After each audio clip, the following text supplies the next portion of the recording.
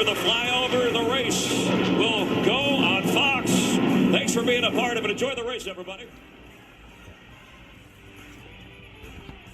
NASCAR Race Up, weeknights on FS1. Wolfpack alumni Igor Shesterkin is getting his very own bobblehead.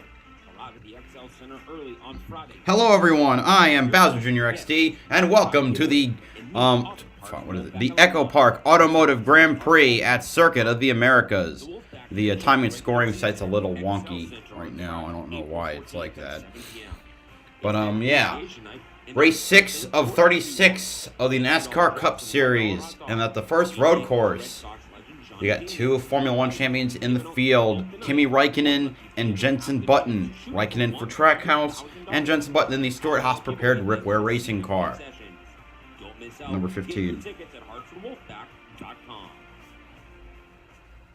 The Wolfpack finish up the regular season at the XL Center on Friday, April 14th at 7 p.m. Anyway, I've been waiting for this one for quite a bit. I think this is going to be a crown jewel in the years to come, if it isn't already. So. Saturday, January 28th, the Hartford Wolfpack take on the Syracuse Crunch at 7 p.m. It's New York Rangers night.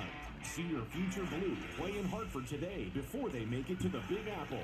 There will be a special appearance by a New York Rangers alumni.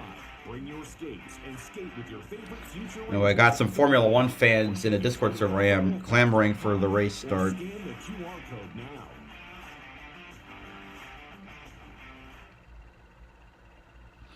So I'm going to relay the starting positions.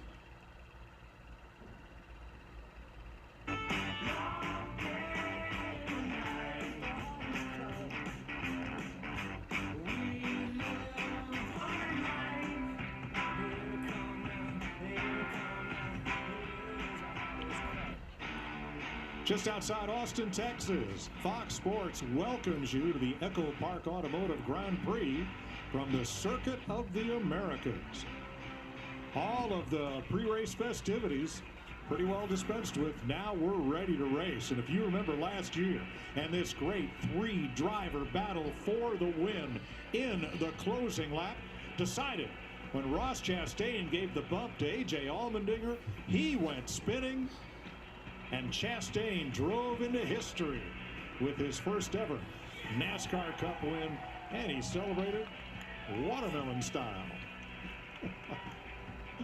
Well, what could top that? Well, we're going to have 68 laps to find out. Hi, everybody. Mike Joy, along with Clint Boyer and Kurt Busch, both road course winners in NASCAR, and Gunter Steiner, the team principal of Haas Formula 1, joins us to put an international. All right. We've got Gunter Steiner in the booth as well for those Formula 1 fans.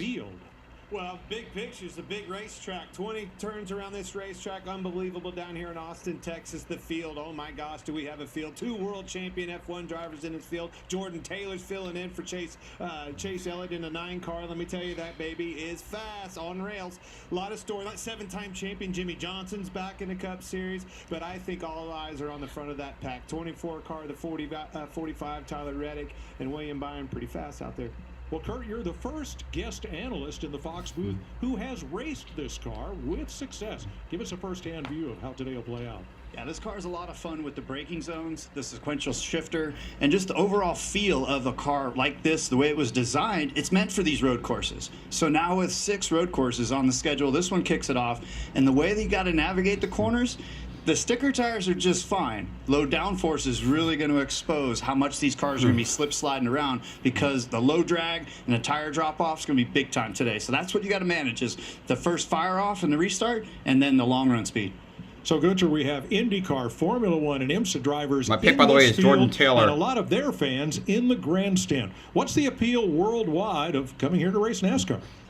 I think for a race car driver, coming to drive one of these cars where he can have fun but still compete is something every race car driver in the moment in the world wants to do, you know, and they are always welcomed by the spectators, by the fans. So, you know, in Austin, Texas, on this racetrack, they love it to come here, and when the opportunity arises, they just get it, you know. So it's good to have them here.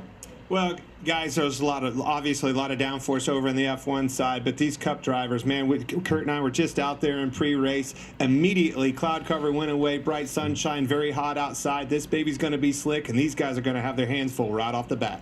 And this race will have a different complexion from what you're used to. Because you could pit here without losing a lap, there will be no breaks at the end of the 2 stages. The race will run continuous start to finish, and that will certainly have an effect on strategy. Will this be a 2-stop or a 3-stop race? Each team has their own agenda, and we'll see how it plays out on this beautiful 3.4-mile, 20-turn road race course. Let's go trackside. All right, for the command.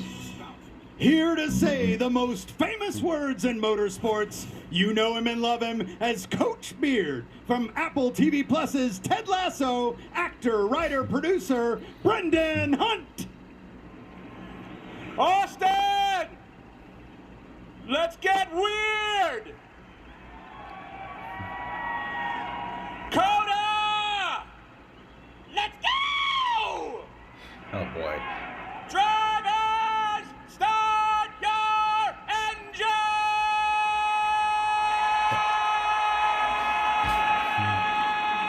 Damn, this man can hold a note. Can hold a scream. Anyway, time for the starting lineup. Starting 39th, driving the number 10, Smithfield Ford for Stuart Haas Racing, Eric Almirola.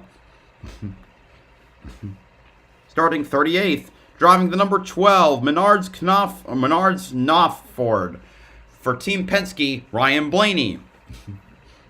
Starting 37th, driving the number 51, Public SQ Ford for Rick Ware Racing, Cody Ware. Starting 36th, driving the number 38, Rudebush Ford for Front Row Motorsports, Todd Gilliland.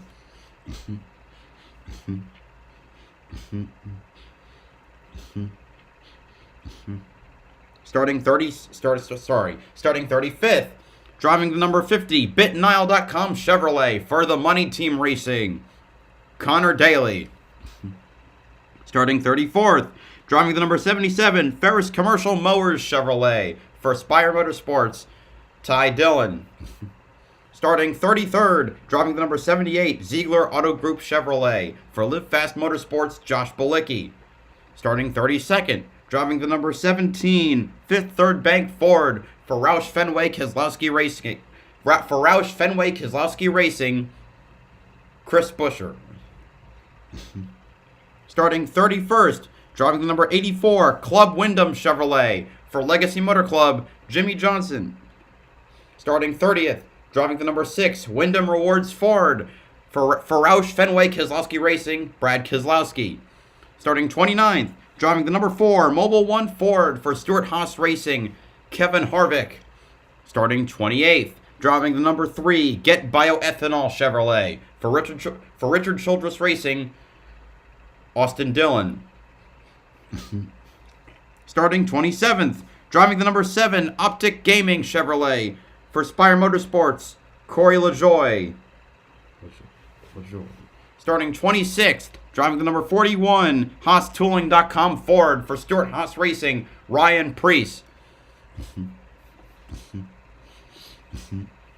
Starting 25th, driving the number 19, Best Pro Shops Toyota for Joe Gibbs Racing, Martin Truex Jr. Starting 24th, driving the number 15, Mobile One Ford for Rick Ware Racing, 2009 Formula One champion Jenson Button. Starting 23rd, driving the number 31, Celsius Chevrolet for Colleague Racing, Justin Haley. Starting 22nd, driving the number 91, Onks Holmes iLock Chevrolet, 2007 Formula One champion Kimi Räikkönen. Starting 21st, driving the number 11, Interstate Batteries Toyota for Joe Gibbs Racing, Denny Hamlin. Starting 20th, driving the number 34, Loves Travel Stops Ford for Front Row Motorsports, Michael McDowell. Starting 19th, driving the number 14, Mahindra Tractors Ford for Stuart Haas Racing, Chase Briscoe. Starting 18th, driving the number 47, Kroger's Blue Buffalo Chevrolet for JTG Daugherty Racing, Ricky Stenhouse Jr. Starting 17th, driving the number 54, He Gets Us Toyota for Joe Gibbs Racing, Ty Gibbs. Starting 16th, driving the number 21, Motorcraft Quick Lane Ford for the Wood Brothers, Harrison Burton. Starting 15th, driving the number 22, Shell Pennzoil Ford for Team Penske, Joey Logano. Starting 14th, driving the number 20 DeWalt Toyota for Joe Gibbs Racing, Christopher Bell. Starting 13th, driving the number 5 HendrickCars.com Chevrolet for Hendrick Motorsports, Kyle Larson. Starting 12th, driving the number 1 Worldwide Express Chevrolet for Team Trackhouse, Ross Chastain. And starting 11th, driving the number 23 Moneyline Toyota for 2311 Racing, Bubba Wallace. Now for the top 10, starting 10th, driving the number 42 Black Rifle Coffee Company Chevrolet for Legacy Motor Club, Noah Gregson. Starting 9th, driving the number 8 Net Spend Chevrolet for Richard Childress Racing, Kyle Busch. Starting 8th, driving the number 43 Allegiant Chevrolet for Legacy Motor Club, Eric Jones. Starting 7th, driving the number 16 Farm Smart Chevrolet for Colleague Racing, AJ Allmendinger. Starting 6th, driving the number 48 Ally Chevrolet for Hendrick Motorsports, Alex Bowman. Starting 5th, driving the number 99 Freeway Insurance Chevrolet for Team Trackhouse, Daniel Suarez. Starting 4th, driving the number 9 Unifirst Chevrolet for Hendrick Motorsports, 3-time IMSA champion, Jordan Taylor. Starting 3rd, driving the number 2 Discount Tire Ford for Team Penske, Austin Cindric. Starting 2nd, driving the number 45 Monster Energy Toyota for 2311 Racing, Tyler Reddick. And on pole, driving the number 24 Liberty University Chevrolet with a time of 2 minutes, 10 seconds, with a time of 2 minutes and 10.76 seconds, and an average speed of 93.82 miles per hour, William Byron. And now, back to Fox. Today our car feels great. So yesterday was a fun battle with AJ. That was really exciting. It stinks to finish second always, so that fire kind of burns for today. And I think this Liberty University Chevy can stay up towards the front with Tyler, and I think Jordan will be fast. So it's gonna be a fun race. William Byron looking for his first road course victory in the Cup Series. Mike. Thanks, Jamie. William Byron before he climbed aboard. His number 24. Now out there leading the field, Michael Waltrip, along with the winner of the EchoPark Automotive Pace, the Pace Car Contest, winner Karen Thomas. Michael. Woo, Mike. This is awesome. The race cars are right behind us. Karen, EchoPark Automotive has given you a chance to pace the pace car. You won the fast pace contest. Cool. How's it feel, darling? Oh my gosh, it's so awesome. Man, I'm having so much fun. Mike, you can go to EchoPark.com right now and buy my car. I sold a car to EchoPark, and it's online right now. You can purchase it, and Karen and I are hopping some curbs. Let me just tell you what I'm seeing out here. Folks lining this racetrack 3.5 miles everywhere. So much fun. Watch this. I'm going to get on the inside of this guy. What a move that was. That's how you get it done. You get a real wide entry, and then you cut it down low on the exit. That's how you make a pass here, and I'm going to get these two. Hey, Mike, by the way, did Richard Petty get in any trouble for staying on the track when he wasn't supposed to when he was doing the pace car ride? You mean at Darlington? Yeah, I was going to remind you, Michael, be sure to pull in before they give one to go. And don't forget, that's her car that she won. Do not tear that thing up. Be easy on them tires. All right, here's today's EchoPark Automotive starting grid. William Byron. Only driver to win poles on 4 different road courses in the Cup Series. Tyler Reddick, fastest in practice, won twice on road courses last year, a Chevy Toyota front row. Austin Cindric led a lot here in the rain 2 years ago, always a contender on the road course. And Jordan Taylor, the 4-time IMSA champion. Jordan Taylor is my pick to win. It may be crazy, but hell, why not go for it? Never in the modern era has a driver won his debut. The talent is stacked to the front. AJ Allmendinger used a bump and thump to take the lead yesterday and win the Xfinity Series race. Eric Jones, fastest in round 1 of qualifying, finished 9th here last year. Kyle Busch is a 4-time NASCAR Cup Road Race winner. And Noah Gregson makes his best road course start. Now, here are the road racing ringers. Jordan Taylor from IMSA. World driving champions Kimi Räikkönen and Jenson Button, and IndyCar star Connor Daly, and where they will start today. Jordan Taylor's had a lot of success here. This is 2017. He and brother Ricky teamed in their dad, Wayne Taylor's Cadillac Daytona prototype to win here at COTA, the 4th of their 5 season opening wins, including the Rolex 24 at Daytona with Jeff Gordon. Hey, Jordan Taylor, how about you spoiling the boards up in the Fox booth? You got us?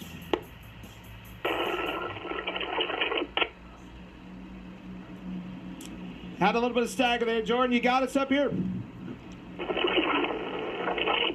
It's like talking to you, Kurt. This is not very good. We're going to come back and try it when he gets on around here. Hey, that's one thing that everybody needs to know about this place. Long racetrack. That can happen out there. All right, we'll try him in a little bit. Folks, don't forget, you got a chance to win $10,000 of Clint's cash for free on the Fox Bet Super 6 today. Download the free app on your phone now. Enter your 6 predictions for today's race. Download Fox Bet Super 6 and play for free. This is going to be a good one this weekend. A lot of good picks right there. A lot of interesting things. Put them picks in. It's going to be fun. And let's get some late breaking stories, beginning with Jamie Little. Well, Mike, Bubba Wallace and this 2311 team has shown a lot of promise here this weekend. He qualified 11th. I talked to his crew chief, Booty Barker, this morning, and he told me when it comes to road course racing, Bubba has been all in, trying to hone his crafts here. He's been engaged, been in the shop more than ever before. He really believes he can do it, but his best asset has been his teammate, Tyler Reddick. They have the exact same setup. He's been leaning on Tyler. Now he just needs to focus on being there at the end after these long runs. Regan Smith? Well, Jamie, every time we come to the road course races, a driver you have to watch is AJ Allmendinger. He's got 2 Cup Series wins already in his career, both on road courses, 11 Xfinity Series wins, including yesterday where he had a great run through the field towards the end of the race. The team told me the biggest asset that they have is AJ in the car. He is like a data system. He knows so much of what he wants in that race car. They plan to lean on that asset today, and they start in 7th. Keep an eye on him. Larry Mack? Yeah, Regan, Mike Joy touched on it. Stage racing. For the first time, we are not going to throw the caution at the end of the stages, but they're still going to award those precious stage points. Stage 1 ends at lap 15, stage 2 at lap 30. Now, this is a 68 lap race with 22 to 23 laps being the fuel window. Easy peasy, 2 stops, but tire fall off is so great, a lot of crew chiefs are contemplating 3 stops. I talked to Jeremy Bullins, Austin Senior's crew chief. He said, I'll make that decision at lap 15. Mike, if you guys need me, holler, but I'm going to be a little busy. Your calculator be smoking. Let's see if we can raise Tyler Reddick. Hey, Tyler Reddick, this is Kurt Busch in the Fox booth. You got us, bud? Yes, sir. Got you guys. All right, so what's your game plan, my friend? You going to lead every lap, or are you going to follow Billy Scott's pitch strategy? What's 2311 thinking today? You were breaking up there, Kurt. I couldn't hear what you said. Sorry. All right, what's your strategy for today? You going to lead every lap, or are you going to follow Billy Scott's rules? I don't know Billy Scott's rules. We haven't gotten there, I guess. But, yeah, we'd like to lead. Obviously, we'll just see how the start goes. Me and Willie have definitely earned a lot of track position, so we're going to try to take advantage of that. But, yeah, just have a smooth, clean race. It's probably about managing, time loss over the run. And, yeah, hopefully we can just... I got multiple F1 fans like just getting ready for this, which makes me thrilled. All right, my friend. Part of all about this race is the crossover viewership you'll get just because you have Kimmy and Jensen in the field. Well, not only could Jordan Taylor, we couldn't hear him, neither can his team. Problem with the in-car radio. Yeah, a lot of times, again, on a track this big, this is double. 20 turns in this corner. What, we have 11 at Sonoma. With all these corners and all these cars grouped up together as tight as they are, makes it difficult until they get spread out. Well, that sucks. Here are the gear changes around this course, and there are plenty of them. Yeah, tons of shifts, over 20 per lap. Sometimes if you get bogged down and into a little log jam, you got to downshift an extra gear.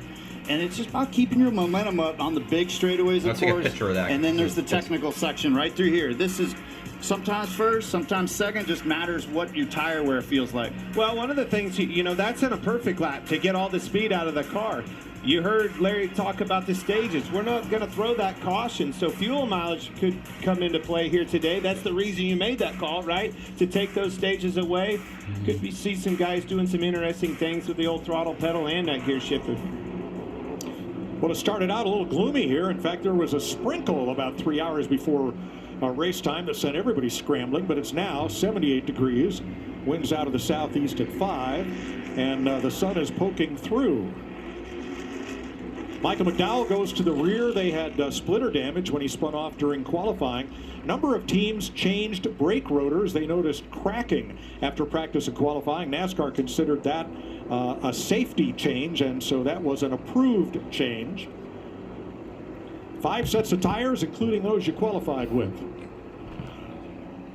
There's McDowell going to the back, and Ryan Blaney rolling off at the back of the field as well. Checking that pit road speed, Kurt. So important. You heard us talking about it. No cautions right there with the stage brakes. You make a mistake on pit road, that could be the end of your day.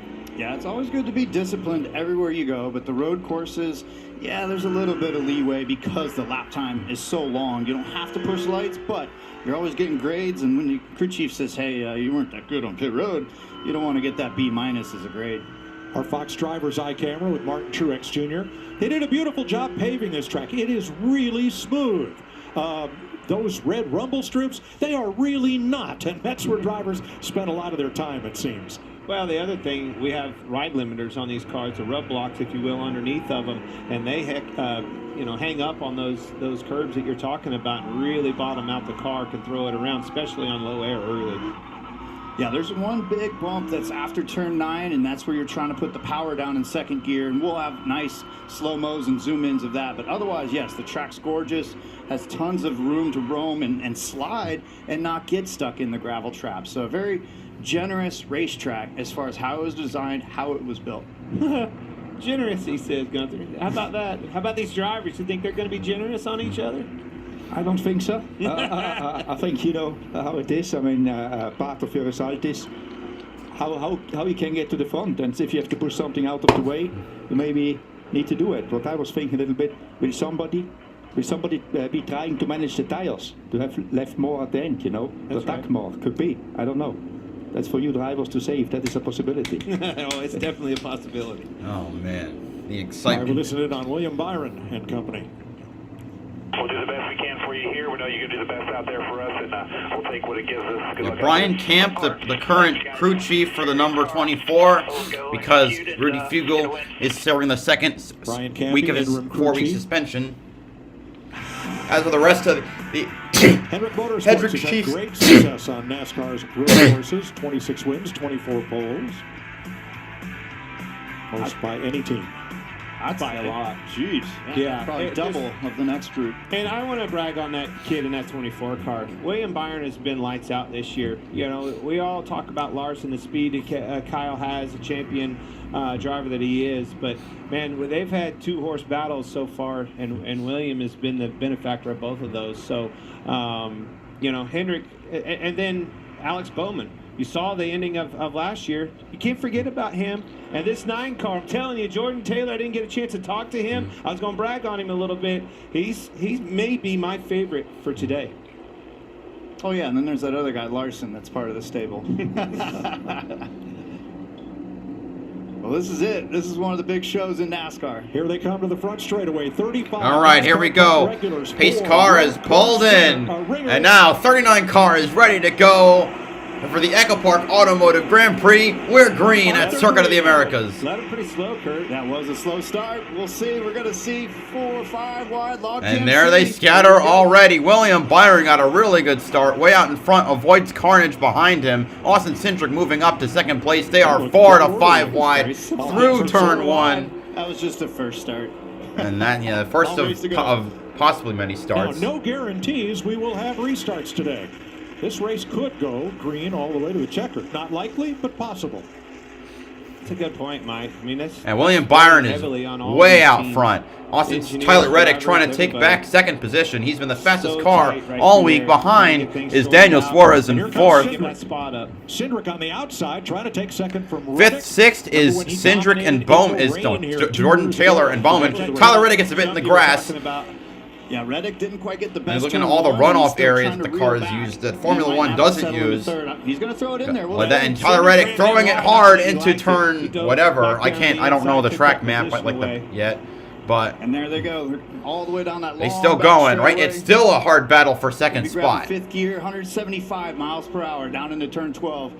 My money's on the 45 here at Brigham. Off of a 40 Man, mile the an hour 24 corner, is, mind you. man, he got Full already a speed full right second ahead. That's just crazy. Well, I should have look picked at him. Suarez. Look what it does for him. Daniel Let's see if we can Suarez sort to that the out 2 and pretty the quick. and the Or else he's 45 gonna fight. get He's able to hit too and far. catch Seen up that many times quite a on bit. And the that board. 45 finally makes the pass. Trying to yield and get settled in here. Smart. This is that tight stadium section. Man, Suarez dove it in there. Took that spot. Door slammed. All right, let's see. Button in 22nd. I think Redding Right doing Kimmy, so. I believe, is in the top 20. That happens sometimes with that car that's not even expecting yeah. anything because the two behind them are racing so hard, you end up getting all right from two cars back. Cool corner, though. It opens, you have to get that wide entrance, but it opens a door up for somebody to take it, and that's exactly what Suarez did. Cindric coming right back on the inside. That's the preferred line right there at turn 20. Yeah, that's some great racing. Positioning back, going back again, and then having some crossovers. It's like Reddick is starting to reel in Clean air the so 24. important. That's why these drivers are fighting tooth and nail for those early positions. Huge dive bomb. The 9 is starting to fall back. Gregson up I might have made an error Kyle Larson in my up pick. 3. That was Allmendinger. Really dove it in. Oh, we got a caution. Keselowski. Caution. Well, here it is. Didn't know it was going to happen. Sure And enough. Jimmy Johnson involved. Johnson in the pit lane. Right rear down on him. Oh! Oh, man! That was another car that was involved. That was Ty Dillon. Turn 19 and 20. Puts us under caution after lap 1.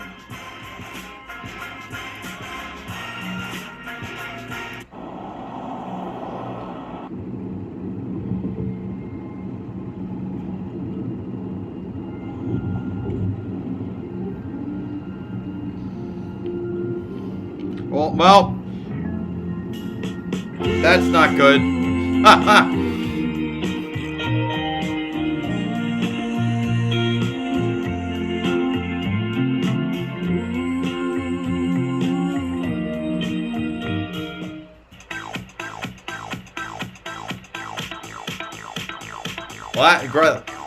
Well, that went well. So who caused that? Well, we're under caution, so they're probably... Think Mom's mad about her favorite shoes?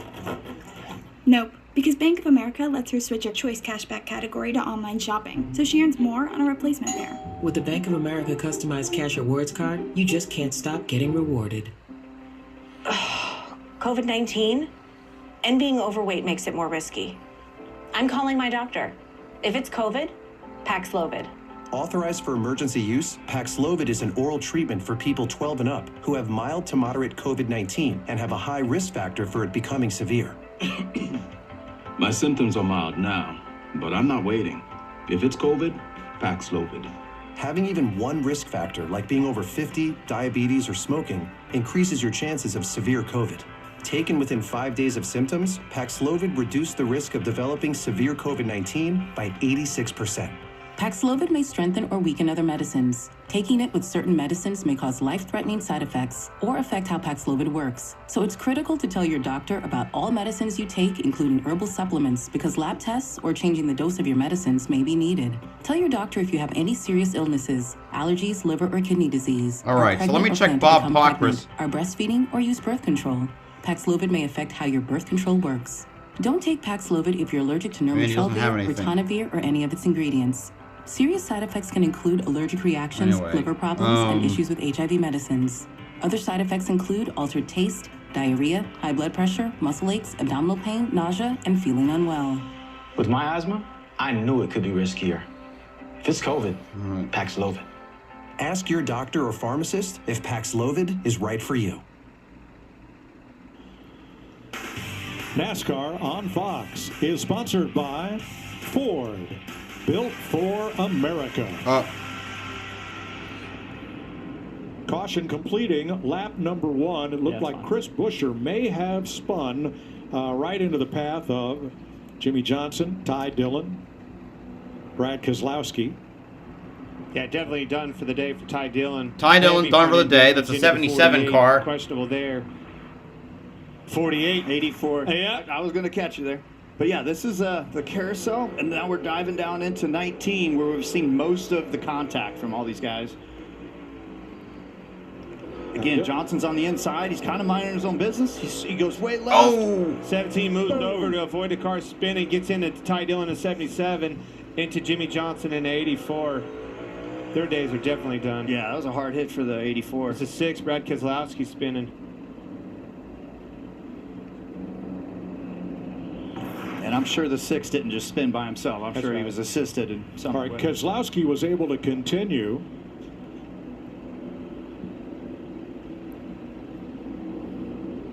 We meant to get fired up, bottomed out real bad and spun out. Just bottomed out super hard and turned 19 and spun out. Oh, wow. Well, he got assist, but it was off of the... That's the Keselowski's box going I was again. talking about ride limiters. That thing will bottom out, take you for a ride. Might have bottomed out on Gunther's. Yeah, so carbon Keselowski, fiber parts. Busher, Ty Dillon, Jimmy Johnson on pit road, under repair. Johnson.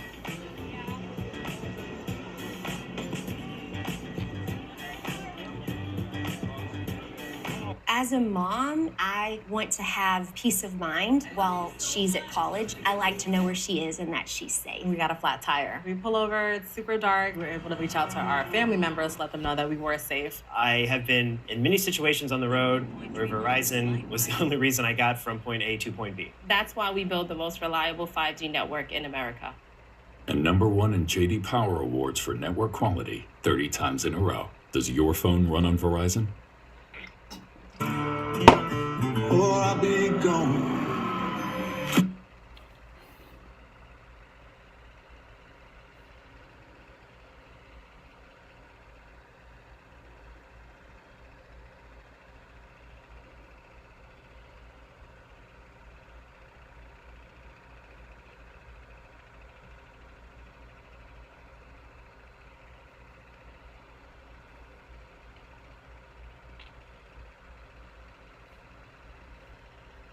All right, well, yeah, this is quite a way to start the race.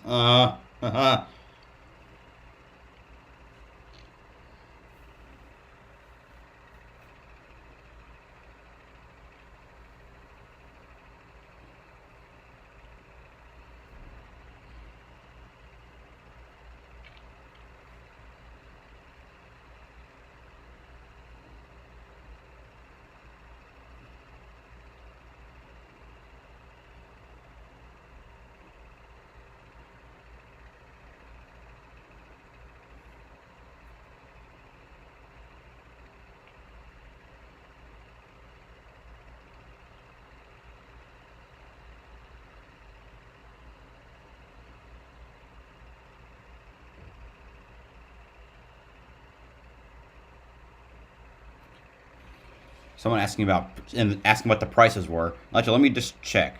Let's see. So there are 5 areas: general admissions, bleach, turn 12. Okay, let's talk let's see. The general admission, $25 for practice.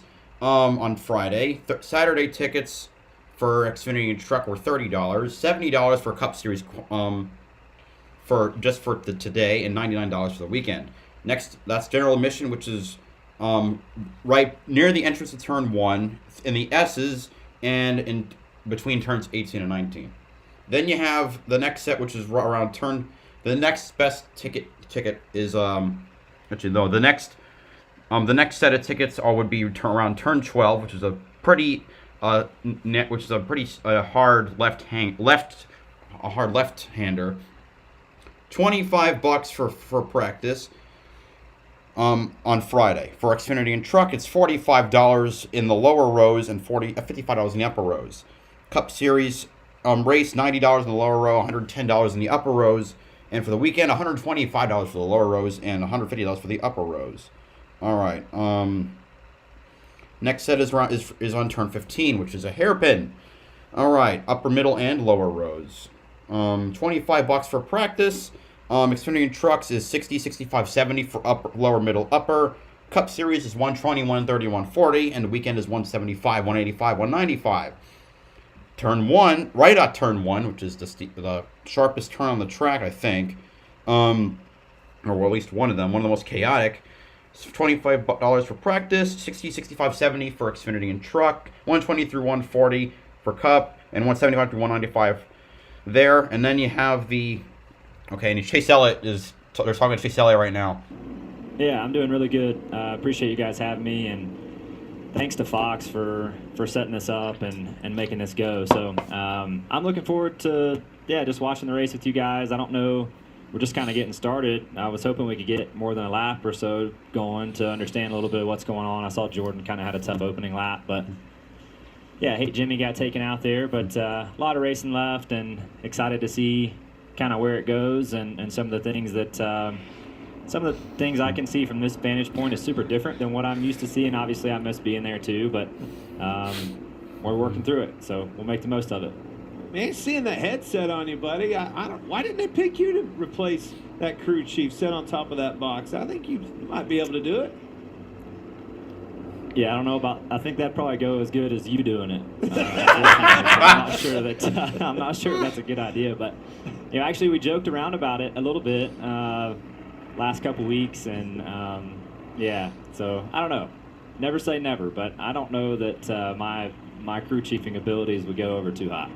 Well, you and Jordan have been texting back and forth after every session that he's been in the car, and I know you've been a big help to him. He said as much on the pre-race show, but what kind of advice can you give somebody who's a winning race car in his own discipline but is new to this kind of racing?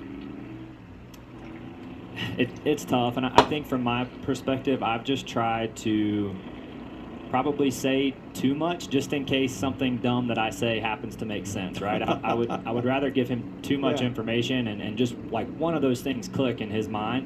And I did run the Rolex 24, a couple years ago, so some of those things I do feel like the cars are very different. No, he didn't. I think anything I can do just to say, hey, this was a big hitter for me, and me transitioning to those cars, let's think about it from the other way. How can I help you get this direction? So I've really just been giving him as much information as I possibly can. Anything I see, and I've been super in tune with his comments and post-practice meetings and post-qualifying meetings. So I've been talking a lot, probably too much, and I'm sure a lot of it probably doesn't make sense to him, and probably doesn't make sense to anybody but me.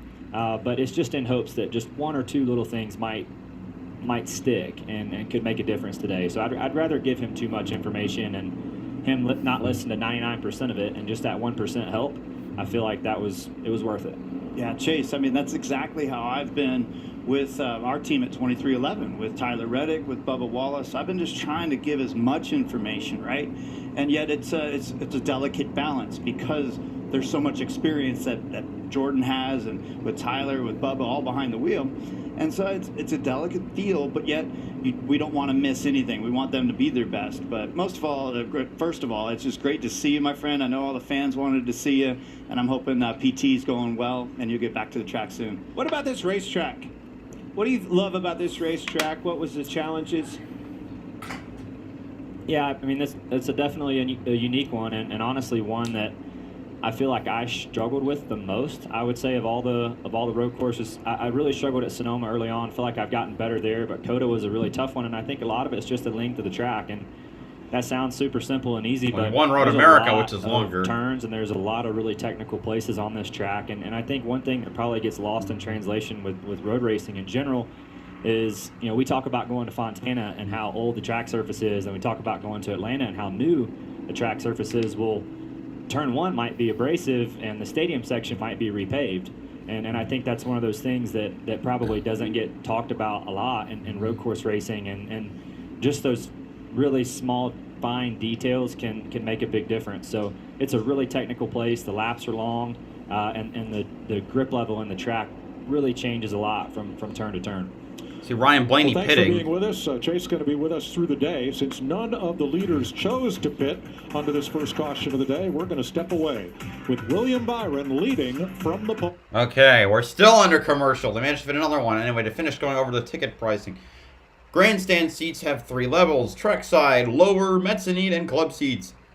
Practice prices go from $35 to $45. The Xfinity and truck races are $75 to $90. The Cup race itself is 150 to 185, and for the weekend it was 210 to 275.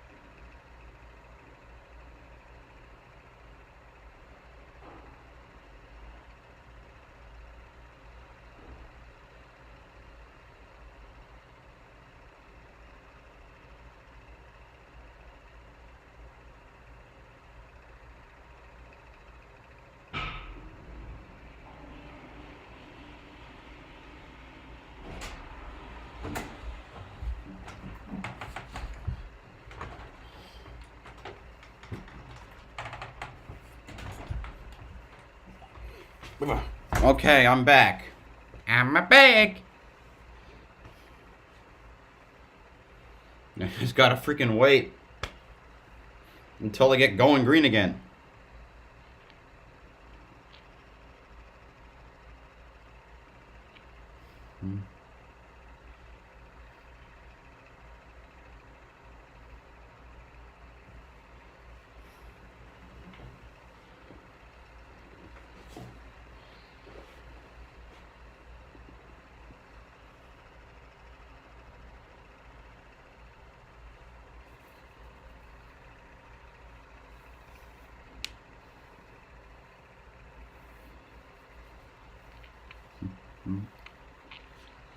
Okay, how much longer?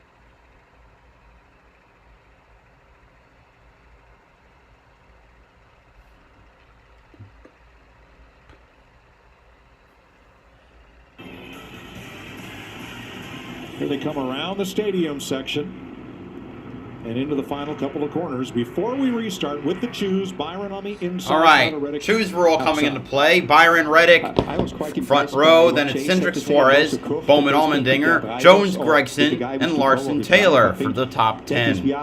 Then Busch Wallace, Chastain Bell, and Burton Briscoe.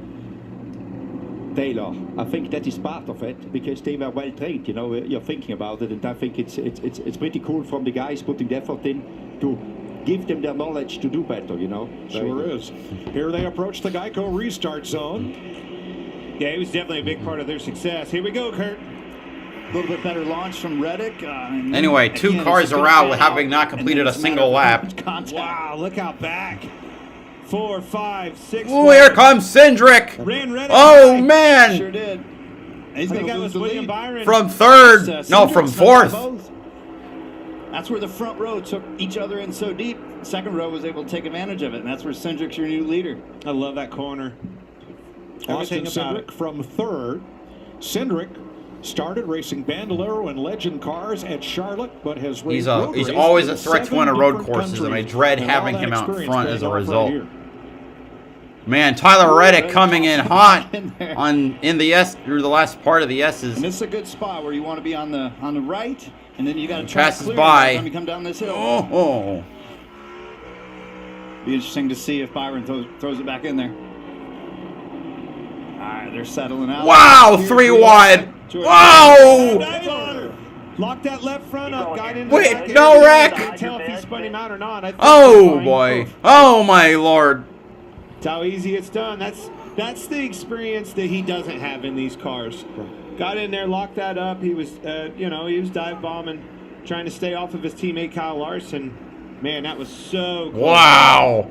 One of the toughest things to do. Now the concern is, sorry, Kurt, I jumped on you, but I was just going to say, now the concern is now that he locked up that left front tire, is it going to lock up easier now that it has a flat spot in it coming into these other hard braking zones, which, is never a fun feeling for a driver, right? So hopefully that's not the case. It looked okay. I can't believe they didn't wreck. Oh my God. And that's one of the things I was going to say. It's like it's so difficult as a new driver to go, how long did I lock that up? Or my awareness and my bearings, where was I? And that's why he ended up so deep.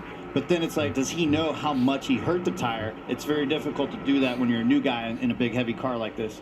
Well, hey, and you don't think you're the new guy, and all those guys don't know that. They know how fast you are. Your experience level is going to show that. They saw the lap times in qualifying and in practice. But these restarts are a whole different animal. You guys know that better than most. Trying to get him, he just wants spread out. Let me go back to work. Exactly. Just let me see some of my normal, pickup points on corner entry and exit. And turn one still has the excitement of the... There we go. Oh, we got a wreck. Off each other. It was 3 guys, 3 wide, right next to each other. Oh, it's Briscoe. And he wasn't even expecting to get hit. Well, he did. Now he's got a long hole to dig out of. Briscoe was 17th. Very impressed with Cindric, how he And we see, navigated that keep restart, going. took advantage of William Byron Reddick getting into one another, got them both. He's the one that's the quiet guy out there. Everybody saw the speed in Reddick. You can see him. Man, Reddick is, he's coming back up to Austin Cindric to try and challenge. But Cindric, a lot of experience on these road courses with him. And here we go. Now we get to look at it again. Let's go back to the restart. You'll see the restart. Yeah, William Well, Byron show us the already spin though at bouncing Briscoe off, spun. the outside and running Reddick wide. Wow. Suarez almost got them both as well. Jensen Button had a really bad restart. He lost about 8 positions. No, he lost 7 positions. Ooh, yeah, that's where the front just isn't And there's going to turn if you're on the brake that hard. Oh, back man. in turn 1, we'll show you what happened to Briscoe. Oh, off of Justin Haley. Now, Joey Logano's going to get a pass-through penalty because we don't have track limits here like Formula 1 except through the S's. Yeah, Logano NASCAR pass-through says penalty. Through the S's, stay on the racing surface, and they consider the red and white rumble strips to be part of the racing surface. But if you're inside those in the S's, you have shortcutted the course, and you must do a drive-through penalty at pit road speed, 40 miles an hour. Yeah, big penalty. That's kind of self-policing until it's not. Popo's got the radar gun out, and he's looking. I bet you it's in that hot spot turn 4. We'll try to find footage of it, but that's an easy place to gain a lot of time, but it's not worth the risk if you're going to end up getting busted. Big penalty. Won't go a lap down like you would on another racetrack, a shorter racetrack, your ovals, but probably at least a 45-second penalty. Man, Reddick is all over him. He's bringing the heat. He wants that lead back big time. He's got Byron right on him. I mean, this is usually when you find trouble at this track, is when second's hustling the leader, and then third place is applying pressure from back there. Chase, what's your thinking on the opening laps of a race like this? Do you want to lead if you can, pick up spots, or do you want to just establish a rhythm early on? Well, I think the big one's getting through turn 1. I mean, I know we talk about it a lot, but it's Here comes right on the inside. We got a lead change going to happen. Reddick goes deep into the turn, whatever, and he takes the lead. New leader, Tyler Reddick. So I think a lot of it's just getting into a rhythm. I talk about that a lot with road course racing, but I think a lot of it's just falling into a rhythm, whether that's in first or whether that's in fifth. I think getting to that. Oh God, bad timing. Oh, but Austin Cindric coming back around on the inside of this turn. Yes, it I need a freaking track map. He's gonna make it, but will Reddick try to cross him over? William Byron is close behind as well. Oh man, Cindric takes back the lead. Are extremely Oh, man. best on these cars. Willie B looking for a spot to actual move. suspension Oh, is Reddick not. gonna try and So go it's, for it it's again. definitely a fine Oh, balance. I think man. just finding a rhythm, whether that's first or fifth. Got a great They're back side to by lead. side. Yes, we Tyler's do, in a great buddy. spot to go ahead. Oh, my These guys God. are battling door to door, back and Now, forth. it took You them this guys long to me, talk I'll on it. take it back. Unbelievable racing. Hey, while we're talking about that, the 11 and the 7 both caught. Cutting the course back there would be making a pass-through penalty. This is lap 7. These guys are racing like it's lap 6. Oh, here comes Willie B. This is Oh, awesome man. just to see these guys going back and forth and the respect that they're showing right now. Oh, man. I don't know if that'll happen later. And NASCAR will point to the parity. Unlike Formula One, here's a Toyota, a Ford, and a Chevrolet. 1, 2, 3. Yeah, they all compete, and I think, as it was said before, they just try all to get in a rhythm now, I think, and then after the first pit stop, trying to divide a little bit more, but in the moment, just get in a rhythm and know where we are at, and get to the first of the end of the first stage. Tyler Reddick, one of 3 drivers to lead in the first 8 laps at Circuit of the And Americas. 4th and 5th aren't that far behind either. Grab a nice cold sugar, and buckle up. You're watching NASCAR on Fox.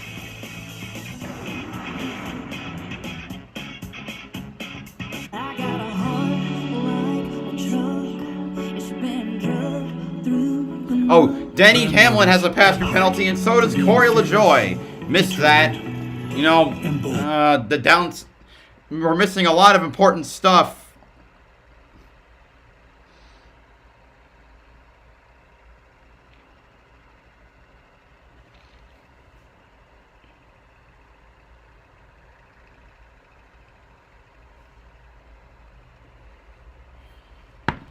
Bad timing on Fox's part. They should have interrupted it. I had to continue it later. I mean, so I left it to myself to do all that. Where is Jensen? Jensen 33rd. Kimmy's in 23rd.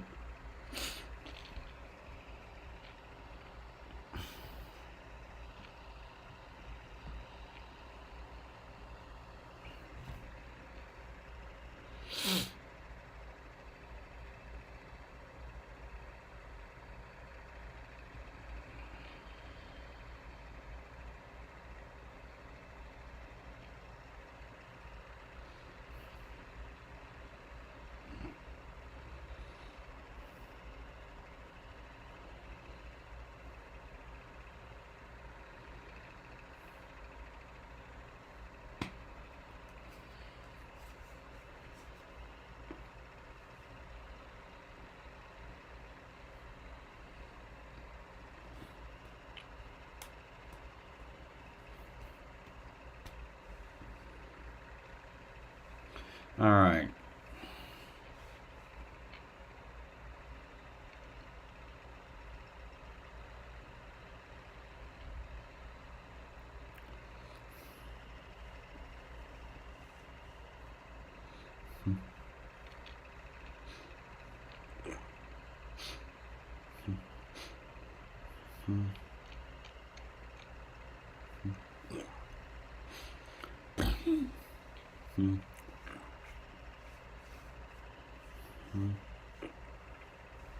Okay, William Byron passed Austin Cindric for second spot. Cindric's fallen back a bit. William Byron's a half a second behind. Byron going for his 3rd win of the season. That would be the most he's ever won in a season. I think I would confirm that he is the number 1. Working lap 9 of the EchoPark Automotive Grand Prix. Tyler Reddick is the race leader. Add Michael McDowell to the list of drivers who have been penalized for shortcutting. Oh, McDowell also with a pass-through? We'll show you the footage on Joey Logano that was used to call his penalty, along with Denny Hamlin and Corey LaJoie. Yeah, you see him coming the last car in the frame. Right and those there. tires are definitely under it. You can't get underneath those rumble strips. Boom, right there, busted. Pass-through penalty every time. That's the NASCAR officials camera. That video pushed to Fox. Here's what Joey and team had to say. All day yesterday, they call it right off the bat. Be consistent now. Yeah, but Reddick, I mean, Byron was half second behind, but I think he is the faster car. Okay. No, Reddick is definitely the faster car right now. So, I would say that's the hot spot. Allmendinger's worked, but Allmendinger's worked his way up. And let's see, last lap fastest was Reddick. Or no, it was Kyle Busch. In front of you. He was late to see where he was at, and then all of a sudden it's in your lap. And that's the hard thing about that, running off the track right there. Alex Bowman moving up for fifth on Daniel Suarez. Jamie. Well, Chase Elliott mentioned that Jordan Taylor had a tough couple of opening laps there, and he radioed to the team once he had communication with them. He told him, I'm just trying to keep my car clean, trying not to get banged around so much. Guys, he's never raced against these guys. He didn't know how aggressive they would be and how much they would lean on each other. So he's trying to figure out his competition while figuring out his race car at the same time. Well, they do show. Yeah, that's exactly right. Those yellow stripes on the back of there, they'll eat you every time. That's all right. Now's where you find a rhythm. Now's where you get settled in, and this is where he'll start to shine. So in the accident at the end of lap 1, Ty Dillon and Jimmy Johnson out of the race. Here's Regan Smith. Well, Jimmy Johnson checked and released from the infield care center. Jimmy, I know you were so excited about today. How disappointing is this one? Yeah, it's really disappointing, but it comes with racing. It's part of it. Unfortunately, we didn't have a good day yesterday in qualifying, and we're back there around the wreck, and we know that those things can happen. So, just most disappointed for Club Wyndham. I'm very thankful they came on board for this race, and sadly, we didn't take one lap under green. Thanks, Jimmy. Seven-time champ out of the race. Oh, Larson! Bubba! Jones! Bubba hard in the back. If Kyle Larson turns him around really hard. Larson trying to refire as Wallace pulls away. We are still under green. Major damage on the front of... Oh, that 5 car. Oh, I saw some fire from the pipes. Oh, he's going. He's going. And Larson will drive away. Wow. Whoa. Man. His brakes went wrong. Yeah. Holy smokes. Sailed it in there. That may be that's obviously probably the end of that 23 cars day with Bubba Wallace. Oh, man. I thought he hit him in the left rear wheel, Kurt. I think that's going to be okay. Let's ride with the money line onboard camera in Bubba's car. Holy crap, man. Anyway, let me check the chat. That thing just never slowed down. I mean, he jumped out to pass the car under braking, and then it was gone after that. I've never really seen that. You heard the tires. Oh, Cody Ware looks a little slow. Never mind. He was just going to a turn. I'm an idiot. Too in the camera. Oh, we're looking at Cody Ware. What? Oh, whoa! It like the steering locked up. Almost got into the gravel. Saved it, and Larson is stopped. Larson in trouble again. And this is where guys would want to pit because the yellow's most likely going to come out. Yeah, Maybe a few yellow's guys out. sneak on to pit road. And caution is out. I wonder if Larson was trying to get to pit road. And back up here. We got some cars on pit road. Wiped him out. That's exactly what happened. Oh, wait, what? So Larson gets going again. And we have the second caution. For what now? What happened this day? Whoa! Kyle Larson turned by Denny Hamlin. Damn! What was that? COVID-19 Larson having a day. And being overweight makes it more risky. I'm calling my doctor. If it's COVID, Paxlovid. Wow. Well, that was brutal. Boy. Some cars dived on a pit road to try and just, pit so they could gain an advantage over the rest of the field.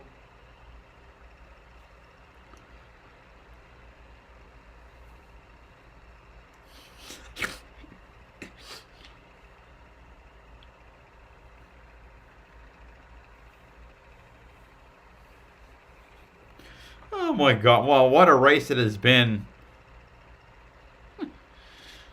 Kimi right now is scored in the 21st position. Jenson Button is scored in 23rd.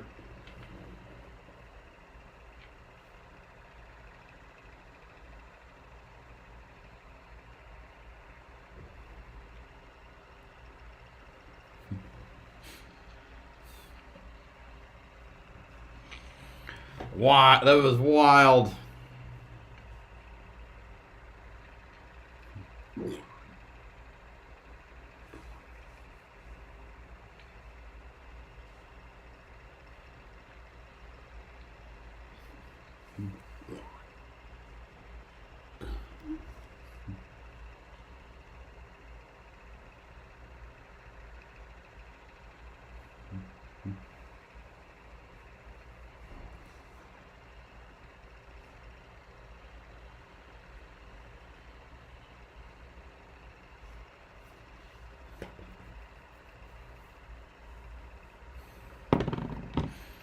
Well, so anyway, I hope we all are enjoying it. I mean, obviously there's not a lot of people watching, but you know what? If people are watching somewhere else as opposed to this, then I'm still happy.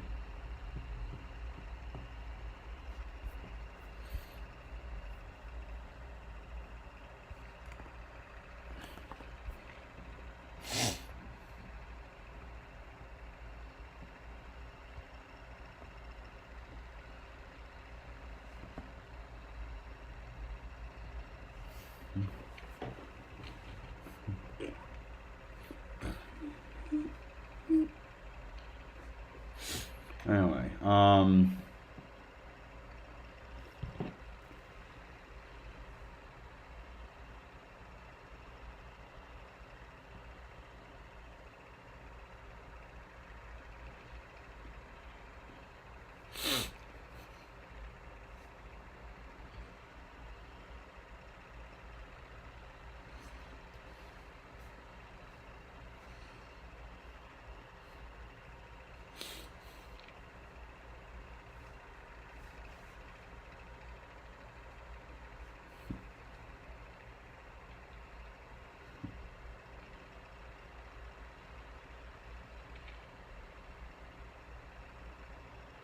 all right, we're back.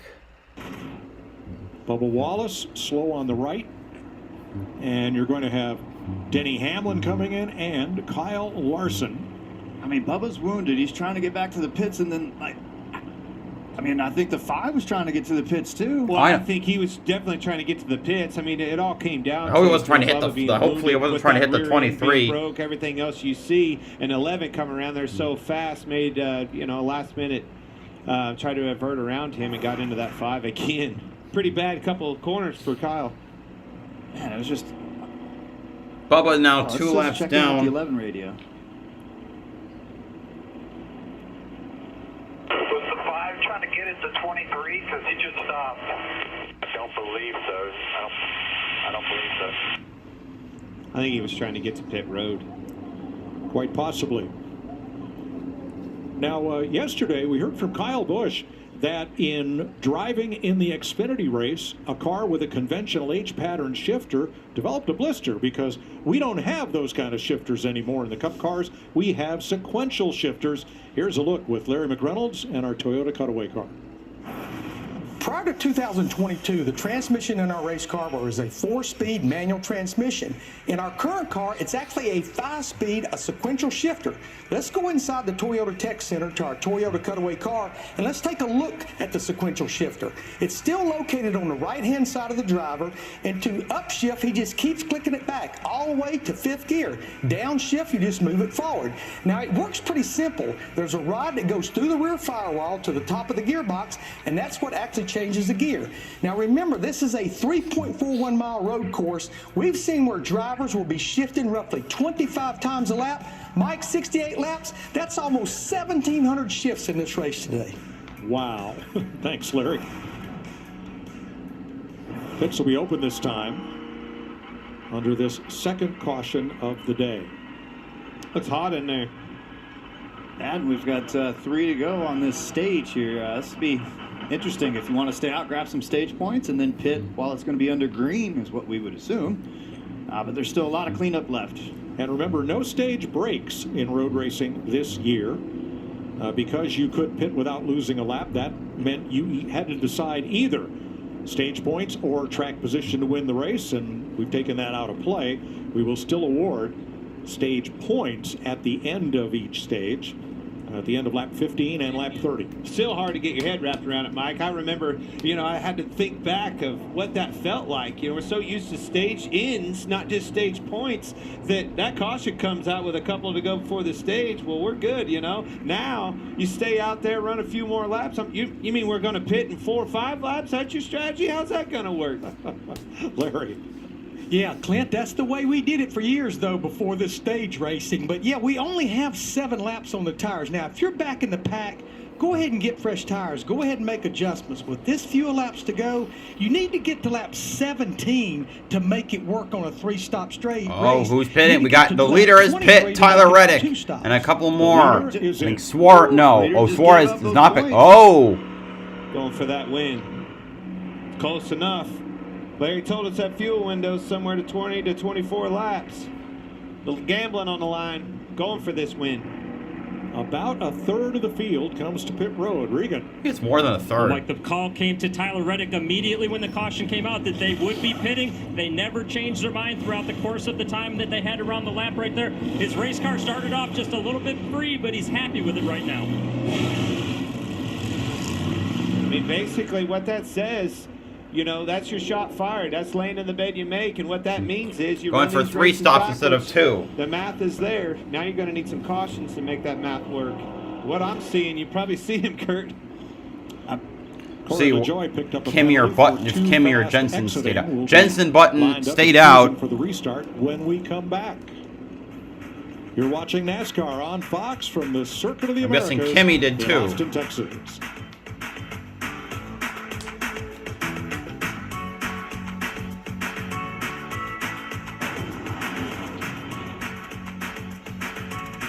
Oh, hey. Buying a car from Vroom is so easy. All you need is a phone.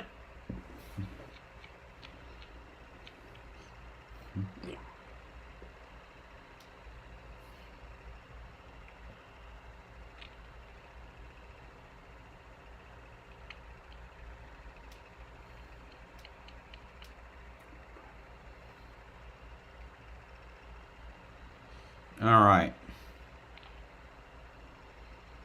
Checking Twitter real quick. Let's see.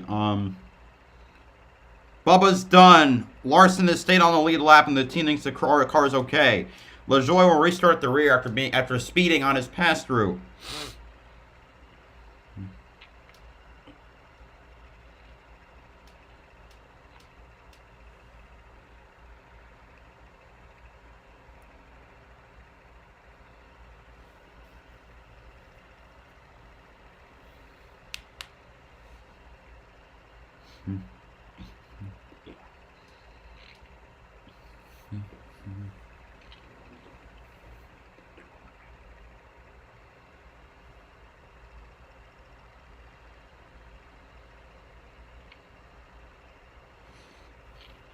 Let's see. Reddick, where is he now? It's like 15 cars stayed out?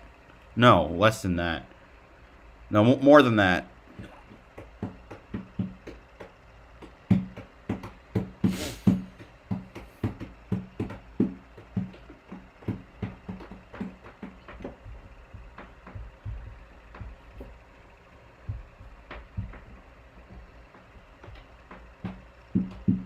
Byron also, someone in Discord just put out, Byron might be going for points as opposed to wins. He has the wins. I mean, more trying to maximize points as opposed to going for the win, because he already has 2 wins. He's in the playoffs. He just needs to get back, try to point back in the top 16 or top 10 to get extra points.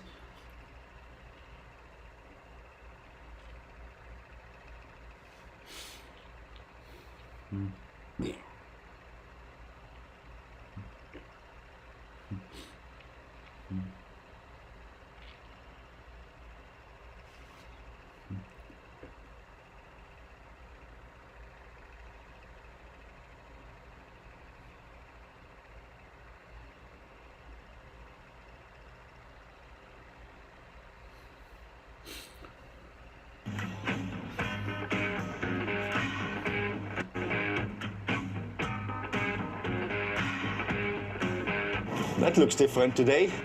I better let G know. Let's give him a call.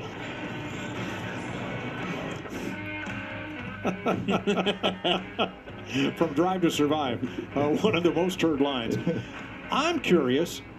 We say pit. Everybody says pit in NASCAR. How did Formula One transition from pit to box, box, box? Don't ask me where it came from. It's there since I'm there, so it was there before me, basically. So I think it's just like box, box, box. Yeah, that's what you call it, pit. I guess it's hard for that to be mistaken for anything else. Yeah. I hope so. Pretty clear. Now, you're no stranger to NASCAR because you worked for Jaguar and Red Bull and were a technical advisor when Red Bull came to NASCAR 05 and 06. How has this side of the sport changed since then? most dramatically? It has changed immensely technically. I mean, the car, look at this car, they're a different car now than they were 15, 16 years ago, or even 3 years ago when this new car came. But I think the sport got a lot more technical. If you walk through the garage now, we've got a lot more engineers. In the old days, there was not many. Each team had one, and now I think everybody's got what we call the war room back at home, where engineers look at data, look at TV, give advice to people on the pit box, because there's only a certain amount up there which can take place. But it has just developed like everything in the world develops, but NASCAR has followed pretty good there. Very much so. So, would you like to drive on a NASCAR track? I mean, sure you do. Who wouldn't? Well, here's Michael Waltrip with details for you. EchoPark is doing something really cool for their customers. They can take their cars to the track. Go to speedwaymotorsports.com/take it to the track for more information. Can you imagine rolling out on the Atlanta Motor Speedway, Charlotte, Texas, Vegas? Man, so much fun. EchoPark. That's where it's at. We're going to be ready to probably go back to green soon. Thanks, Michael. 14 laps. We're working 14. William Byron, Austin Cindric, A.J. Allmendinger, Alex Bowman, all of whom have figured in the finishes of the prior races here, and Daniel Suarez, who won at Sonoma last year. Jamie. Well, Mike, that incident involved the 5 of Kyle Larson, so I checked with his team. He brought it into pit road, and they said he was going to pit. And when that happened, Denny got into the back of him and spun him around. They checked the car. They did have some pretty significant damage in the left rear area. They were able to shut off the engine, work on it. He went back out. He's going to come in and top off. But he said the wheel's straight. Everything else looks good. Good. A lot of that damage, it looked to me like it was back on that rear bumper just before that so important left rear tire. These boys up front, Kurt, they are putting on a show. And look who's starting to show his face into that show. Allmendinger won yesterday's race, and there he is. Bubba out of the race, unfortunately. Frustrated. Yeah, too much damage on that car to continue from the incident with Hamlin and Larson. Now, Larson on the damaged vehicle policy clock, so he's going to have to take this restart and get going. Here's A.J. Allmendinger's radio.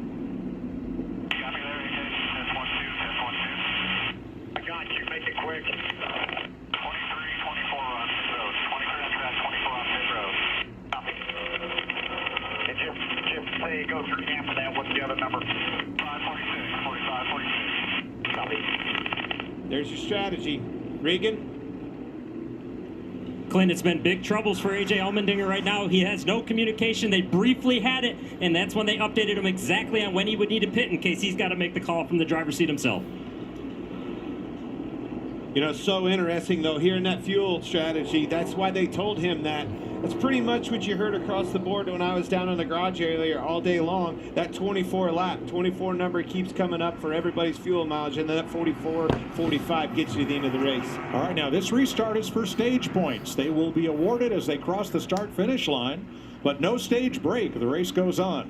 Interesting, yeah. So there'll be the restart zone, and then maybe about 200 more yards will be the line and where the points will come out. All right. The big thing to remember here, these tires. So Byron, Cindric, Dinger, Bowman, Suarez, Busch, Chastain, Taylor, Bell, Gibbs, I think, would get the stage points. And I would most likely see. Or no, Prix gets the last stage point. 15 up to that 24 number. There we go. It's going to be an interesting one with all the old tires. Back to green. Byron wins the stage. Byron will be credited with the stage win over Cindric, Allmendinger, Bowman, and Chastain. Okay, stage 2. Come on, everybody in the corner. Wow. Super low to the all right, inside. Jensen starts P17, Kimi Harvick's got fresh P29. tires as well. And there's a bunch of them back there that are kind of just log jammed up. Reddick restarted in It's the best 23rd. time to capitalize on those fresh tires immediately when everybody's balled up, everybody's slipping, sliding around. That's a gorgeous view. I love watching the serpentine through there. It's like the old video game Centipede. No, what? And it's tight. What are you talking about? Okay, I've played Centipede. You move in a grid. Are you thinking of Snake? Which in other case, that also doesn't move in a curve. But I digress. Kurt's expertise is racing, not Atari games. Chaos. What do you see? No, I mean, I think it's interesting. Obviously, the strategies are. Ooh, 4 wide in the hairpin. Right, but yeah, still just 3 and 4 wide guys getting run off the road. Man, so, I gotta get again, I feel like having all these cautions. COTA map. Screw it. I gotta make sure I actually know what the turns are. You're gonna get some long green flag runs, and then we're gonna start to see whose strategy is gonna work out for. Work out best later in the race. How do you work that, right? How do you, the thought process in your mind? Obviously, the positions are important, but you got to have that in the back of your mind, that mentality, man, I got to finish this thing. I got to have Bowen up to patience P4. here as well. Where did he come from? Well, he's been up I front feel like those opening a lot, laps would have been a bit more tame. I feel like them. Ooh, Bowman and Bangin for 4th place. It's Suarez and Bowman. Ooh. I say that. Oh, man. Suarez about gets to 48, but I think that at some point, again, and we see this a lot. Anytime races have a bit of a wild start, I feel like then they start to get strung out, and you're going to get some runs. So I anticipate that coming here probably now. Todd Gilliland doing some moves. He's trying to pass Chase Briscoe. 48, that was hot. Yeah, obviously, Suarez didn't like that. Put the bumper to him. Here's him Blaney Almirola going for a place that I can't even figure out. 27th on the inside. Boy, Noah Gregson almost bit the guardrail coming out of turn 20 Let's here. see that. Well, what are you talking? That's not the fight. This is Suarez. Suarez and Bowman. Well, show us the Gregson thing then. Crossover and wasn't quite clear, and he was trying to get to his inside. I was like, whoops. My God. My bad. Well, Jensen's back to P22. Kimmy's lost position, P30. And then the car gets out from underneath of him and gets loose. Here's Jamie. Bubba Wallace has been checked and released. We saw the contact you had with the 11 and the 5 there, Bubba. But what happened to the car that put you out of Chastain up to P5. Broke toe link in the rear and then oil line. Just trying my hardest not to go down that slippery slope of self-doubt right here. 2 weeks in a row making rookie mistakes, 6 years in the cup. Need to be replaced. Thanks, Bubba. That's he's always so hard on himself. I mean, he wants damn. the best, and he That's wants to rough. Continue to improve on the road courses and short tracks where he knows he's good, and then the 1.5 miles are his cup of tea. But man, you're all right, man. There's mistakes that happen. Just don't make the same one twice. William Byron's 4th stage win of 2023. Most of all drivers. He only had 4 stage wins in all of 2022. He is the hottest thing in the sport right now. Now, earlier in the weekend, we saw good battle of patches on still people for the lead. from different racing schools, Skip Barber and others. Byron has his own personal driver coach, and it's former IndyCar star Max Pappas is his development coach. And boy, you can see on these road courses the difference. Remember, he mentioned that was mentioned when he won his Xfinity championship. I mean, he's from Italy. And Max Pappas, Pappas is trying to think about it. He has no wins in NASCAR, but he has 2 kart victories, 3 kart victories. He won at Homestead in 2000. Speaking of IndyCar, this is Connor Daly. But he also won Portland in 2001 and Laguna Seca in 2001. It's all in kart, though, as opposed to the Indy Racing League at the time.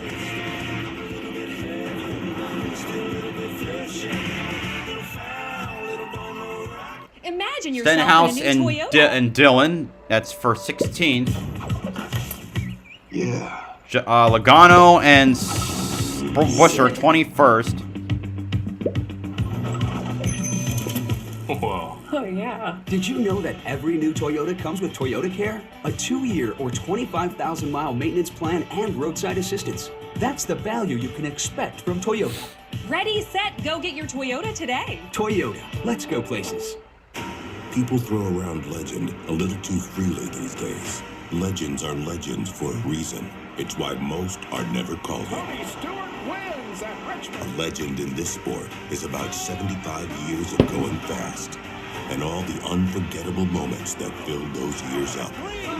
So after all this time, when we call something NASCAR Legends, you best know we mean it. The Eagle has landed. That's one small step for man. Hey, what's up? Houston, we have a situation. How did you get here? Your character's in our video game. Video game? Yeah, it's what we do with Xfinity 10G. It's like, the best network imaginable. What the heck is that? Those are the bad guys. Are they friendly? The 10G network, only from Xfinity. One giant leap. Fastest lap, Byron.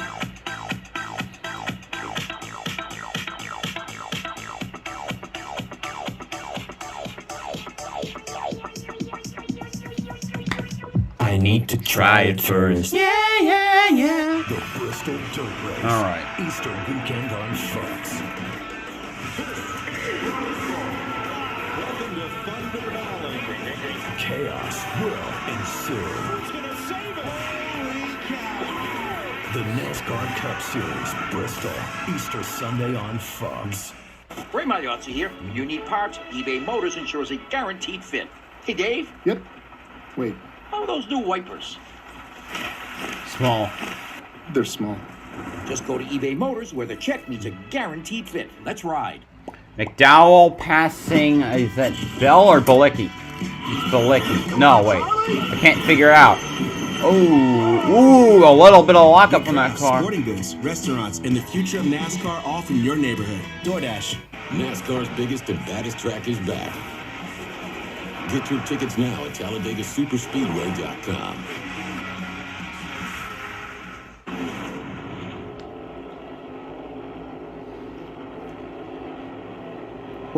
Blaney on pit road. Blaney got off course in one corner and came in for a left side tires.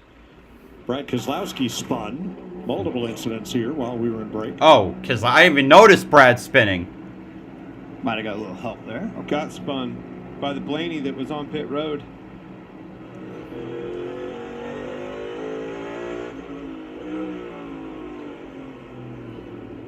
Oh, man. And then Ryan gets spun. Yep. I didn't even see like who. It was Larson that got into him. Damn, no. Man, no. One thing I noticed is the lap time the guys can do on the used tires in the front. The people which didn't come in, they can do the same lap times as the people which put new tires on. So that's quite amazing. I thought the guys on the new tires. Top three are all will still catch up, together. but, they are not in the moment, so I don't know. That's a great observation. Yeah, I thought the pace would have been quicker with stickers on, for sure. That was pretty hard contact for Blaney there with Larson. And so that's an extended stay on pit road, likely toe link getting replaced in the left rear. So you see when the drivers were in, since their last pit stop, we've run 18 laps. So all those 18s are drivers that have not yet stopped in this race. Well, I think that opens the door up. It's interesting perspective that you noticed that, Gunther. That opens the door up for the conversation of fuel mileage. That's really why you're trying to offset yourself or differentiate yourself from these front runners. Is take advantage of something else strategy-wise. You guys don't have that. All you have is tires in F1. Yeah, it is very easy in F1, as you say, compared with this one, no. But obviously, that's a big difference. If you have to calculate fuel mileage, it's a lot more difficult to get the tire sorted out there. We just look at the degradation of the tire, and then we decide when and where to change. Yeah, and then so here's what I see, guys. One pit stop. Absolutely. Go ahead, Larry. Yeah, here's what I see, guys. When we come back around, we're coming to lap 20. That'll be 48 laps to go right there. Split that in half. That's 24 laps to run. I think the window's about to open for a lot of these leaders to come to pit road. In the perfect world, you come and then a caution comes out and everybody else has to pit on the caution. You don't want to be the last one to pit under green. Yeah, and if you have the opportunity, like you said, to Willie jump a B's been caution, managing but the these guys gap are pretty showing well. Such good pace that are out front, Larry. I just don't see the advantage of the guys pitting, because if I'm not mistaken, I think you can 2-stop this race. I'm not sure it's required to do 3, so just keeping their track. We're position, on keeping lap themselves out of 20, trouble. I think. Look what happened to Kyle and No, wait. Ryan there. Those two cars definitely have damage. Well, Martin Truex and Tyler Reddick are flying up through the field after pit stops. They've climbed to 12th and 13th now. There's the Toyota cam on board Truex.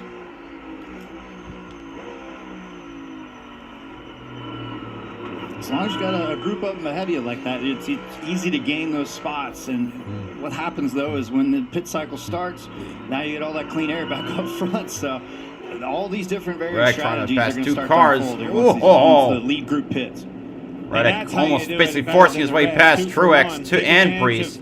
That Martin Truex trying to make the pass on Ryan Prix, cross them over, pass them both. Boom. rolling that 45 car. Fastest car on the track all weekend long. I know William Byron beat him on that last round of qualifying. But without a doubt, Reddick. Check this out. They went wide. He was able to turn under them, take advantage of a neat situation corner that they have on this place. Gave him room, though. See, he gave Truex plenty of room. And that's what I like about that. It's racing each other with respect. All that contact is just going to slow you down. All right. Been a little Toyota camaraderie there. Kyle Busch and Ryan Priest pit, and so does Todd Gilliland. Regan. Well, Kyle Busch deciding to peel off onto pit road. His race car been a little loose with the rear of it so far to start the race, complaining about the back sliding around more than he needs. All right, well, you heard them guys. They're talking about coming on that 24. Well, I need some track position. How am I going to do that? Come a little bit early. Jensen Button pits. Jensen Button on pit road. He had gotten up into the top 15 and makes his first NASCAR pit stop alongside Almirola. And you know, talking to him, Kurt, in the pre-race, this was right down his game plan. He's going to be patient. You could feel that in his conversation Patient? he had with us, and I think But it's he was paying off like- for him. Yeah, when you're in such a unique situation with the car, you just want to make no mistakes and just try to stay nice. Again, he's running and 2 more simple. races But this he knows year. this racetrack. He knows COTA, so he's able to apply things. And once you cross over halfway through the race, it's like, all right, I've gained all the Connor knowledge Daly, that by I the have. way, It's is time 4 to laps apply it. down. Defenders on that Laying car, these though. 2 That's what I'm down. saying. Very patient out there. A lot of chaos, a lot of torn up race cars already. A lot of big name drivers out of this race. Lot of? No. Only 3 of them are out, and only one of them. I mean, Jordan Johnson's Taylor's- he's washed wanting up. them tires, needing them tires. Austin Dillon's all over him.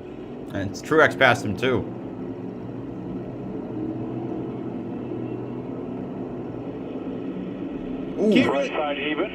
Can't really settle in at this racetrack, can you, Chase? Always something. If you try to give up a position, now the car 2 behind you is Good in there battle, too, though, and you as end Dillon up giving takes up the 2. position of 11th.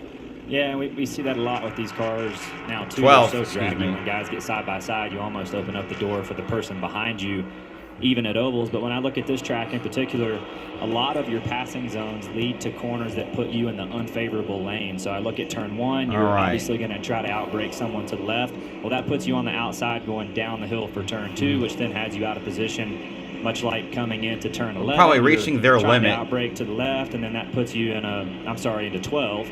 That puts you in a really tough position going into that stadium section. So just a really awkward track, and those braking zones really put you in a bad spot for the next turn. Well, that's what it was designed for. The entertainment side of it and the ability to make those crossover passes. And you're exactly right, Chase. It's the braking zone is one thing, and then the next set of corners, you never really can get away from a guy cleanly once you do make a pass. So Ty Gibbs pits from 7th. And if you look at your scoring pile, the top 7 drivers have yet to make an appearance on pit road, down through Christopher Bell. Add in Truex hasn't Taylor made a stop. Okay. to that mix. Everybody else Jordan has been Taylor on pit road also needs to pit. at least once. Bilecki also probably does. He's pit. He didn't pit. He's pit later. He did make a pit stop, but it was starting to calm like lap down 3. a little bit, right? Took a while, didn't it? Well, it'll be interesting. You know, we heard Allmendinger be told that he's going to pit on 24. If these guys peel off a lap before, maybe 2 laps before, do you follow them or do you stay out, stick to the game plan there? I mean, what's cool is we got 1, 2, 3, 4, all top 4 cars right there. Bowman This is, chilling one of those, behind. like ins and out laps in F1, where it's like push, push, push, right, to get as much as you can on your in and on your out lap to try to leapfrog guys. Yeah, you try to undercut sometimes people, but I look at the lap times and the guys with no pit stop yet, they are still making the same times as people with change the tires. So maybe the best strategy is to get until you need the fuel and do a 2-stop. That's what this is. Yeah, it looks like, yeah. But Yes, at the moment, sir. yeah. So if you split this up equally, it'd be 23, 23, 22. But they split it 24, 24, 20 because you need to have some fuel left in case of overtime. Or if you want to So push the which last driver for the end. will have the better finish at the end of stage 2. That is one of Clint's Super 6 questions. And not just which driver will be ahead of the other, but by how many positions. Got to put your thinking cap on to win 10 grand today on Fox Bet Super 6. May have to be lucky. But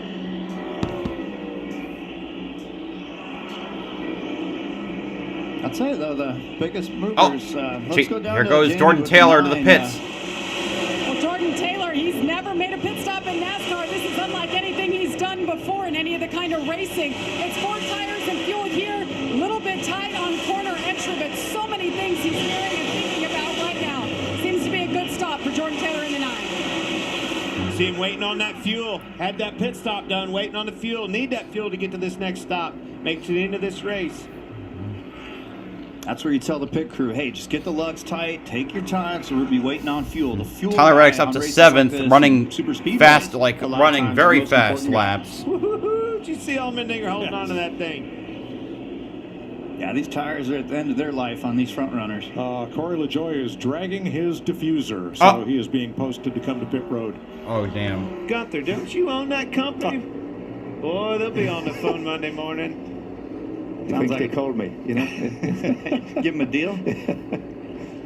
So Kyle Busch pitted on lap 20. Randall Burnett, his crew chief, told him his right front tire probably would not have made another lap.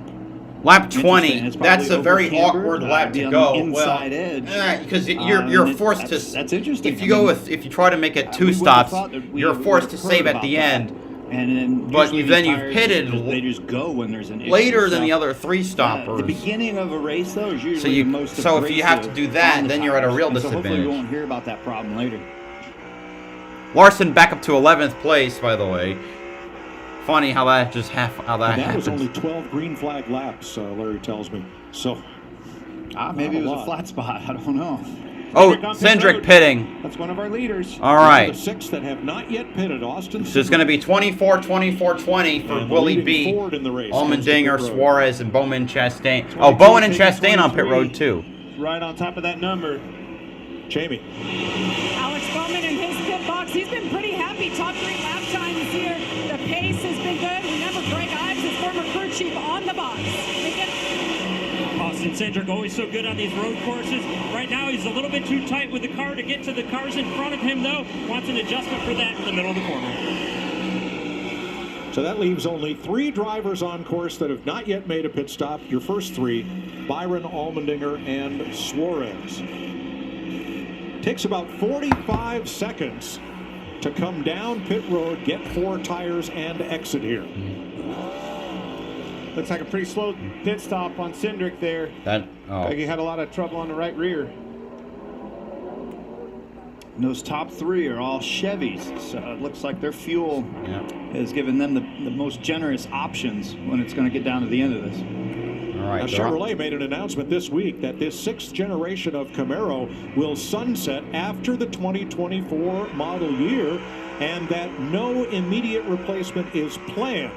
However, Vice President of Motorsports Jim Campbell said, don't worry about that. Chevrolet is committed to NASCAR. We're going to be here for a long time. But the Camaro nameplate, well, get you one now or next year because after that, it's going away. Well, look on that ticker. You see 45, Tyler Reddick. He will assume this lead. I would anticipate Byron and Allmendinger, Suarez pitting. Did a great job getting up through the field, not tearing that car up. And here he is. Going to assume the lead again. Yeah, so he's only 8 seconds off. And then the full exchange on pit road. When the 24 commits to the pit entry lane, and by the time he gets to the exit, if the smooth pit stop happens, he'll lose 45 seconds. So 45 seconds back is where he'll end up blending back in. That would put him back about 25th or 6th, but still on the lead. All right. And and Dinger and Suarez go pit as well. They're all in, all 3. I think Dillon still has to pit as well. First pit stop of the day for William Byron, who has led now 17 laps.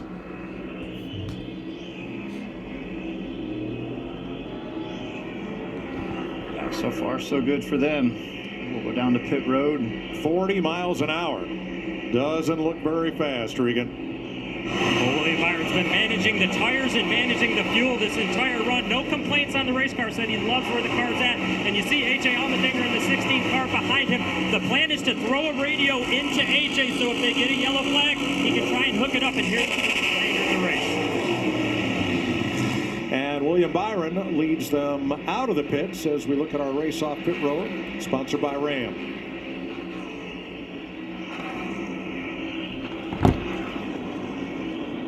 And there's the 8 car. So that's that push on the 8. You know, he got tires a little sooner.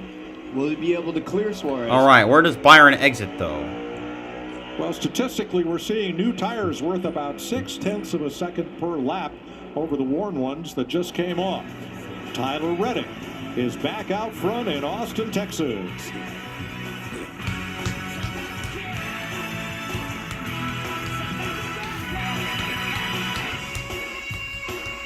If he ever got a caution, I'm going to take a break to go get food. T-Mobile knows. I know that whether caution you will take break down forever. In the middle of nowhere or get a flat I'll be right tire, back, though. I do have to take a piss. People everywhere trust AAA to get them back on the road. And AAA trusts T-Mobile to be their exclusive wireless partner. Because T-Mobile covers more highway miles with 5G than anyone. So with AAA's nationwide fleet connected on T-Mobile, the middle of nowhere is a lot closer than you think. I got a heart like a truck. It's been drugged through the mud. Ram owners have heart for being fearless, determined, and bold. That's why it's time for you to be a Ram.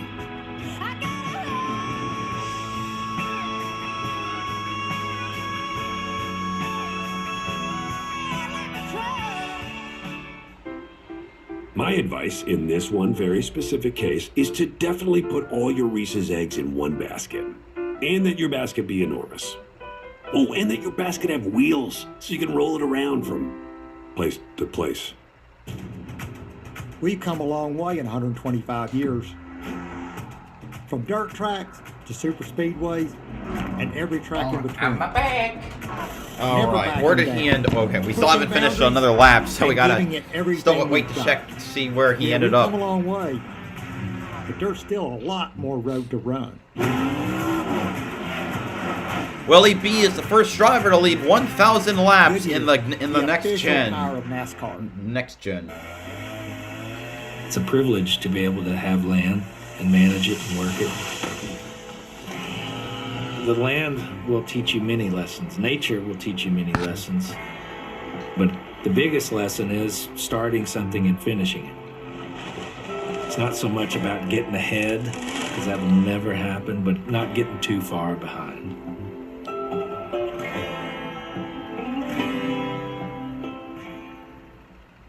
Reggie Miller wanted to give away a Dave single for $1 every time there's a buzzer beater. Oh. Just keeping you on your toes. Even though we were He's gonna in. I can't find him. 15. Where's the beef? Working lap 25. Tyler Reddick leading Austin Dillon. That brings us to the Coca-Cola Racing Family update with Dillon in second. Joey Logano after speed one. Where's Cindric end up? Oh wow, he got way. He was about. He was when he pitted. He was about a second behind. Behind Byron. Byron's 25. Like Cindric lost. To come to pit road, dragging the diffuser. He's had a tough day. He lost 16 seconds. This guy here, though, he's finding his groove. He's leading by 4 seconds. And we've only got a few laps left in this stage. That was probably their agenda, was give up stage 1, and that way we can grab points in stage 2. A road course Kimi in 13. After everybody has now made one pit stop. Kimi Räikkönen in the number 91. He is 13th. Jordan Taylor just made a pit stop, 27. Jenson Button was in the top 20s, falling to 31st, to Connor Daly, 36th. Daly's in the garage. That's impressive for Kimi. You know, he's got that one start up at Watkins Glen last summer. Jensen, same thing. Just, I think patience. You know, you come into something new like this. You knew, watched this before. You knew these restarts are going to be wild. Surviving a storm. Räikkönen is the last Ferrari driving world champion, and he got his last Formula One win right here at COTA. I like that. And look at that stud. He's got the sunglasses on in his character. Nobody else got to wear their sunglasses. I mean, is that an Iceman thing? It's an evolution. To wear sunglasses at night like Kim, yeah? Yeah. We're gonna rip the Tifosi, considering Mike Joy calling out that Kimi was the last champ for Ferrari back in 07. Is that maybe what led teams to a 2-stop rather than a 3-stop strategy? Mike, that's what I'm thinking, because right now when I look at the top 14 drivers, including Tyler Reddick in this 45 that's leading right now, yeah, he's probably going to get those 10 stage points here in a little over 3 laps. He's going to get that playoff point. But they stop so early, they have to make 2 more trips to pit road.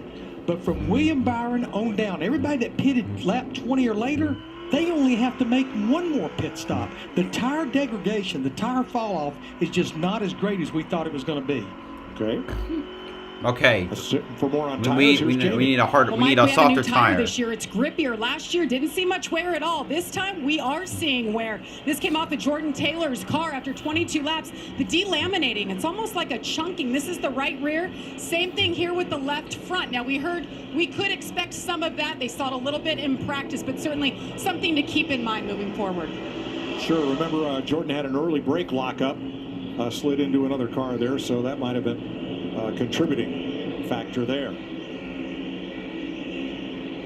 Well, Chase, if you were on the horn to Jordan right now, what would you be telling him? Well, I think he's doing a good job. I mean, he's got the car clean, right? Not having any damage through this point in the race is a big deal, and he's got to get to the end in order to have a good finish. So I think he's doing a good job. And at these road courses, sometimes you just have to let this strategy play out and get closer to the end of the race to really understand what it's going to kind of look like. And I think you're at this, the stage where you got a lot of different stuff going on, and we need to just kind of see where it plays out when everybody gets closer to the end. All right, Kurt's going to take us for a little tap dancing here with Tyler Reddick. Yeah, I love the foot camera, and it helps really give you a perspective of how much he's on the brakes coming down to here into 11, pushing hard and blipping the throttle to match the downshifts on the revs, and then he'll ease into the throttle. Ease into it and go full, grabbing gears down the long back straightaway. Real quick blips. I mean, we're now graded on how quick we get our shifts done. But here we go. Porter, take us down into 12. This would be interesting if he pumps that pedal. Pumps that brake pedal. I want to make sure, there it is. Just a little bit of feel. Want to make sure that pedal's there. It's not a good feeling when you go off in that corner 175 mile an hour. That pedal goes to the floor. All right, Gunnar, you're laughing at that. Why? At that little confidence hit. At Clint are laughing because he knows he would do the same because he's scared that you have no brake in that thing, that is why I'm laughing. I'm not laughing. Yes. I think all the drivers, as much as they're tough guys, I mean, going in there at that speed, you want to make sure your brake is there when you get there. Yes. And then watch the throttle through this long carousel, nice and easy all the way through. Nice and smooth, and then boom, yeah, check that out. The heart rate, Boyer's all over this. That's beating pretty good there. That's a lot of beats. He's working hot in this car too. Look at last week with sustained high-speed laps compared to today. He's working hard. The road courses do that. Road courses, to me, were always one of the toughest, and in Martinsville, like that place would always wear me out as well. It's just because you're up on the wheel and throttle, brake, steering all day long. Papa Jeff, let him know. But I'd say right now, Reddick's in his groove. They're going to grab these stage points, and then they probably, I'll ask Larry Mack. They're probably going to run this out as far as they can go on gas and then see where they end up coming out. You heard him talk about it, that 44, 45 lap. All right, will he be past both Kimi Räikkönen and Brad Keselowski? And then in 2 weeks, the NASCAR Cup Series heads for to the 13th. dirt track at Bristol for some bumper-to-bumper mudslinging action. Sponsored by Coyote Tractors. Easter Sunday evening only on FS1 and the Fox Sports. Wait, it's not on Fox. It's on FS1. Are you mad? One of the special races of the year, and you're not putting it on FS. You're not putting it on network. You can get yours now at BristolMotorspeedway.com. So right now, every driver in the top 12 on your scoring pylon stop between lap 11 and lap 14. Jones and Larson. That looks like that's for. Byron is the first of those that did Jones catch up, or did Larson fall back? Of lap 20 to 24. Yeah, this is what's all new with the strategy on how things are going to get spread out for a little bit, but Things will come back together like an accordion. Well, that 24 card, he is on the two-tire stop, right? He is going to be the Reddick. You're watching the Reddick in the lead. You know, he's clear out here, but he pitted so much earlier on. He has to make He has to make the three-stop strategy. Somewhere around probably 38, 36 to make it to the end. And oh, by the way, that's not going to get him to the end. He's going to need some cautions. Without a caution, that 24 car is in the catbird seat. That's what makes this interesting. Dinger passed Kimmy, but not Brad. Away stage breaks and the things that they've done to try to make this interesting. So Mike, Kurt, Clint, Gunther, I've been doing the math. So Tyler Reddick pitted on lap 13. If he goes 13. to the max side of 55. Fuel 24, to your point, Clint, that takes him to lap 37. Yeah, 55 laps left. You have to split that in. You have to make 3 stops. Lap 61. That's 6 to 7 laps short of the checkered flag. That's going to take a lot of saving and a lot of cautions. That's not going to Kimmy pits. You're going to need cautions. I don't think you're going to save on this track this big. 20 turns, way too long around here. Going to need some help. I agree with you. He's going to need some help. I mean, he had a 4-second lead a little bit earlier. Now it's a 7-second lead. Can you start to back it off?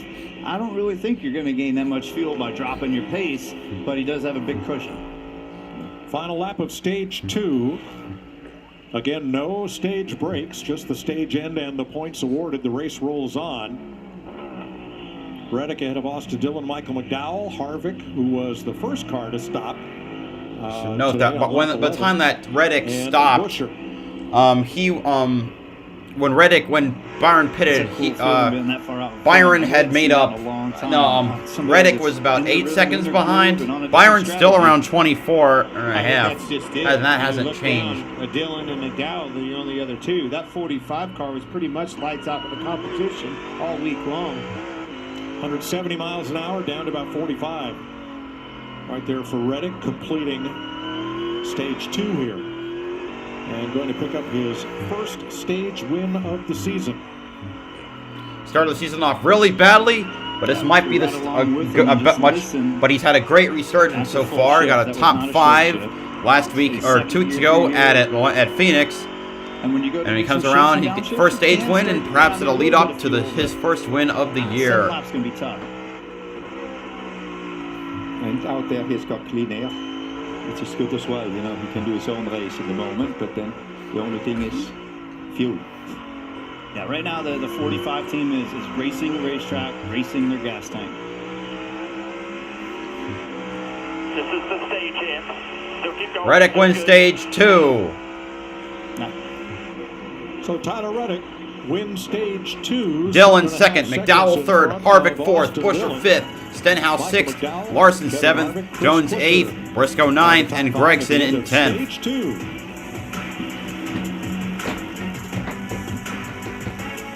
That rocking chair would look great in our new house. No, a new house, eh? Well, you should definitely see how Geico could help you save on Okay, homeowners Byron passed Hamlin and Dinger caught up.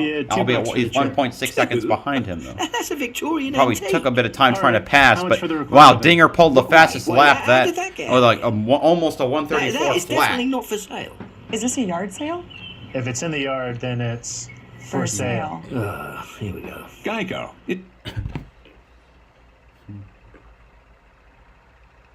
All right.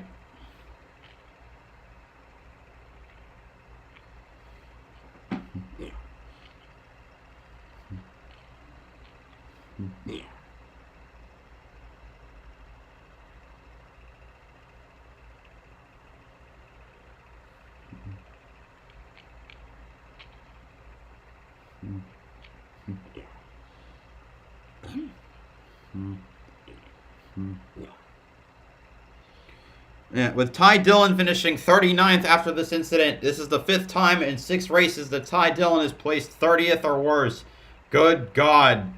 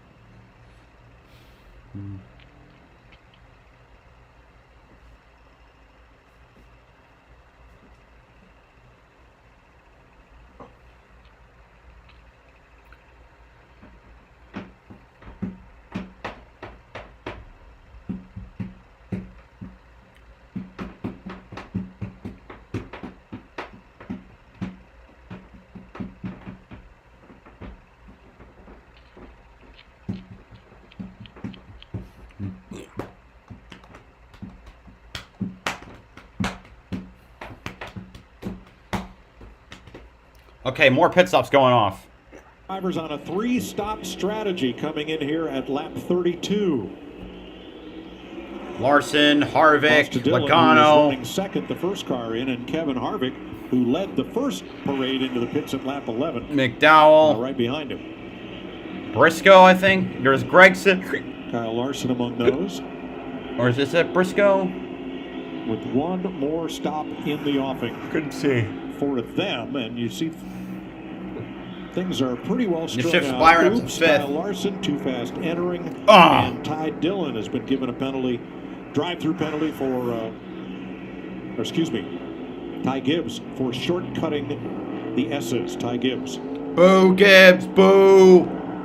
You suck. Justin Haley, the Celsius cam, giving us these shots. He's in 22nd. And 33 drivers on the lead lap. I'm telling you, Gunther, 2-tire stop wins this baby without a caution. Without a caution. Race isn't even half over yet. And Byron's looking good. 2-stop strategy. 2-stop. You know what I meant. Yeah, I know what you meant. I think we're here in the 45 might pit, and it's due to the Now? lead that they have. Wait a minute. If they do the full cycle, they might come back out within the group. They still have to. Let's pitted early. earlier, so they're looking to change up the Yep, strategy he's pitting. a little bit due to the pace. Here they are. They are on pit road. So you see upper left where the 24 is coming around to try to overhaul the 45. Oh, he'll for sure overtake him. It's just a matter of By where how he goes much? back in. But let's go down to Regan. Take 45 seconds on. The first run of the race was primarily loose everywhere. Little adjustment on the car. This time he's only loose for the carousel. Pretty happy from the driver's seat. Clean pit stop. Didn't have to wait on fuel because they're not into the stretching on the fuel side. So be interesting to see where he plays out. There's your leader, 24. Or will Third, be once it's fourth, yes, because fifth, Busher and sixth, Jones came in seventh, at lap 11 eighth, I and 13 think. respectively. They will have to stop. And he blended in a spot where there's not a lot of traffic, so that's actually pretty good. If he would have had like He's 7 3 or 4 spots guys sweating, behind Byron. that he would have lost more time on the exchange. So Chris About Busher 8 is seconds your leader. behind He's on him. pit road at lap 11. Busher, Eric Jones, and Joey Logano are the 3-stop cars that have yet to make their second stop, along with Reddick might Haley have. and That might be the play of the. or further back. And right now, it's all clear sailing, right? Everybody's a bit spread out. The chance for a yellow is at a minimum. I mean, there's always something that could happen. But these are when you first pit, if you're feeling lucky and everything's going your way, you end up with a yellow right after you pit.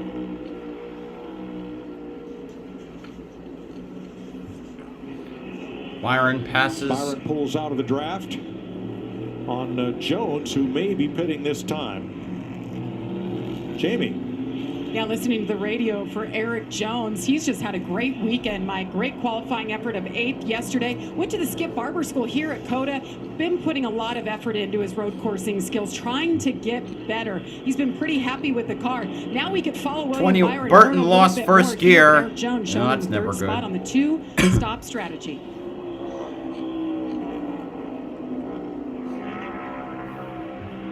Richard Petty, Dale Inman looking on. Dale Inman's there? Championships in That's that cool. 43 and 200 race victories, including a lot on the road courses at Riverside, California.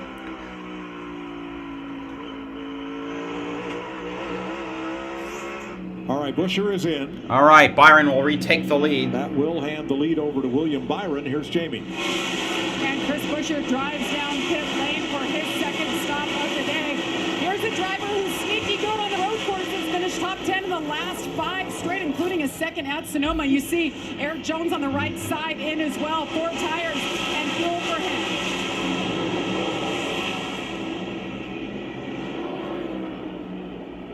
So that leaves only Joey Logano of the 3 stoppers who has not been to pit road. Justin Haley and Harrison Burton. What you're seeing is the usual suspects starting to pop back up here, and I like what I'm seeing though out of the 45. They aborted on that sequence, and now they find themselves 6 seconds back. I think that's actually minimizing the damage of what could have happened if they were going to go long. So William Byron back to the lead. He led 16 laps previously today. And Reddick's catching is actually moving way faster. So what you got in that loader, Tony? If he, if Reddick repasses Byron, then I think Reddick is the easy winner. You have this many fans. Yes. You sure some of this isn't hate mail? Nope. All fan mail.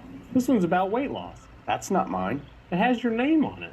I'm a popular guy. It says VIP membership renewal. Not cool to read other people's mail, kid. This isn't fan mail. Get 0% financing or save thousands at the Mahindra Spring Sale.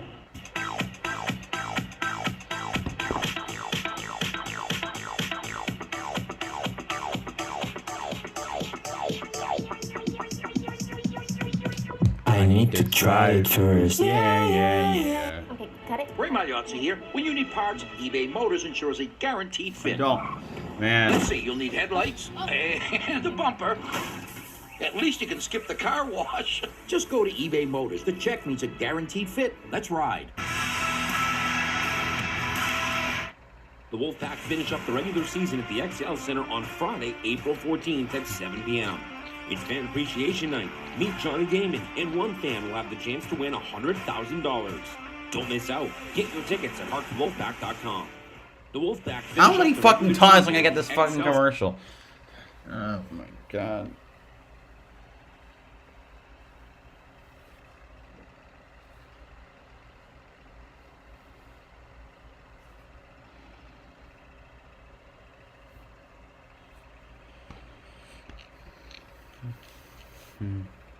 DM concessions. Don't miss out. Get your tickets at HartfordWolfpack.com. 3 times in a row? You kidding me?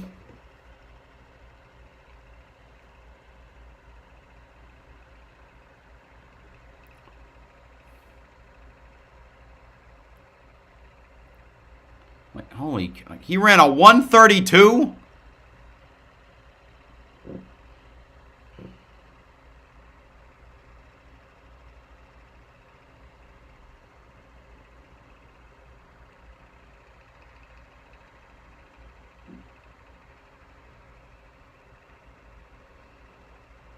Sorry, that's 2 minutes and 12 seconds, not all. But still, oh my god, that's 6 tenths faster than anyone else.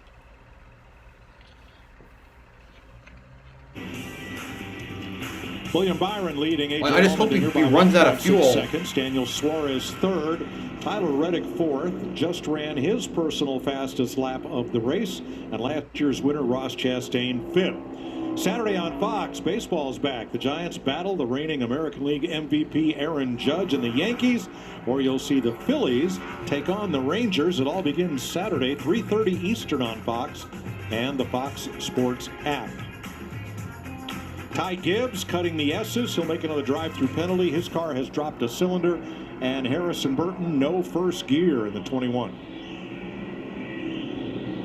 Got a nice little battle here with Truex and Bell. We've got Cindric in the mix, and all these guys are on the same strategy. They all pitted within a lap of each other. There's 20 seconds off of Byron's lead pace right now.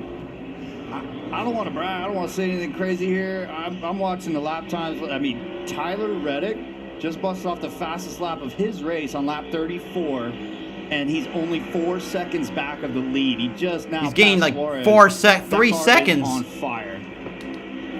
Not literally, but just in like the last 3 laps. It's all in the mail. It's going really fast. Yeah, 4 seconds back, and he's catching him over, what, almost 2 seconds faster. He's catching him very fast. Like he's into Wicked third. fast lap time. Wicked fast. So look at the dirt on that corner. You know what? If a restart does happen, they better clean it up. So one thing he's not doing is putting a dent in that 6 laps of fuel he needs to save, which, I mean, that's an impossibility, right? I mean, right now, I think he's doing it with his race car. Yeah. I mean, Chase and I were talking about it a little bit off the air. I mean, Chase, I think what they did is they just said, man, our strategy is so far out there, we've got to abort and get back into the normal range. What do you think, Chase? I would agree, and I think probably the biggest thing that's saving him is his pace, right? So he's in a position right now where he's outpacing these guys, and even though they messed up on the strategy, they kind of got baited into pitting early because of those early cautions. Now that it's strung out, they realize they were in a lot of trouble, and his pace is saving him. He's fast enough. He got that lead. He wasn't thinking about saving fuel. He's thinking about getting a big enough gap so that when they stop, that 40 seconds or so that you mentioned, he was going to fall back in line closer to the lead on the back end of the stop in. So now they're back in good shape, and he's close enough to him now where, heck, he might catch him outright with that pace he's showing currently. Oh, he's gonna. Yeah, we talked about it. You know, it's lap 36. It's going to... I gotta hope like they have a catastrophic pit failure. Byron's not due to pit for another 12 laps. They made a mistake, if you will. They chanced it on a different strategy. Didn't work out, but he's so fast, it's not going to matter. He's right back. Oh, Gibbs lost a cylinder on that same lap. Now, one driver who did not change his game plan was Joey Logano. They stopped at lap 11, and Logano is still out there. He's in 8th place, but he's the only driver on the lead lap who has not made his second stop. He just goes by again, so he's going to run it more than 24 laps on this tank. That's a long stretch on fuel. That's I guess they're just trying to jump in that bed. That's the bed they're laying in now. Chase, talk to me about attrition. Not having those stage brakes, right? The caution coming out, taking that breather as a driver. Pretty hot out here. Workload through the roof on this long track. No, I think you're spot on, and I think it's relevant today, too. I mean, this is probably the hottest day that they've had throughout the season. Obviously, I haven't been at the last couple or whatever, but it looks like and seems like this has been the hottest weekend. William talked about it in our post-practice debrief yesterday, so I know it's been on their minds. Man, like 45 is so fast. My God, like Allmendinger just pulled over. After running those last 20 laps, 110%. For the so definitely on their minds, and still a long ways to go too. Big pass right there as Reddick goes by Allmendinger and up into 2nd place. I think Allmendinger, I know he did. He just let him go right there. That car's getting that big in the mirror that quick. Have at it. Yeah, that's a little bit of etiquette I think we just found. But yeah, when a car catches you that fast, it's just like, you know what, buddy, you go on ahead. Especially this point in the race. Race this racetrack. Race the strategy. Win the battles you need to win. Yes. And that wasn't one of them, right? Yeah. Not yet. Pay window. You hear me say it every weekend. That old window's not open yet, Gunther. Clint, you're going to lose your money. There are 2 players still alive in our Super 6 contest. Wait, what? For $10,000. Yes. I think there's probably still at least one question still to be decided. That's a race fan. What's the question? I'm telling you right now, if you had all those picks right in a wild start to this race and you were still in it to win it, hats off to you. Come and get my money. I like it. Jamie. Well, you guys mentioned Joey Logano and how he has not pitted since lap 11. I talked to Paul Wolf, his crew chief, and he said this weekend, the road course stuff in general, they're just off a little bit. Don't have that raw speed that they really feel they needed to contend for a win. Thought maybe a 5th to 10th place car, so they're mixing that up with strategy here. And Joey, of course, right now, those old tires, he just wants some adjustments. Drive off, not very good, a little too tight in the 22. So staying with the plan, probably go one more lap before they absolutely need fuel. William Byron out front. Of all the top 6, only one of them has never had a top 5 finish on a road course. That's William Byron. They go very good on them. Say what? Yeah, he's the only driver in the top 6 without a road course victory. Or top 5. Or a top 5. Top 5. Okay, wow. I wouldn't have guessed that. I would have thought he would have had that box Comes to checked 45. So freaking. But the year he's having, that's going to be short-lived. That's that. That's for sure. Oh, Bell goes around. Let's talk about strategy. Now, you see the blue flag waving. That is an advisory flag. There is something ahead you need to be aware of. I think Briscoe almost nailed him. You don't have to stay in line. It's just it's an advisory flag for the drivers. Trouble ahead. In that case, it was the 20 around. Very close. Ryan Prix and Larry said the track looked dirty in that area, and that may be why he spun. Here's a look. It was. I mentioned it earlier. Everybody goes through that dirt. Car in front of him nailed it. Look how low McDowell was behind him all the way down in it. If a restart does happen, they better get the outside of that corner cleaned up. There was a bottom out. You hear us talking about those roadblocks. Look at the dirt flying. Reddick caught up to Byron. Hasn't passed him yet. He'll probably get him eventually. 10 laps to the next to Byron's pit stop. Which put his outside tires in a lot of the fuzz that's been kicked up. Oh, here comes Reddick. Unbelievable pace that he had. Oh, didn't pass him. Think how fast or how far ahead he would have been if he had been on a two-strategy call there, two-stop strategy. 24. He just moved aside.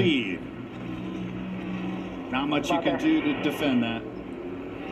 Just 45 is going to be out and away. This is his race to lose now. Reddick takes the lead. Practice. The question was, that upfront speed that he showed in practice, was it going to live? And I would have told you, Gunther, there's no chance he could have kept that pace up. Boy, he proved me wrong in this race. I think he proved us all wrong, it's so amazing the pace he's got. With the pit stops, he's just like got it all back. Can you imagine with the Logano makes his pit stop. Where he would be now, he would be going to lap some people. So Joey Logano, you saw, just made his second stop of the day. He will need one more. 30 laps to go in the EchoPark Automotive Grand Prix at Circuit of the Americas. Tyler Reddick has retaken the lead from William Byron.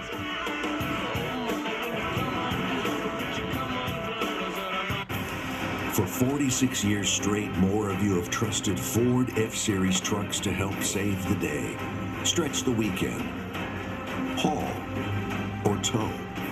Just about anything, anywhere. That's because they're built Ford tough, and it's why Ford F-Series are America's best-selling trucks 46 years straight. And for that, we thank you. Because this isn't just about our capability, it's about yours.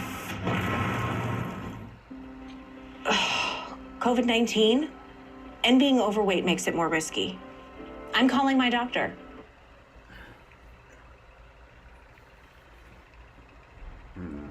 Well, unless there's a caution or something.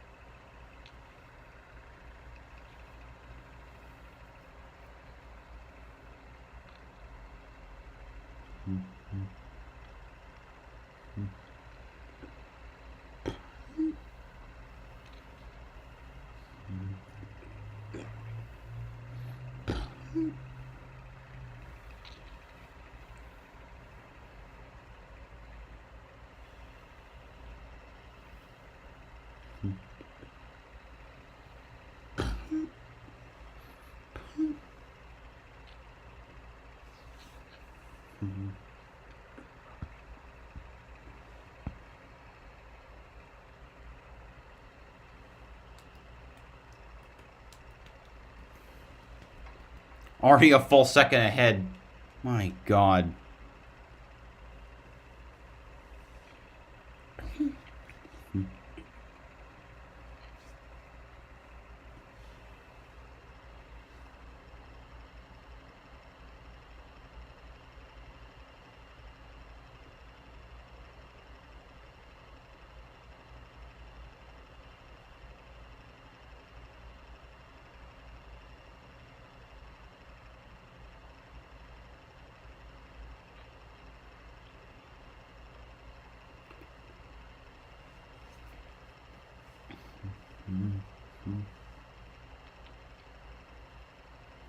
before Reddick took the lead, his best, Gilliland had the fastest lap at a 133.008. Goodyear, more driven. 29 laps to go. I mean, he's finally in the back of the one. Reddick's laps are back in the 130 to the 214 bracket. But, man. Oh, De Suarez just passed Allmendinger. On Fox, NBC, and FS1. There's Daniel Suarez, 3 seconds back of the lead, and A.J. Allmendinger, 3.5 back. Third and fourth, Ross Chastain is fifth. Lap 40 here, still Plan C. Next up's the 24. Let's go. Plan C. That Plan C is, without a doubt, Billy Scott is going to do exactly what those other guys are going to do. And I'm going to tell you, whenever they pit, when they say they're going to pit, I want to be on that sequence. I do not want to get off a sequence with the guys I'm racing against that I'm way faster than, oh, by the way. This whole idea of running the race backwards, finding out how much fuel you need to get to the end, making that your last stop, and starting with the finish lap and backing up the race is widely credited to engineer Bob Cuneo, builder of winning modifieds, Paul Newman's Datsuns, the Bodine bobsleds, and he was the lead engineer for Jeff Bodine in the Cup Series and developed this way of when he was an owner-driver from the last lap backwards to the first and planning your pit stops that way. You'll have that up here, Gunther. Did you know that? I did not know that. No, I'm so impressed. I'm getting so much history lessons from Mike this weekend. You know, I'm going away like, you know, just enlightened. Well, then let's get current with Larry Mack. Mike, I was crew chief obviously that day. 4 Paul laps Andrews no was way. the crew No. chief for Jeffrey Bodine, and when we saw Well. what they were doing, we had no idea what they were doing. In fact, Oh, a car around. It's Denny Hamlin. but it worked out. He went to victory lane. Sure did. Denny Hamlin's going to have a hard time getting to victory lane today. 17th at the time of that spin. Yeah, that was the same corner. This is turn 8 where everybody kicks up the dust, and if you're offline a little bit, you're out there in the fuzz. Fuzz got him. I mean, the Popo are in the chicane and the S's, right? That fuzz is just dirt. You know, Well, ability to get down below those all right. rumble So we're on strips lap and just 41, keep and Willie getting and farther frickin' Tyler into Reddick that is so dirt, far frickin' so ahead. many times, you know, Sonoma, when you have everybody getting into one and up the hill there, dipping their left side. Oh, Caution. my God. Oh, we got a caution. Turn 9, debris has brought out Debris? the caution For of the really? day. There's the dirt. Well, that's where, yeah, Denny Hamlin came back on track in turn 9. But yeah, that's. I don't like it. Run my strategy conversation. These guys are needing a breather, but dang it. Now the question is, we're just outside the fuel. We're just outside so fuel. Many green flag laps, so many cars going through the dirt. In turn 8, the whole place was turning into soup over there. Look at that. I mean, whoa! Look at all the dirt. Yep. You said it, Kurt. You nailed it too. And Denny, he was just a little bit high above those rumble strips. Got those left side tires in it. What do you think, Chase? Did you like it? Oh, me. I don't know what to think about that. If I'm Tyler Reddick, I certainly don't like that at all. I've been in that position, but yeah, I mean, obviously, I think the two stoppers came out ahead here now because those cars are going to have to be too wide going through that corner. So as long as they get it cleaned off, but yeah, if I'm Tyler, I'm probably not too happy. And they will. They're going to send the jet dryer out and blow that corner of the track. And we remind you again, there are no track limits here except in the S's. You want to shortcut that corner, kick up a little dirt like the guys used to do at Riverside, California? Well, you go right ahead, but here's the result. Look how much dirt is. Whoa! What the fuck? Look, that dirt that was kicked up in What that the corner. fuck was? It was getting pretty bad. That crew He's member's going to having need some fancy fun. footwork there because this is one of the narrowest pit roads in NASCAR. And if they all come, we have 33 cars on the lead lap. Oh, this pit road is about to be as busy as a McDonald's drive-thru. I mean, everybody's going to be down there. But look at this. There's 27 to go, and you can go 24. on a tank of gas, right? And we have caution laps. Caution laps will save you fuel. But so you need some for the green-white checkers if that comes out in for case overtime. we have Larry's calculator's burning up, I can tell. Depends on how long it takes to clean that up. Jensen P25, Kemi P27. Live in the moment right now. I agree Takes with the that. heat off the crew chief, and the pressure's on the pit crews now. Well, for the third time today, the Toyota Camry TRD, all new this year, gets a chance to pace the field. Remember, no stage breaks on the road courses this year. And the strategy we've seen today has been very interesting, especially with Tyler Reddick starting out with one strategy and now it appears flipping to another. But Larry, I guess this stop will just put everybody in the same bucket. It does, Mike. And again, to Kurt's point, we're a little bit shy of the fuel window, but they're probably going to run one or two more caution laps. So, yeah, just make sure we're mistake-free, pack it full of fuel. When we were looking at, Oh, I need wait, to save caution. you. I You should need go to get save me food. 6 laps. No can do. Save me a lap. Now we're talking. Might be able to do that. Who wins the race off pit road, though? And isn't what you guys taught me when I watched the broadcast a lot? I'm is going to that guess we have cautions breed 2 laps. cautions. It already takes Isn't 2 that a hot minutes to thing get going A on? little early for that. Is it too soon? A little early. Wait for the restart and hit us with that one. That should be enough for me to run out and get my food. There is no way that's the last caution, in my opinion. Here are the pit crews, and they're ranked this season for pit road performance. All right, Willie B's up there. Tyler Reddick's is not.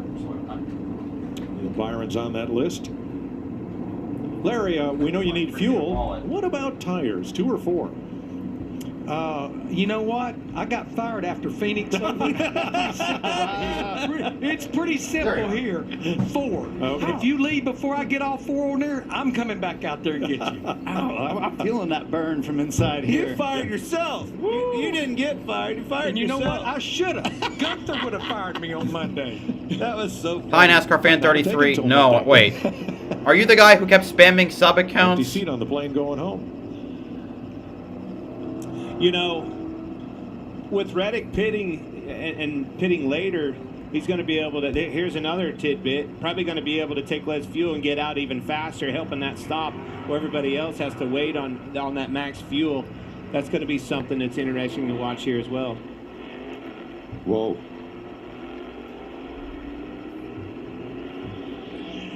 Larry, would anybody stay out? Pace car. We've been watching Joey Logano. Remember, he pitted lap 38. The minute the caution came out, he started saving fuel. We've been watching his throttle trace. And there he goes. Logano stays out. Alex Bowman in the 48, been running top 10 all day long. Remember, he finished second here a year ago. 4 tires, they told him twice, wait on fuel, wait on fuel. There goes the second can there, Regan.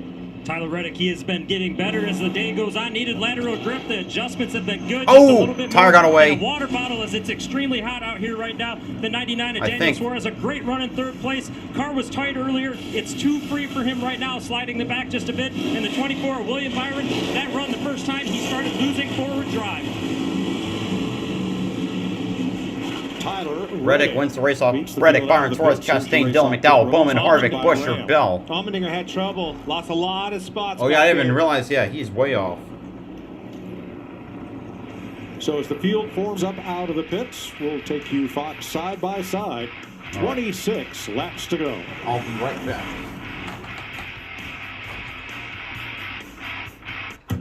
T-Mobile knows whether you break down in the middle of nowhere or get a flat tire on the edge of somewhere, people everywhere trust AAA to get them back on the road. And AAA trusts T-Mobile to be their exclusive wireless partner, because T-Mobile covers more highway miles with 5G than anyone. So with AAA's nationwide fleet connected on T-Mobile, the middle of nowhere is a lot closer than you think. I got a heart like a truck. It's been drugged through the mud. Ram owners have heart for being fearless, determined, and bold. That's why it's time for you to be a Ram.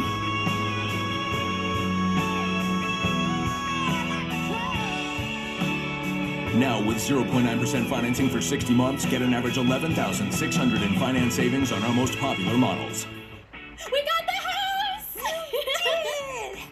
Pods handles the driving. Pack at your pace, store your things until you're ready, then we deliver to your new home, across town or across the country. Pods, your personal moving and storage team. For great views, go to Kansas. For unforgettable views of action-packed racing, go to Kansas Speedway. With a premier facility that gives fans what they want, how they want to see it. Racing in Kansas. And with a Saturday doubleheader, a Sunday Cup Series race, and great deals on kids' tickets, the views will get better all weekend long. Get your tickets today at kansasspeedway.com. Make some noise! Fox tomorrow. It's the iHeartRadio Music Awards with host Lenny Kravitz. And it all happens live. With Innovator Award recipient Taylor Swift and performances by Icon Award recipient Pink, Coldplay, Kelly Clarkson, Keith Urban, Pat Benatar and Neil Giraldo, Lotto, Money Long, Cody Johnson, and more. Thank you, iHeartRadio. I love you guys. The iHeartRadio Music Awards tomorrow live on Fox. When we call something NASCAR Legends, you best know we mean it.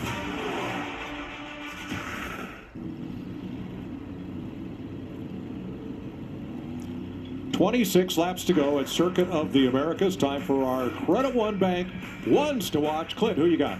Allmendinger all the way. Came in third, 15th now. Had a bad pit stop. If anybody can do it, AJ can. I'm going to go with Reddick. He's going to be the rabbit once he clears these couple front runners. I go with Logano. He's on a different strategy, and you never know if it comes to him. Yeah, I'm looking at William in the 24. I think that he's in a position now. He's on equal tires with the 45. He hasn't been that way in quite some time. Hopefully he can have a little extra pace. Well, I'm looking at the Trackhouse cars. Suarez and Chastain won 2 of the road races here last year. See what they've got in this final run to the checkered flag. 26 to go, and those are your Credit One Bank ones to watch. I suppose with seniority, you get to pick 2 cars. Was that what just happened? Pick the whole organization there, Mike. Oh, Harrison Burton stayed out. And so did Cody Ware. I left you, boss. I just gave you respect with the seniority. It's all good. It's all good. All right, they'll come to the Geico restart zone. Oh, my. That's Harrison Burton up front. Now, he is in second. He has no first gear. Oh, dear. Told. And here they come. Logano, Burton, Reddick, Cody Ware up there, William Byron, Suarez, Chastain. Yep. And they're on it. Here we go. Oh, boy. Look at this. All the way down to pit lane on the inside. And Reddick immediately takes the lead. Oh, no. Come up. Oh, the 45 overshot turn 1. No, 6 wide. Wow. Great move. He was just smart. Oh. Staying out the first. Chastain's up in the top 3 now. Got Reddick behind him. Chastain and Reddick were, I think, among the top 2 at the beginning of the green-white checkered last year. You know, and that's exactly what Logano couldn't afford to do. He needed to come off of turn 1 in that lead and didn't.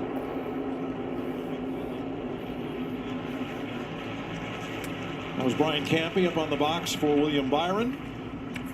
Former Indy Reddick's going to be rough on Chastain, but Chastain is the king of aggressive driving.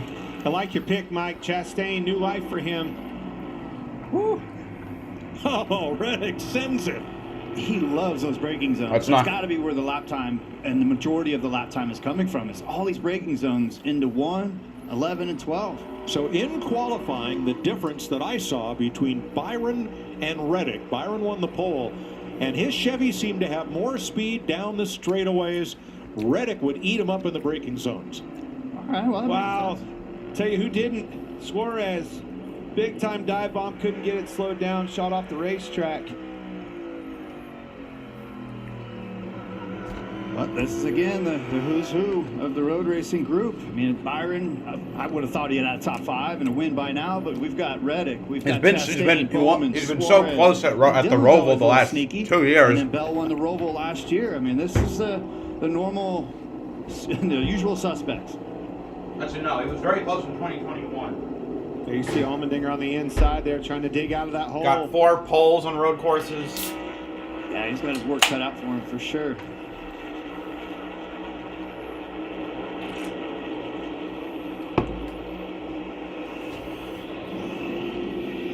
$34 cars. Chastain's keeping with Reddick, though.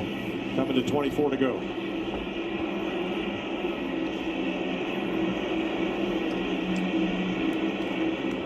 I would have thought we'd seen more rooting and gouging and throwing fenders and slamming doors, but it was fairly civilized again on that restart.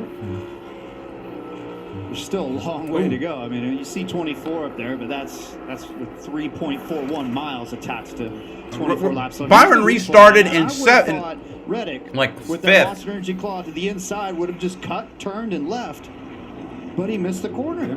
Just too deep. Yeah, he flat out handed the lead back to those guys. And they were 6 wide in the back. Wow.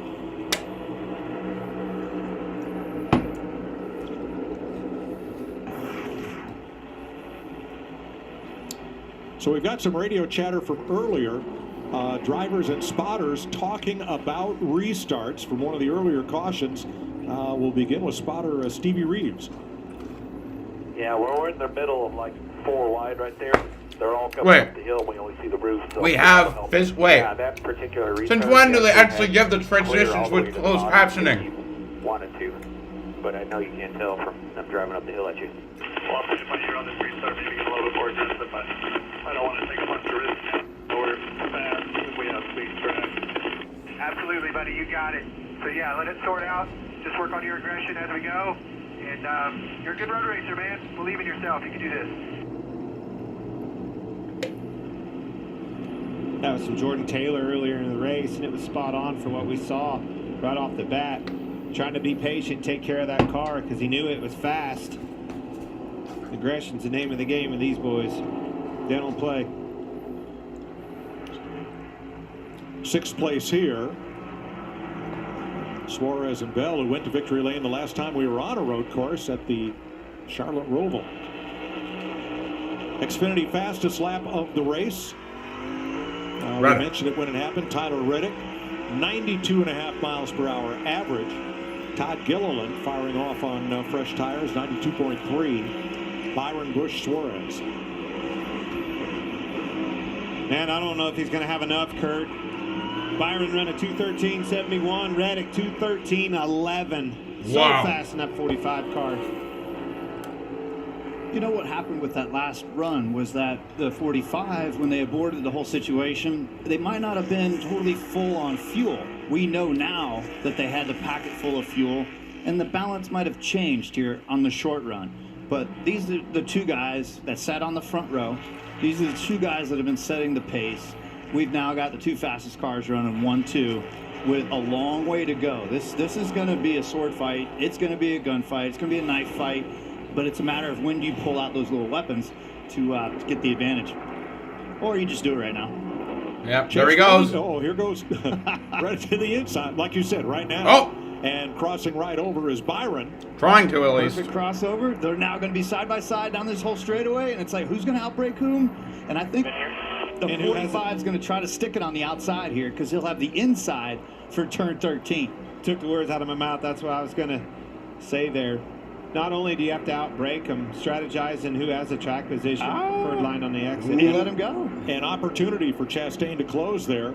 Oh! Sure he quite made the most of it, but see those 2 cars are side by side. Yep, there's the one. He likes this. Reddick loves to be on the inside there. Are you going to cross back under?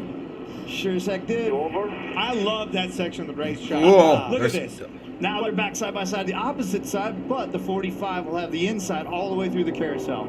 4 different opportunities in a row to cross each other back over. Can he shake him? He didn't shake him. Wow. Byron's got the advantage. That's good racing. And that they're is. racing each other with a wow, look at the runoff.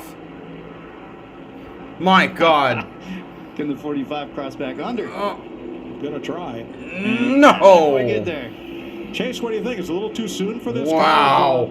Kind of back and forth, or you just take it where you can get it? No, I definitely don't think it's too soon, and for a couple of reasons. You know, one, as you see, here Tyler trying to comes get back to the inside of William. But again, he's going to be in a bad spot for coming back down the hill. No! I think you want control of the race because the longer you're running behind somebody, the hotter your tires are get, and you're making it harder for you to make that pass later on down the road. So I think you want to get it done while you can, and I think that's why you see Tyler pushing so hard to do it. But it is interesting watching them exit. Man, coming on the front straightaway. what a good fight! Inside is at such a disadvantage for the because lead. of the grip that the paint has. My man's a and 24. Those guys want to get out there to that paint to help them get down those straightaways. All right, here's that turn 8, 9. Reddick's there. 10 is the fastest corner on the track right here, and down into 11. You're spot on, Kurt. This Reddick is so much faster under braking. Track position, do not waste fuel. Keep rolling. This end of the racetrack, he's just so Yo, hard to keep Ross behind. Chastain's been able to catch up as a result of the fight for the lead. There at the corner. Didn't get as good a launch off of turn 11, but if these guys keep running side by side, it'll be a 3-car race. Watch how much better he can get in the corner than William. Well, it's been that way all day long. And now, can he close the door? Can he shove him off into the white paint area? Got him. Yes. Reddick got him. Now, if you got to protect him. If you get hit from behind, you got to be ready for the hit from behind. No. This is a tough section to run away from somebody. Such slow corners, it's easy for somebody to come back and bump you from behind. Top 4 altogether. Now, how about 184?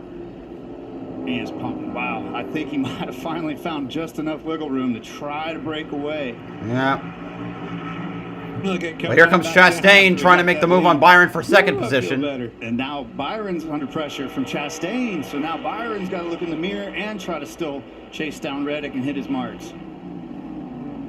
Let's see if Chastain. Here comes Chastain. Else other two raced. Behind Chastain is Alex. This year, every winner has repeated in the lower series. Can Chastain do it here as well? Exactly right, but that shows you again Bowman putting himself in position. I mean, he's always there. He's like that stealthy guy that always shows up at the end of these races.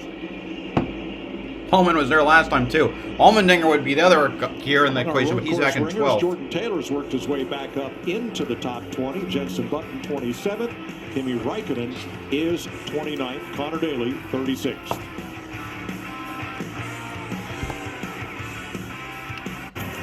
For 46 years straight, more of you have trusted Ford F-Series trucks to help save the day, stretch the weekend, haul, or tow.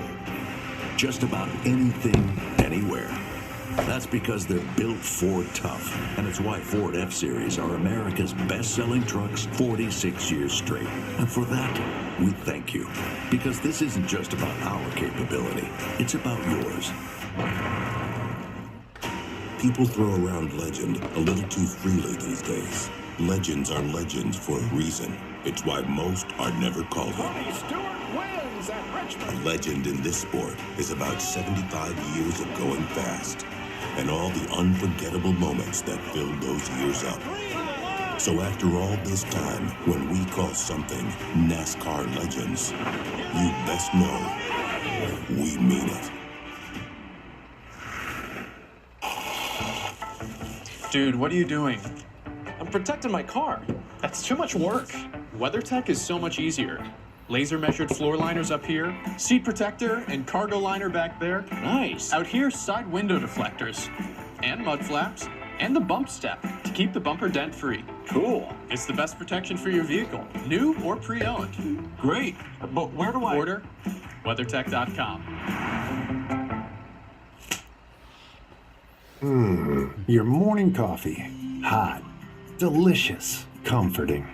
But by the third or fourth cup, your stomach might 24 is not feel keeping so good. pace. If that sounds like you, replace your afternoon cup At least with better than 5-hour Chastain energy. and Bowman It's are. perfect for when you're feeling coffeeed out. Coffee in the morning, 5-hour energy after. Your stomach will thank you. Discover 5-hour energy.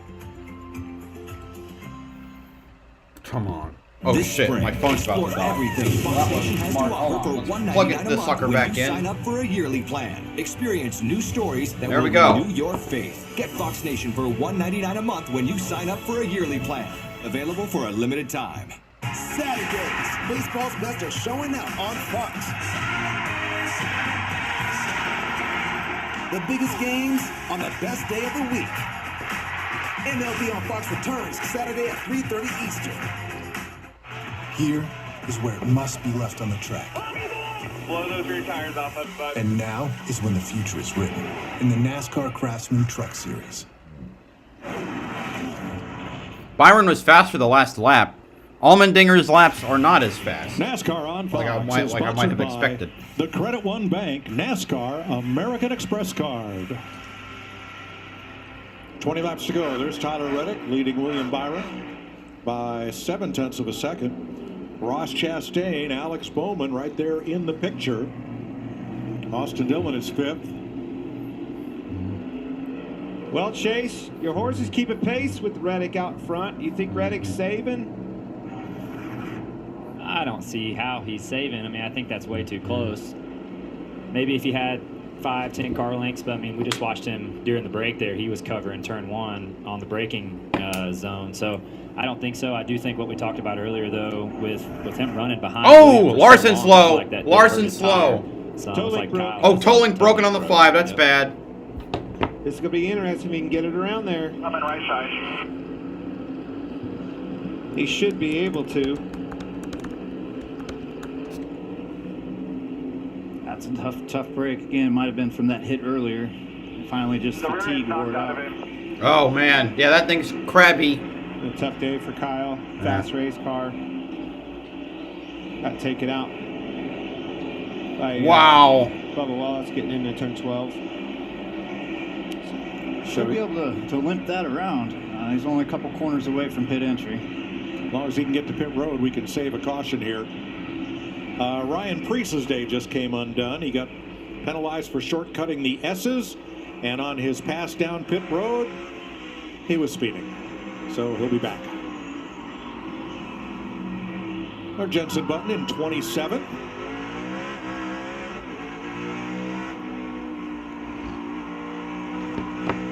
Haley with the Celsius cam giving you these views as they battle for 27.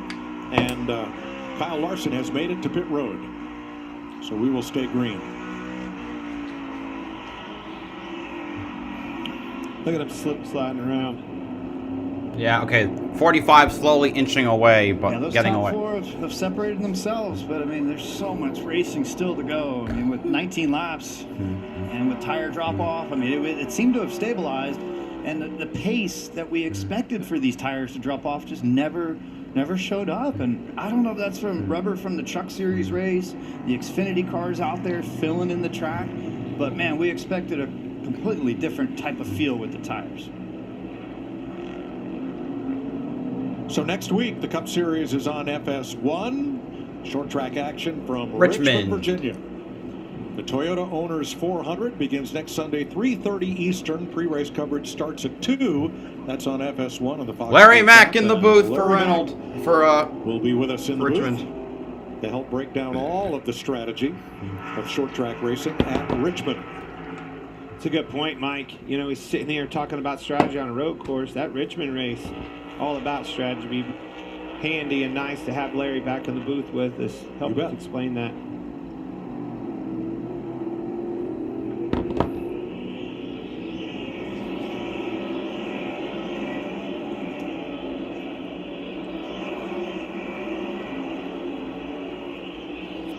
Regan? Well, Mike, we've talked about the 16 of A.J. What Allmendinger, the- how they have had trouble with the radios all day long, and you see going on the pit sign right now, that is going to say 2 laps short. They believe they're 2 laps short on fuel. Interesting. A lot of nerves up and down pit road right now in terms of if they can make it if this race goes green. Well, I'll tell you, Regan, the guy that needs to read that sign is going too fast to read that sign. Look at that sign. One says stay out, one says too short.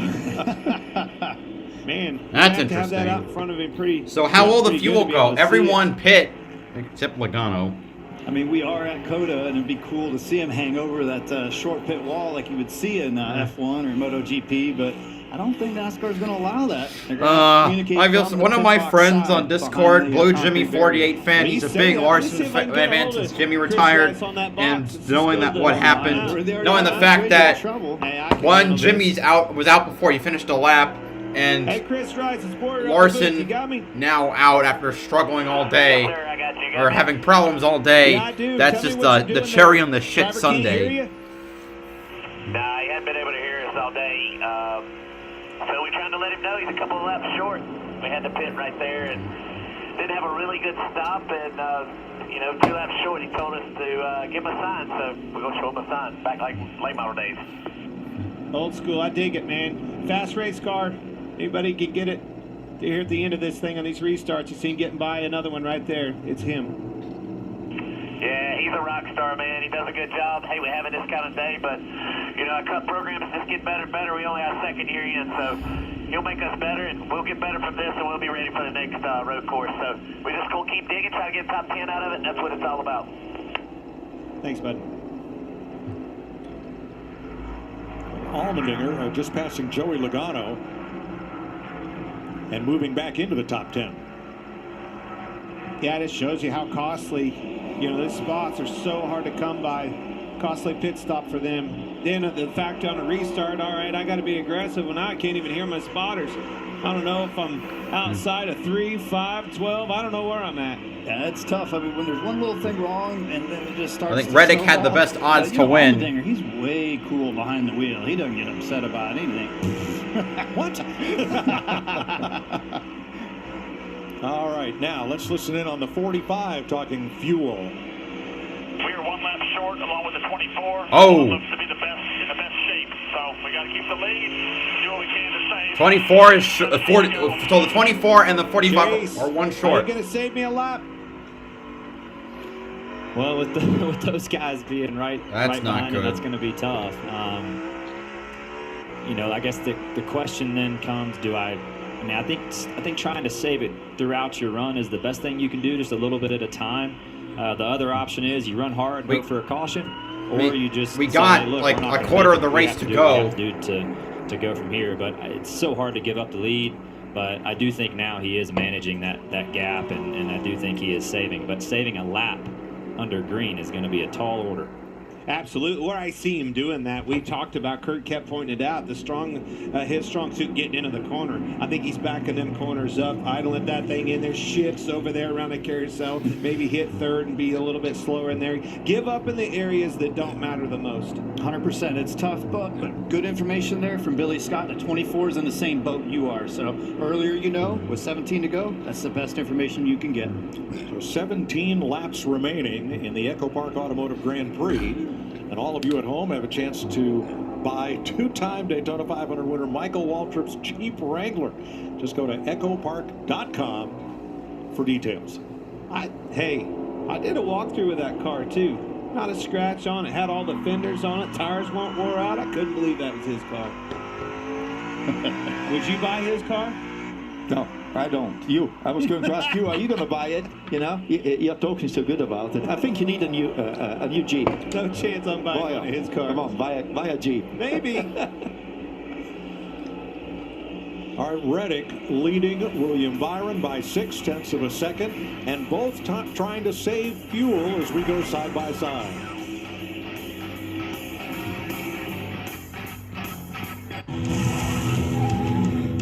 It's orientation day. Welcome to the team.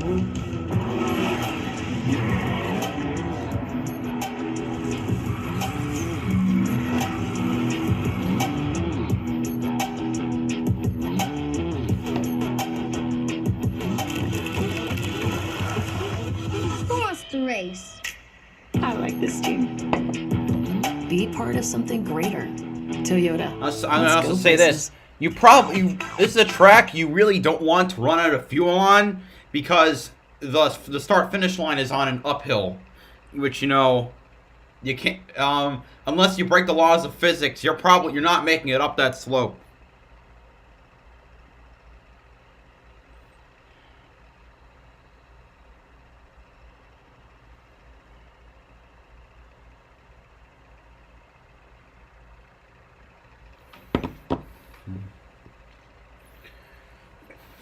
Oh, Keselowski off. But he's still going.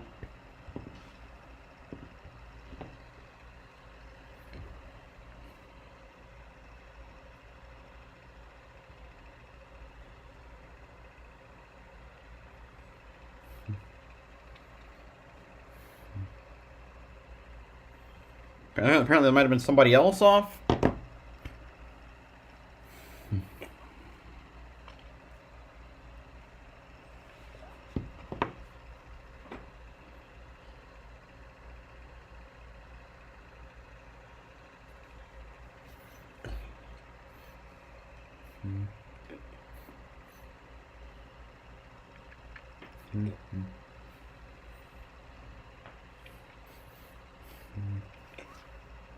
This is fuel strategy. This is exactly what we hoped we would get with no stage brakes. And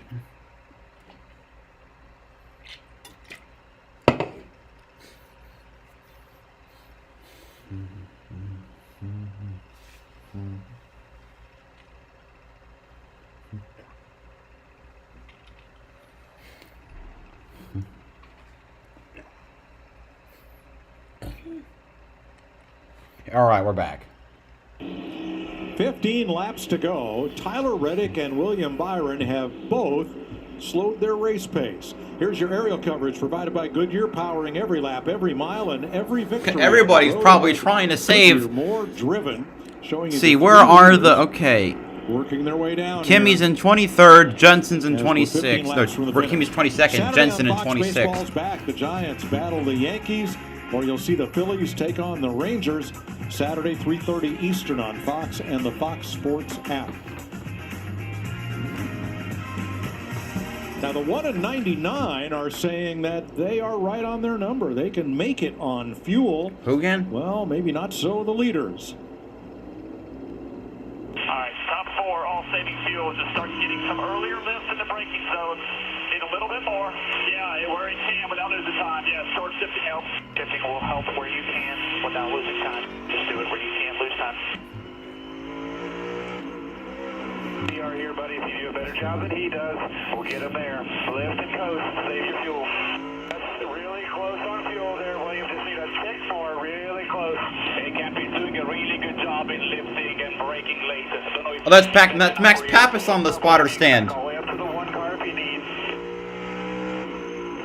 That's the key. All right, I'm lifting early in the corners, that short shifting that I talked about, but I'm managing that gap. That's what the 1 and the 99 are good. Everything I can until he starts pushing me. Trying to manage that gap, give up in the areas that I know I can give up. It'll probably save the most fuel, and then over in the S's and stuff like that, if he comes to me a little bit, so be it. But I know if I'm Reddick, my strong suit is I can get off in the corner a lot deeper than he can. You got to use your strengths, and the strengths of the braking zone for the 45. And like you said, Warrior, through the S's, maybe you can cruise on some of the throttle, but you got to exit turn 9 with your authority and get through 10. That way you can gap yourself and not put yourself in a vulnerable spot to be overtook in a braking zone. But all these guys are in the same. You know what this is reminding me of? Back in the day when we used to run Sonoma. I didn't realize Bowman just got gapped so fucking hard. Detune the engine a little bit to save the fuel.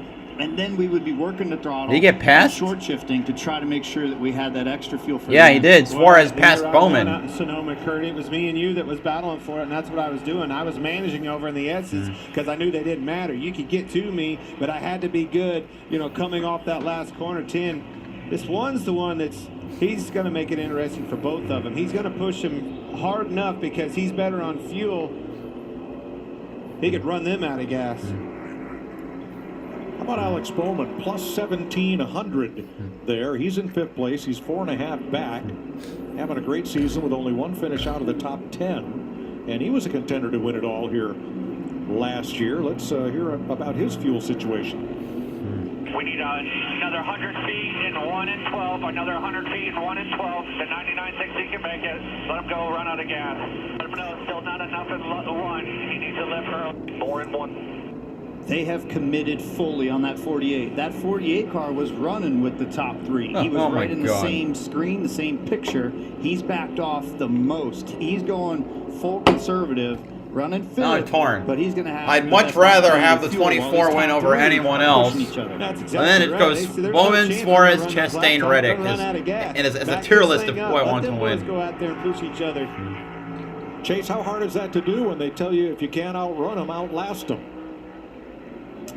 Yeah, that's a tough one, and I think Clint touched on it. The one is in a position where now that they think that they can make it, he's wanting to push those guys in front of him and keep them from saving. Alex was in a position where he didn't necessarily have to worry about that. He was at the back end of the pack, so he knew he was short. They said, hey, we're not going to make it. What happened to Kimmy? He's full-blown save and is going to try to get to the end. Did Kimmy pit? If you're Tyler, you don't want to give up the lead.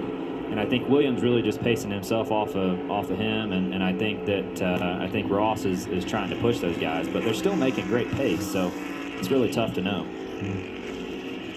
8 different teams in the top 10 here with 13 laps to go, and the race pace has now fallen off to a little slower than 2 minutes 15 seconds. How many times have you done that in your career? Until you start saving fuel and you're going faster and they're yelling at you, no, I said save fuel. You're like, man, I'm rolling in the corners better. I'm in my groove and I've found better pace doing this.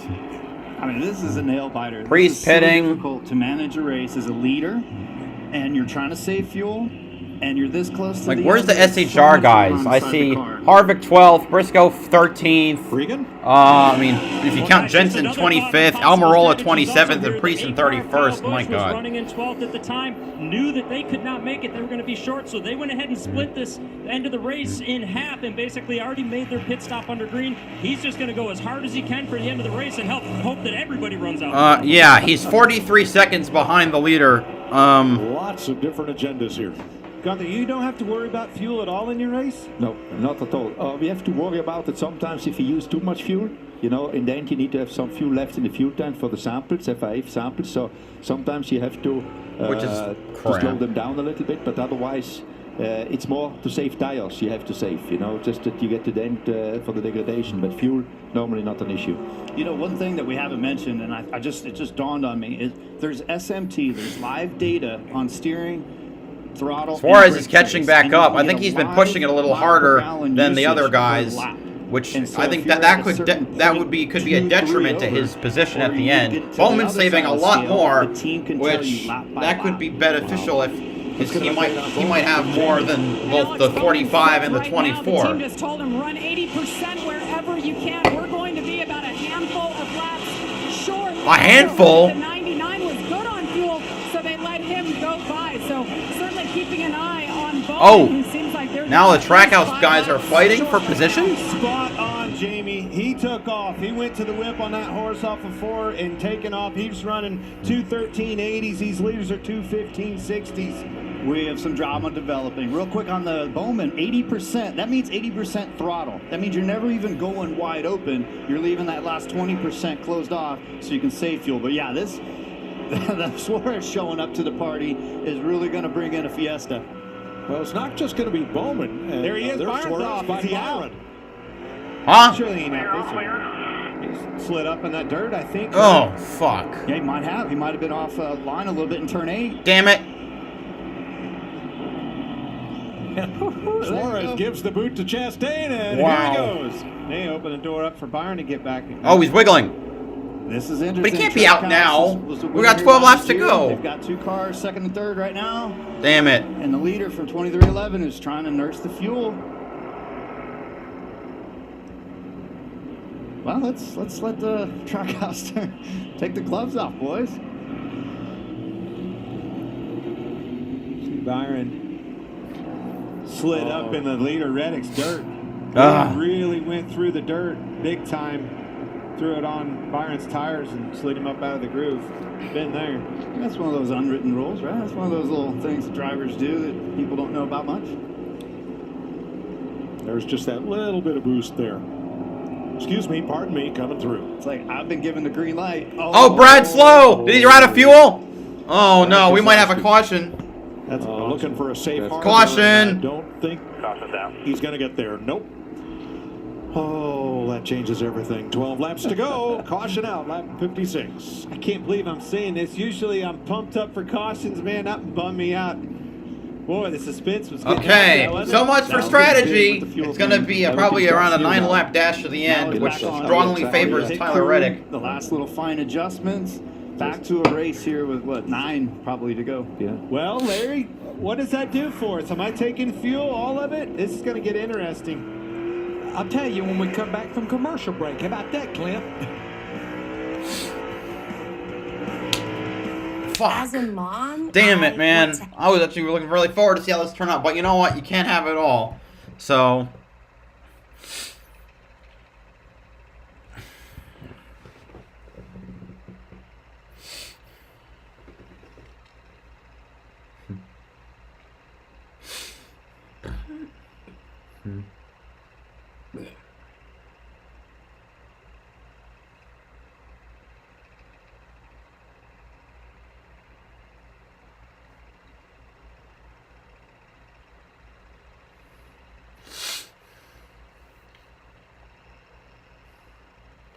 Well, that sucks. Anyway.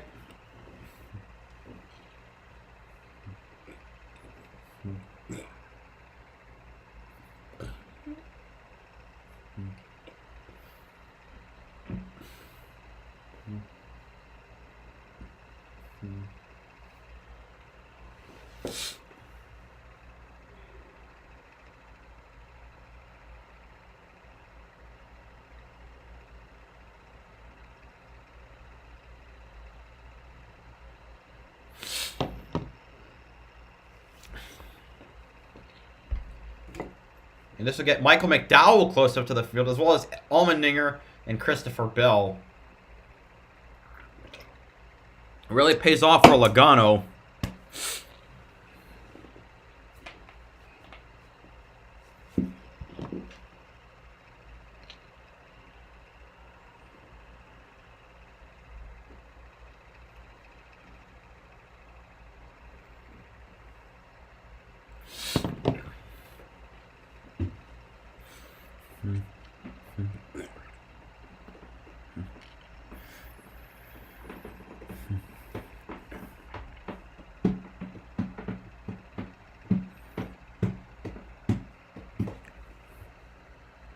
Course expansion or explosion. First career cup wins for these three drivers. And Tyler Reddick doubling up. Christopher Bell, the most recent winner.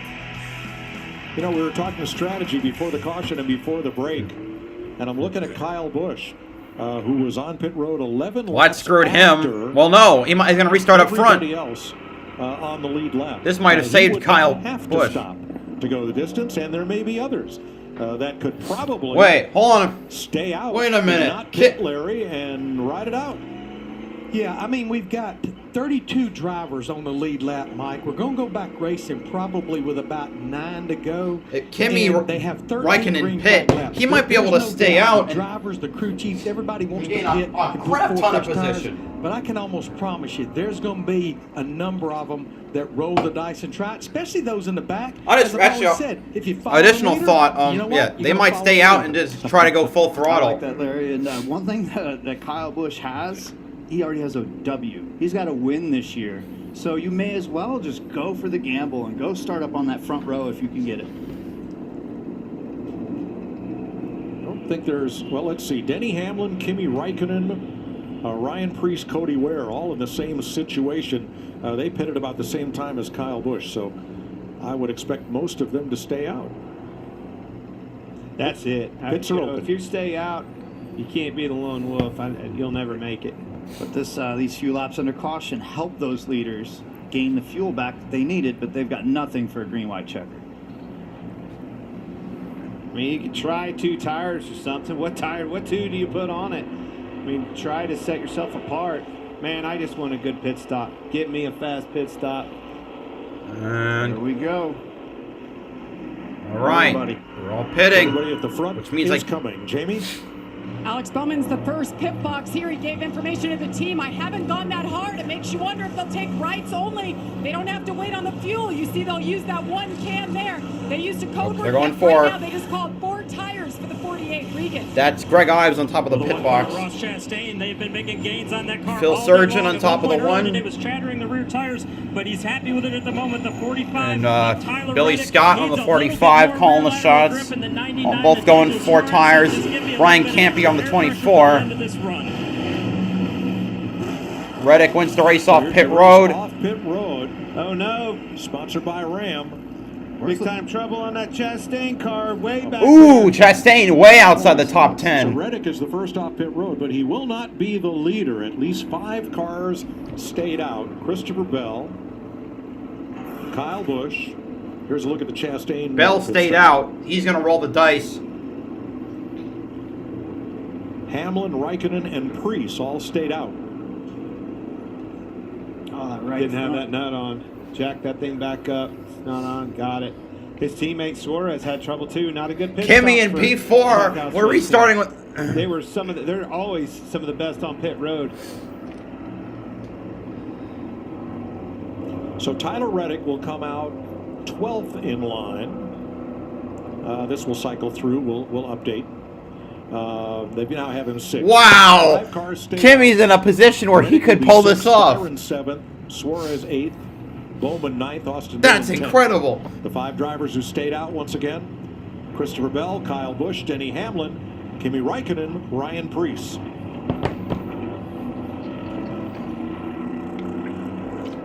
Oh my God! This will be If great. This I will be remember interesting. Right, I think that's one of the strategies that the 20 car had last year when I was teammates with those guys. Is there was some big gambles that they would throw down on road courses, and we're seeing a little bit of that with Denny Hamlin 2 cars behind. Talking about this choose cone rule, this is something new for road courses. Chase, I want your opinion on this. If I'm Reddick and I've got some ground to cover quick with these guys on old tires, which lane do I Oh want to be in? my Some of God! that hill This is the one? highest Kimmy's been all race. That's a great Hell, question. his And I entire don't even NASCAR know that he career. has the answer to it right now because, he's going to be starting around 10th or 12th, somewhere in that area. Well, maybe not that far back, but I think he's in a position where you just don't want to get crashed. He has the upper hand. He's in a position where he's going to be able to outlast these guys for these final 6 or 7 laps, get through turn 1 and 2, make Oh the my ground God. you can make, but don't hurt your car in the process. And with his pace, he's going to be in a good position. He fellas won the I wanna Roval watch after are capitalizing Denny Hamlin and on the Ryan late Preece. green and white They both checkered overcame penalties at and the they Roval. both, I think, fit the adage, I'd rather be lucky than good any day. This race has fallen right in their laps. And Larry informs me the 11 and the 41 only have 1 green flag lap on their tires. So, of course, they stayed out. Boy, Kurt, are they going to get through turn 1? Some of them will. Yeah. I'm looking at timing and scoring, and it shows that Räikkönen last pitted with the same grouping of cars. So Busch, Hamlin, Räikkönen, and Preece, according to this data.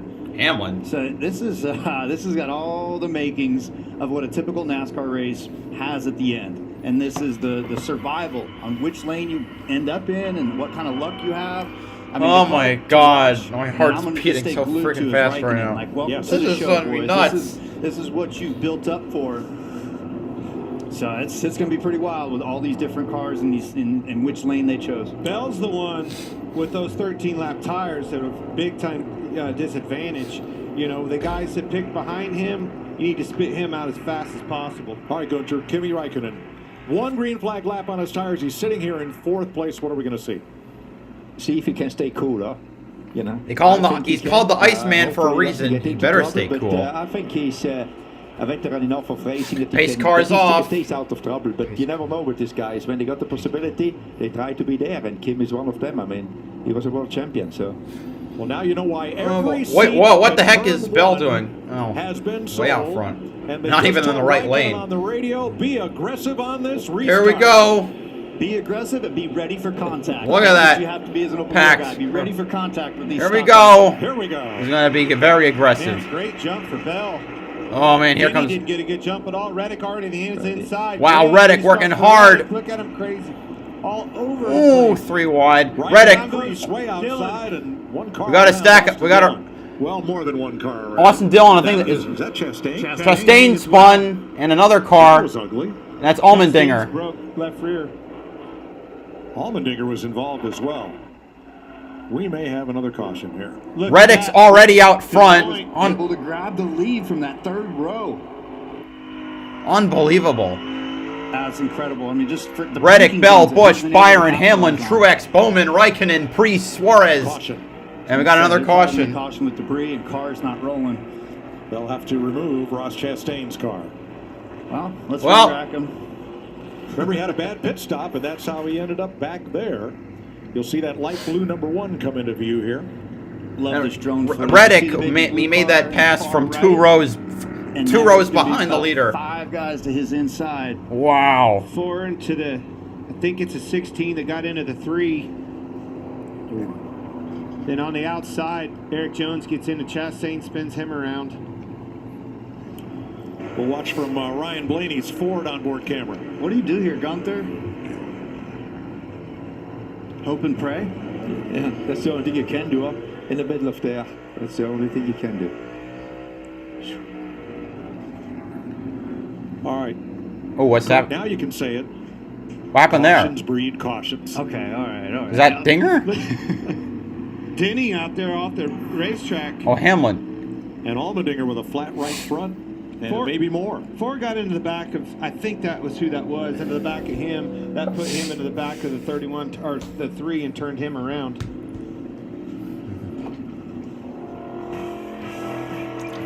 Nine laps to go in Austin, Texas. After this on the restart.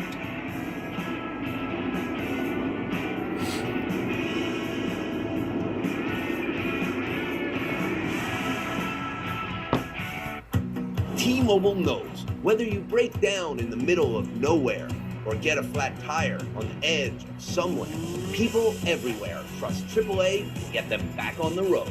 And AAA trusts T-Mobile to be their exclusive I'm on the edge of my seat. partner. This is T-Mobile it's so much. offers Oh God, this race is so good. Can we please get rid of state cautions for the rest of the year? Nationwide fleet connected on T-Mobile. The middle of nowhere is a lot closer than you think. Reggie Miller wanted to give away a Dave single for $1 every time there's a buzzer beater. Oh. Just keeping you on your toes. Even though we were gonna do a deal anyway. Reggie or not, you can get a $1 Dave single in the Wendy's app. Where's the beef? You finally fixed that transmission, but you have all of these to go. You need to hire. I need Indeed. Indeed you do. Indeed Instant Match instantly delivers quality candidates matching your job description. Visit Indeed.com/hire. I got a heart like a truck. It's been My God. through the mud.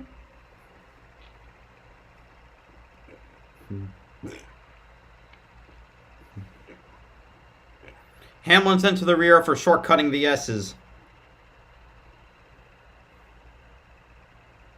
Yeah, no shit. That moved Kimmy up to 7th.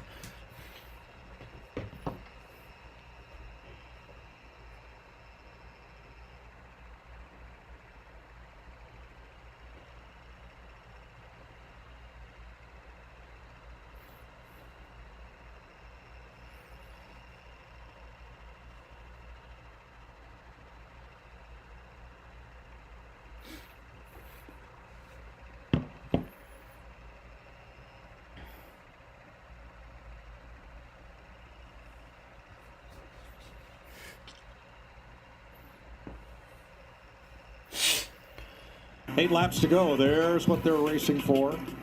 The EchoPark Automotive Grand Prix trophy in the shape of Circuit of the Americas.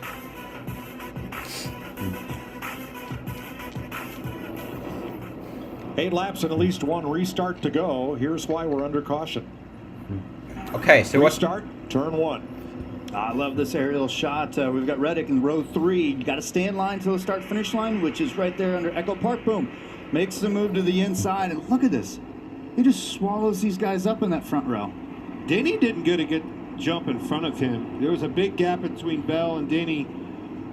Gave him an opportunity to pounce on Denny early, and then watch how fast and deep he gets into the corner compared to the competition. Listen to this. Just knows how to put it right on that edge. And bounce. I love it. And then Kimi seemed to survive that restart. He only lost 2 spots in that full exchange. No, he lost so 3. bad. He lost 3 spots. You can't fucking count. You heard Reddick lock it up just a bit when the engine went silent there for just a bit. The rears were locked up, but he had full control, and boy, nobody outbreaks Tyler Reddick around Okay, here. Kimmy's restarting in 9th. That's really he tough lost to 2 explain, positions, though, but they opting are not at to the normal restart on the speed outside as line. You would have on a regular lap. They're restarting at 45 miles per hour, so you can go in and restart. So have we seen our last caution flag? I don't know. Let's check in with Shannon and Jamie in the Charlotte studio. Well, like you heard Kurt Busch say it, right? Caution breeds cautions. If we can make it through that turn 1 without a caution, these guys can get going. What are you expecting to say, Jamie? Well, Tyler Reddick obviously has the racing control, has the front row, but the guy right behind him, William Byron, has been a factor in this race as well. Is he going to get a little more aggressive on this restart? We know how good Tyler Reddick has been in the braking zone. The guys have been talking about it, but what's William Byron going to do? Those guys have certainly been the class of the field today. It's going to be fun to see how this race plays out. If we can get through turn 1, Kurt, don't say it again.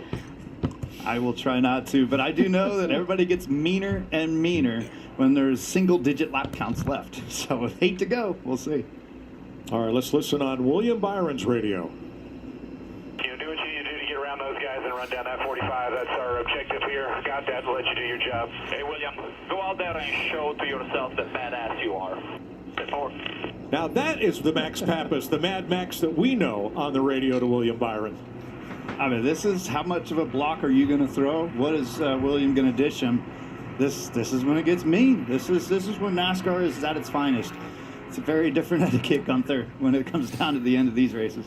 Yeah, you just go for, and it's a much safer way to do it as well. You know, in an F1 car, you cannot do these things, but yeah, it's just. Martin Truex is in fourth position. He's going to restart in fourth. I don't know where he came from, but he's up there now. That thing up, well, you have to make that call. That's what you do on that show, right? Three Toyotas in the top four. The other ones are scattered around. One's out. Reddick and Bell. Toyota's up front with Truex. First Chevy is Byron in 7 laps to go. Prix in 7th. Back to green. Hi, Steve McPeak. I didn't even see her there. Decent jump. Step 2. Ooh, check 45. Looking at the block. Survive. Ooh. Corner. Yep. Ooh. Oh. Sure did. Williams on there. He's like. And third. Here's third place. Kyle Busch. Now the race is on. And there's Busch. Kyle Busch. Where did he come from? Kyle Busch won at the inaugural Xfinity race at COTA in 2021. Takes me right back to that get it turn going. Exactly Kimmy Zach back down to P11. Whoever drove that corner, looked in the mirror. Oh! Somebody got done. Bell, I think. No, it's yeah, it is Bell. Got it back going. Took a hit, got spun around, and restarted. Oh, he taps Jordan Taylor. Got it to Jordan Taylor right there. Here we go. There comes not going to back down. Reddick. Oh man, these two are the best cars all day. Got some experience. Oh my God. Yesterday. Wasn't quite the right time to toss it in there, so we have a race on our hands. This is going to be epic. These two aren't gonna compromise at all. With the most straightaway speed, leading the car with the best braking performance.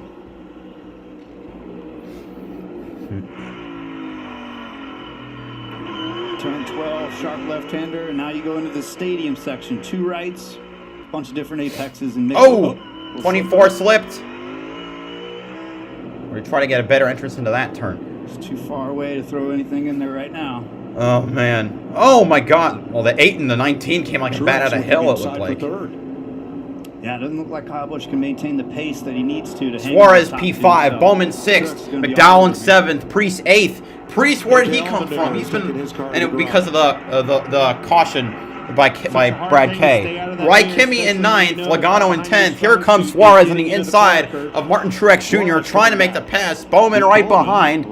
Looks like Suarez will get that spot. Up front, it's still Willie B as we hit 6 laps to go. Truex splits them.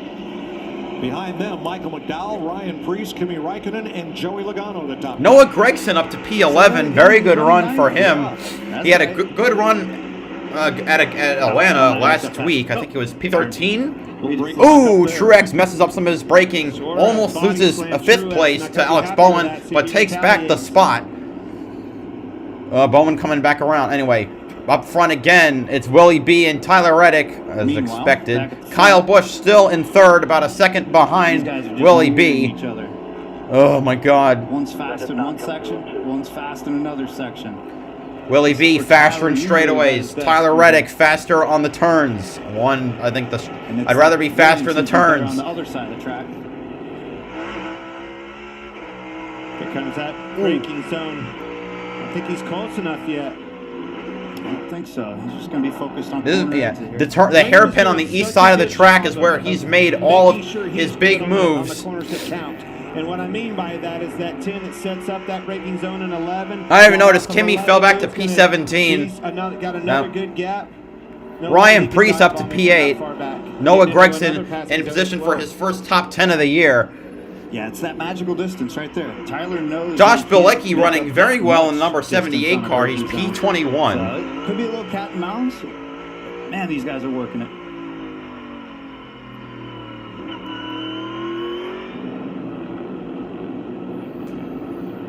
It's going to come down to a big slip up or something that costs time. This is what happened yesterday in the Xfinity race. Byron was trying to catch up to Tyler Reddick. I mean, AJ Allmendinger slipped in the S's on the final lap, denied him a chance at a possible last lap pass. No question, the two best cars. They were on the front row. Two best cars of the weekend going at battle here at the end of the race. It's what it's all about. It's the way it's supposed to be. Austin Dillon shortcut the S's. Austin Dillon penalty. He's in 30 seconds. He's already a lap down, so it basically makes no difference. A mistake. If you're Reddick, you make that thing, show him everything, and look at Byron moving around, trying to keep that wake out of him. Getting away from him. A 2:12.95. Pretty impressive lap out of William Byron in the lead. 2:13.17 out of Reddick. Wow. That's the second fastest lap of the race. That's impressive. Or one of the second fastest lap that a driver is. No. And him. Reddick had a faster lap than that. Two faster laps than that. What he's been able to do this year. If you're just picking a driver's fastest lap, it's the second fastest one. What did Max Pappas just tell him? Show him what a badass you are. Here he comes. Here comes the 45. He's very close. Pressure. He's close this time. Yeah. Setting up for a pass. It's the next corner. He's going to make the pass. Oh, man. 24 goes wide. 45 is going to dive it in real hard, and this is going to be for the win right here. Now it's a matter of, do you keep your momentum, keep that minimum speed up through the apex? Yep, Reddick's got it, and I think that's going to be it unless there's a green-white checkered. Crossover, and he brake checked and waited on that. Slick move by Reddick. I like it. I did that one time on Jimmy Johnson at Martinsville, and I think I did it by accident. Let's see if he's able to hold him off. Comes the dive bomb, block. Reddick moves back out. Got him in the mirror. Here you go. Use up that exit. You can use up all that exit right there. Boom. This is where it gets front bumper to back time. Does he hit him? Not yet, huh? Not yet. Man, you may have to keep him at arm's length here. That's what I was just thinking. You might have to hit him just to kind of just rattle his cage a little bit. Just make him a little squirrely. The 24 is fading on the mirror. He may not be able to. I mean, now that he's got that clean air. 45 would have to make a major slip up at this point. Pull a little trick out of the bag. Well, and that trick is rough him up. I mean, let's just face it. You're going to have, if you get... Oh, come on. Don't show the kids. Rough him up and rattle his cage. But that's it. Like, if what the hell? Next opportunity to do it, you lost your chance. So this would be an interesting lap to see what kind of lap time these guys are going to lay down. Oh, my God. That's a lot of discipline right there out of Reddick. He backed that corner up, overdrove one for that restart, and handed that lead to William Byron.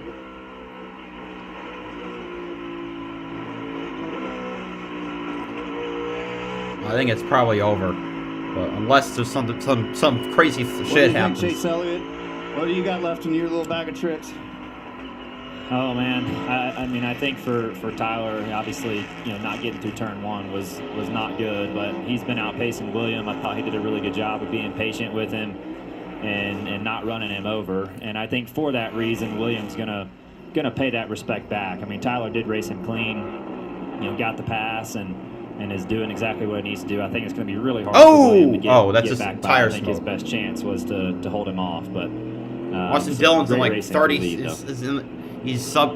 Exactly right. I think there was a lot of respect between those. Where is two. Austin Dillon? We didn't quite expect, but when you think 32nd, 2 laps down. Wins, I don't know why they're showing us him. Caution is out. Caution for what? We got a caution. On the wall there. Debris. Sure is. Oh, come on. Debris? Really? Like even really? Oh boy. Glenn, did you throw dirt down again? Just when we thought we had this settled. Wow. I didn't mean to say it. Overtime. Caution thing. All right, stay poised. This is gonna be crazy. Oh, there it is. Oh my Probably God. The back of the 3 car. Yeah. Could be the debris. Yeah, I can see some debris getting shot right now. That left rear tire went. Too bad. Austin was doing a good job. Had the track position, got wiped out at the top of the hill on the restart there. In this game, in this day and age, you have to be ready for a caution at any time. There's nothing. Wow, we're getting an overtime finish.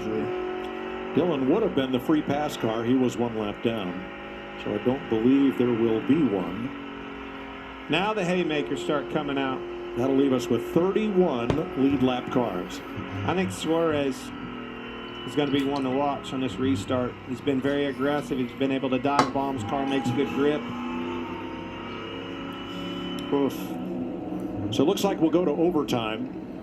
Byron, please pick the inside. First, let's show you where Tyler Reddick took behind Reddick. You've been able to pass him every single time. His little favorite section, 8, 9, that's 10, and then just out-braking him down in Byron, if Byron can get out front, I think he can hold off Reddick for 2 laps, and that's about it. Williams slid up at least a little bit, gave him that momentum advantage, took it. Very true. Yeah, he did have a couple bobbles in that. But now, like, man, as a racer, again, here's that pass for the lead. So he had him up out of the groove, got a little bit loose, got under him. And then, like we were saying, may have held him out a little longer than he expected. Right there. And then go. Those are those little things that sometimes drivers are able to manipulate. But, man, road course racing, NASCAR these last few years, if it's under 5 laps to go, it's almost like we're done racing. It's now survival. Well, yes, because that racing with respect thing is going to go right out the window when we go to overtime. Green-white checker. Let's remind you of what happened last year. My God. A.J. Allmendinger. Bowman the leader, but Chastain sends Allmendinger into Bowman and drives away to victory. Well, that was the aftermath. And I know AJ was upset, but AJ moved him getting into 12. That was all kind of a back and forth situation, and obviously Chastain made the last punt that finished him off. But that's exactly what can happen and probably will happen right here at the end. Tyler Reddick, radio. On these restarts, I just can't find a good spot to get into one. It's simple. Think about what you were using for your marker and just look around for something else that might be more notable. Got a couple of caution laps here to check it out. What he means by that, you just don't use the same, you know, obviously your markers and everything else aren't the same getting into one as they are in race conditions. Trying to find that spot of where too far is in the sweet spot, and oh, by the way, you're looking in the rearview mirror to make sure that somebody's not going to run you over. A lot going on there. Yeah, he needs to build up that confidence. I mean, he came from the 3rd row back one time and left with the lead. Now he's the leader. He just needs to know and feel it from where he needs to brake and where he needs to cut and get the heck out of there. Look at those restart ranks this season. William Byron 4th in restart performance. Tyler Reddick 10th. And a quick update on our road course ringers. Kimi Räikkönen holding his own there at 17th. Jordan Taylor is rebounded for 20th. Jenson Button is 26th. They are all on the lead. Raffaele, give me the Almiroli. Hi, Andrea Riggs. Hope you're enjoying it. 4th. Well, that was a restart or so ago, yes. Thank you all for subscribing. I've been like too focused on the race to pay attention to the analytics. Prix, Logano, guys, Briscoe that you didn't see, you know, up front at all day long. That caution come out untimely, and it really laid right in their lap. So we're going to have one more try at it at least, because NASCAR's overtime rules provide that we will keep restarting until the leader crosses the line with 1 lap to go under the green flag. Once that happens, the next flag will end the race. Someone said Chase Elliott needs to race. He has a broken leg. I don't know what do you tell your driver right here, Gunther? Not a lot. I mean, drivers, you know, you just say, do the best you can, but they know that. This, I think at this Briscoe has managed to get to P10 despite having a horrendous day. To do. Sometimes less is more, and they know exactly what's going on. I mean, if they've got something to ask, they ask like Reddick did before, you know, I'm struggling on the restarts, but normally, just in these situations when something comes like this, I always leave them alone, leave them to themselves. I'm coming at you in a different way then. I'm going to ask it again. Which one of them horses you want out there? Which one? Which driver do you want in what car do you want driving for you? I mean, it's between Reddick and Byron, I think, at this time. So I would say Byron did a better job in the restarts today. I agree with Gunther. When they were in the front, you know, not when they were behind, Reddick did a good start as well and gained a lot of stuff. But you know, when you're in the first lane, you need to have the confidence. Yeah. That is what you have to have. What the result is exactly going into that turn, being confident I can do it.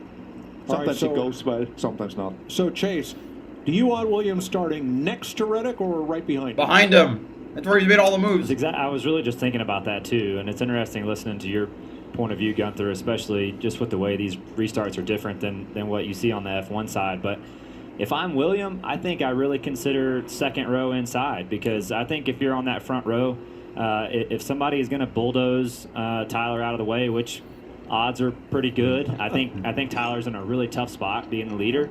If you're in the outside of that first row, you're going with him, and you're likely going to be in a lot of trouble too. So I think if you're William, you think about lining up third and putting yourself on offense and hoping for the best. Tyler's blown 2 of these restarts today going wide out of 1. So that's a really good point.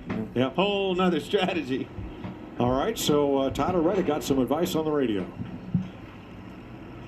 The line, take your defensive move there, so you don't have to be turning when you get down closer into the corner. You don't want to be turning and changing lanes in a braking zone. Take the defensive move before you start braking, and then just make sure you get back to your corner speed. Your corner speed on these restarts has been a little bit more than race laps.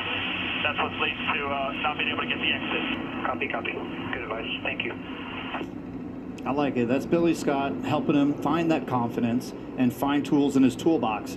Here's the choose sector. And goes back to the outside. The outside. And it's interesting. I think Kyle Busch is in the right spot. I was just going to mention him. It's funny you say that, because he has a win. He's got nothing to lose. Right. And that's they just both kind of swapped cars in a sense. That's interesting. But to calm Reddick down and just give him that bit of confidence, now, I know he feels better, and I think he's going to be able to execute it. Kyle Busch was 26th prior to the caution at lap 58. That was 8 laps and a couple of cautions ago. Kyle would have to do exactly what Chase is talking about, though. You got to get to the top of the hill, and you're going to have to give the 45 the boot. 45. Okay, Byron went to the outside. I'm not sure if that was the move. I think Kyle Busch is going to win this race. He's going to win it. Have the pressure from behind. I agree.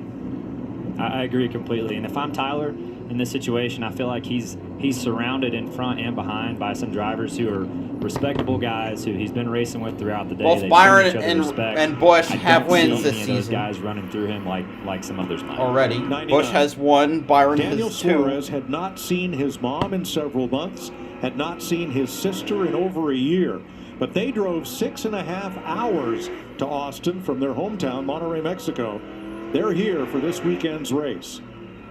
And they might just be in Victory Lane. I told you, keep an eye out for him. I think he's the quiet one here with a pretty good opportunity if these racers get side by side, beating and banging on each other. If it ain't at the top of the hill, it could be through the messes.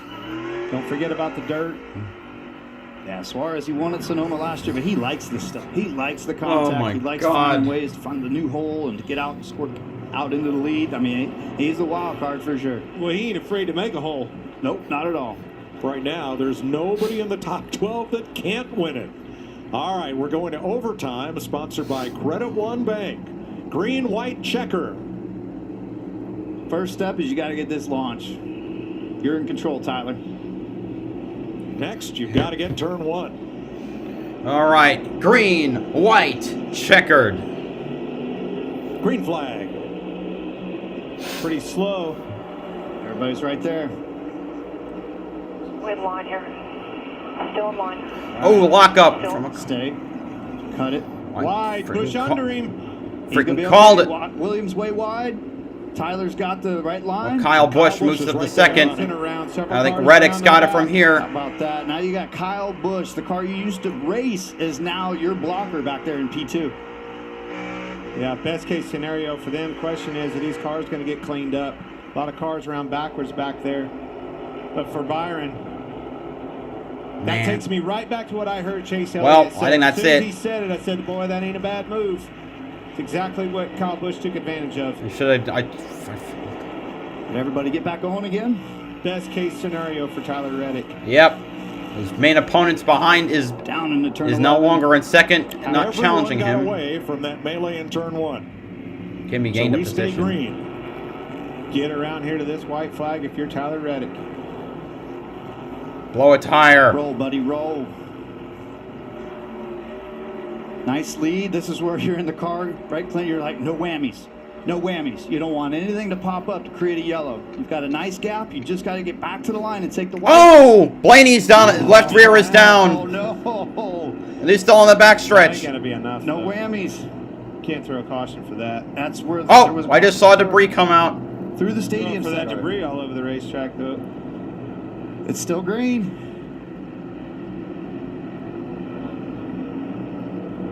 Okay. We're still green. He's got a nice gap, right, Mike? Yeah. Reddick's maintaining. Yes. Right there at 1 second. Over Kyle Busch, William Byron, Daniel Suarez, and the yellow's out. Here, okay.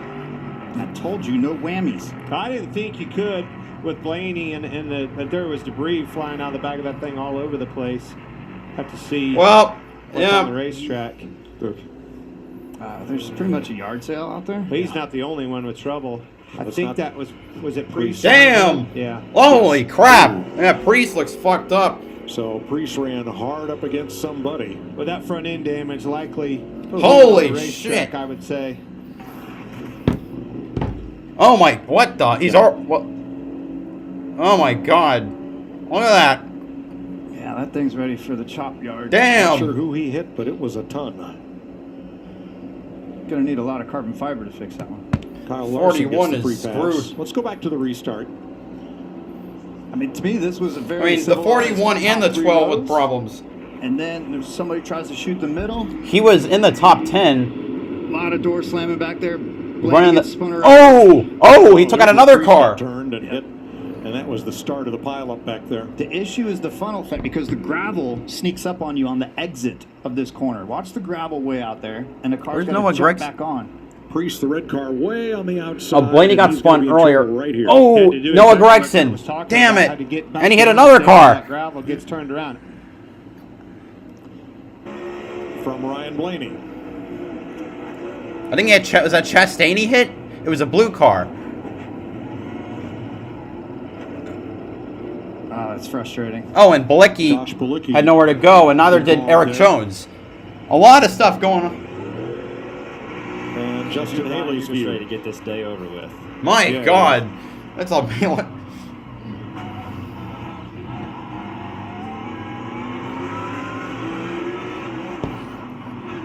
Wow. I remember that from last year. It's like a war zone out there. There's just shrapnel going everywhere. Oh. And there's a pair of debris. Yeah. Oh, God. Priest looks like a fucking wanker right now.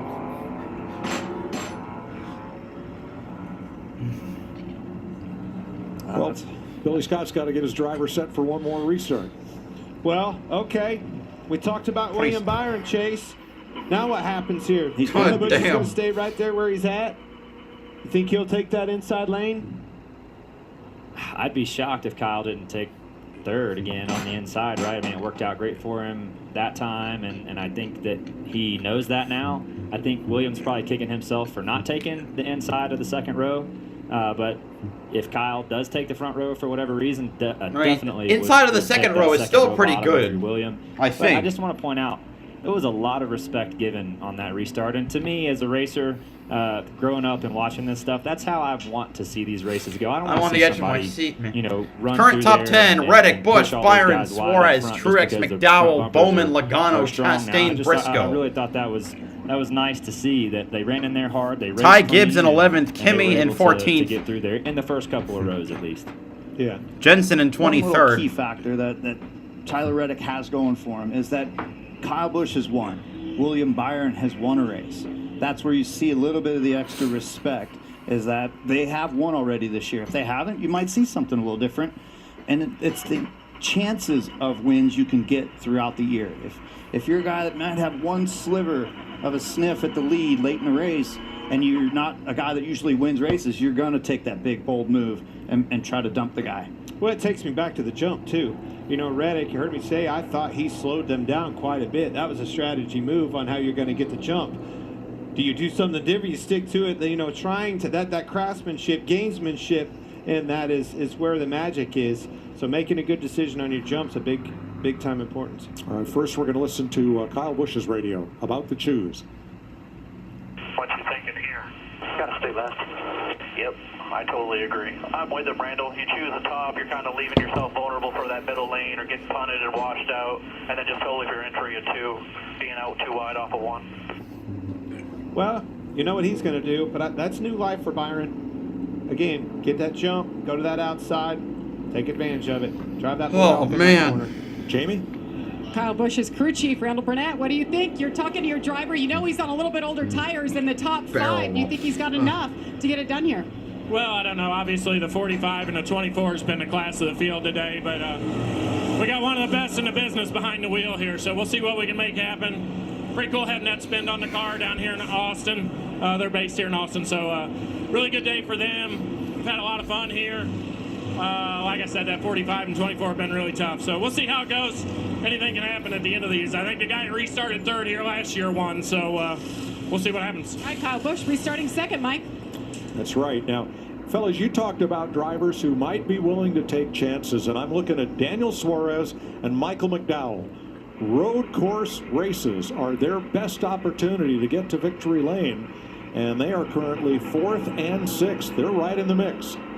Well, that would be the road to keep your eye on as far as full send and making the best of what they can. I mean, it's not necessarily racing in a sense. It's more about survival, and there is an art to surviving the right way, and we'll see how this plays out. It's a good run for Truex. Took advantage of these cautions coming out. Again, is one of those guys that kind of helped out, right? The untimely caution laid in his lap, and he took advantage of it. Oh, my God. Well, Ryan Prix made repairs, got back on track, but that little choo-choo is not going to make it to the top of the hill. Nope. It's gonna take a call back to Gene. I was going to say, this is not me having to call back to Gene today. You know, somebody else. Zippy. High deductible there. Daniel Suarez, audio. Message I got, go P5, force it down left, you know. Remember last night what AJ did? AJ did it yesterday for P5. Similar thing, you know. It's all about the exit and launch of 1. Stats say to take short roll, but we'll leave it up to you here. Yeah, we'll tell you. Thank you. Okay, There as you expected, Yep. Busch goes behind. Nice shot from our Coke Zero cam on Daniel Suarez.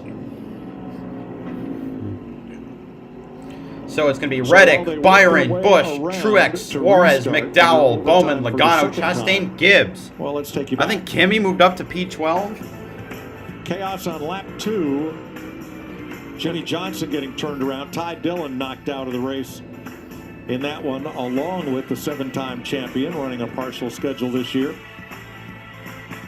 And then Bubba Wallace. They're getting into Kyle Larson. Good bit of damage there. And Denny Hamlin turns Larson around. He ends up against the guardrail, and Wallace out of the race. The funnel. Lap 59. That's like Log Jam City. That's my favorite right now. And this is just what happened. The last restart, and we've got shrapnel everywhere. Prix and Blaney damage. Blaney able to repair and continue. Blaney's back on the lead lap. We need the to day. sell turn 1 t-shirts. Kind of like the 16th hole at the golf tournament out there in Phoenix. You want to see action, you park your butt up there on turn 1. Yeah, turn 1 grandstands. They were the second most expensive seats on the thing. Although actually, I think they were tied with turns 1 and 15 or turns 1 and 11 at the same pricing. So tied second most expensive seats. Turn it into ping pong balls. So, second try at overtime, same rules. Going to lap 72. The leader must God. take the white flag under the green flag for the next flag to end the race. I have to take a piss if this goes on any longer. Here we go. Pace You cars guys pulled know what I'm off. for, and it's just all still. All right, here we go. Attempt number 2. No matter what position you're in. Reddick Byron, Busch Truex, Suarez McDowell. Back to green. Gotta stay in line at the start-finish line. Here we go. Big push from the inside. McDowell sends it on the outside. Ooh! Oh, here comes Busch! Around goes Truex. Oh my God! Who's gonna get it off of? Oh He's my! not clear just yet. Oh! Look at Chastain. Oh! Where'd Chastain come from? Holy crap! Five Bush to the inside of Reddick. Side by side through the S's. Teammates behind. Oh my God! Between these two, that is great. Push him wide, clear. Reddick clears Bush. Run 3-4. Yep, Bowman and Byron contact as they battle for third. Bowman takes third. Chastain in fifth. McDowell sixth. William missed. Reddick is clear. My heart rate's through the roof. I know his is. Got it. Watching his car try to take the win. Up in turn 1. Yeah, Truex was he was the one that got spun around up there. That's too bad. He had a good day going. Huge dive bombs. Yep, this corner can have the same thing as turn 1. Oh, we got a wreck. It's a spin. It's Justin Haley. He's able to continue on. Here we are, down the back straightaway. I'm not seeing Reddick's way out front.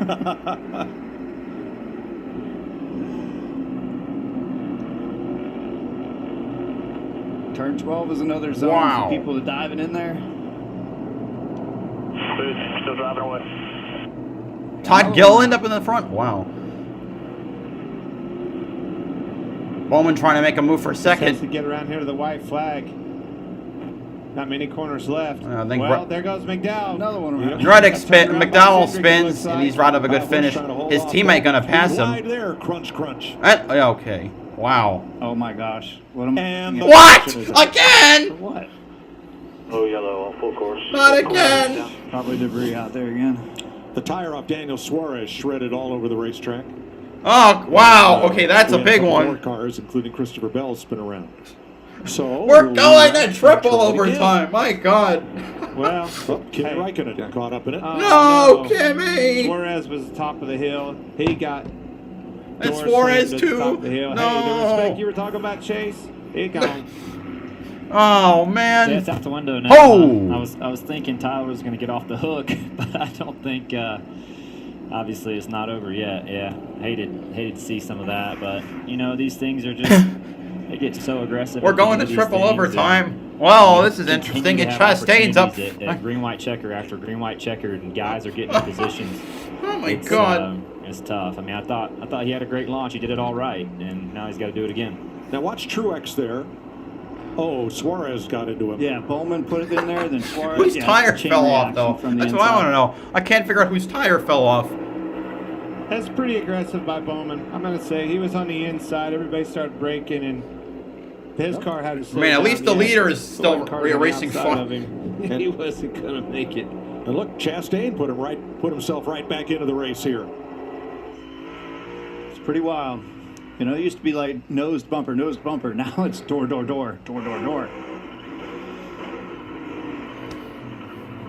Truex mind his business, and he gets that was Bowman in the Suarez and the Truex. But Chastain was right there on the inside of him. From Daniel Suarez. Oh.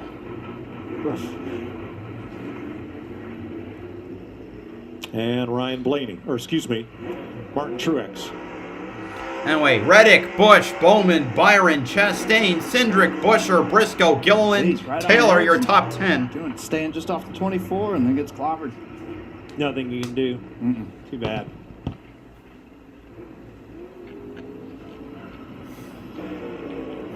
This was later in the lap for Ryan Blaney. What happened to him? Got company on the inside. Who spun him? What, Cody Ware? Cody Ware was on him right there.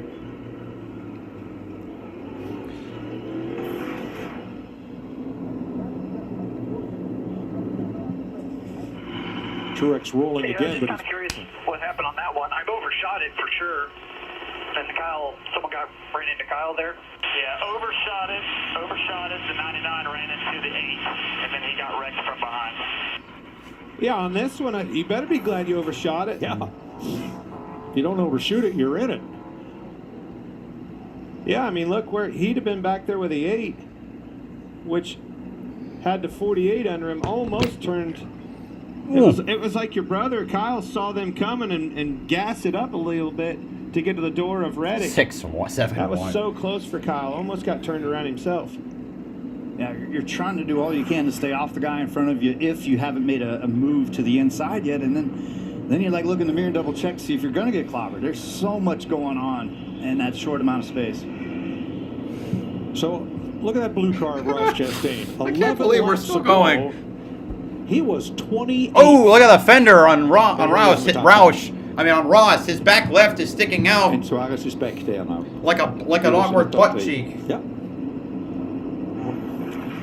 Well, if he wins again, he can take another watermelon up to the 275-foot tower and splat a couple. I'll be right back. That's cool. I went and visited Chastain's family farm when we were teammates at Ganassi. Got to see where he grew up, got to meet his family, and just learn about him. So he was going to be my teammate for a few years. And, just a humble kid that was a farmer. And the way their whole family's been all these generations, they just work their tails off. And you can see that in his driving style. He's a blue-collar kid, just has to muscle his way through things right now. That story sounds kind of familiar, doesn't it? That's what I'm kind of saying. Yeah. You gotta work your way up hard. And me and my family, we didn't have a lot of money. My dad taught me how to go to the gas station and dismount my own race tires so that we could save $5 per tire when we were going to the racetrack. Sure. It's the little things like that make you who you are. How about Jordan Taylor up to 10th place in all of this? Our leading road course ringer. I like it. He's able to find some good luck, and he's able to find some patterns maybe. Jenson Button into the top 20. Kimi Räikkönen had a bit of damage there, got spun back to 24th. Fox has some really huge races coming up on the schedule you'll want to make note of, beginning with the Bristol Dirt Race on Easter Sunday evening, April 9th. We're on the high banks of Talladega on Fox, April 23rd. And, of course, Stock Car Racing's longest night, the Coca-Cola 600, Sunday, May 28th. NASCAR continues next week at Richmond on FS1. But first, we have a race to finish. And correct me if I'm wrong, this is our third attempt. It is. At a green, white checker. So this is it. This will be the final moment of shenanigans that are going to happen. No. What? Unlimited attempts. Where'd the unlimited come from? Have I been out of the car that long? It came from wanting to see these races finish under green. You getting tired, Kurt? My goodness. I was just like, how many more bullets does Reddick need to dodge? I could tell you, he is, poor Billy Scott, so close to this win. Nerve-wracking to say the least. So, Larry, we've had a lot of caution laps, but is fuel even a concern for some of these cars, like Kyle Busch, who is off cycle with the rest of these leaders for when he last pitted? Yeah, he pitted on lap 53, but that was what, about 17 cautions ago, I think. So yeah, caution laps that we run so many, Mike. I don't see that a concern even on him. Okay. Man, kind of goes back, the debris caution for the dirt on the racetrack. We'll have to go back and look at that. It sure has. Where did Cindric anyway? Reddick, Bowman, Busch, Chastain, Byron. Thank you for going inside line. I don't know. Busher, Cindric, Gilliland, Briscoe, Logano, your top 10. Then Gibbs, Stenhouse, Taylor, Harvick, Almirola, and Gregson, your top 16. You see a lot of these road courses over the years that have that. I've experienced them, and I've seen it on both ways. I've seen them throw debris cautions, seen them let it go.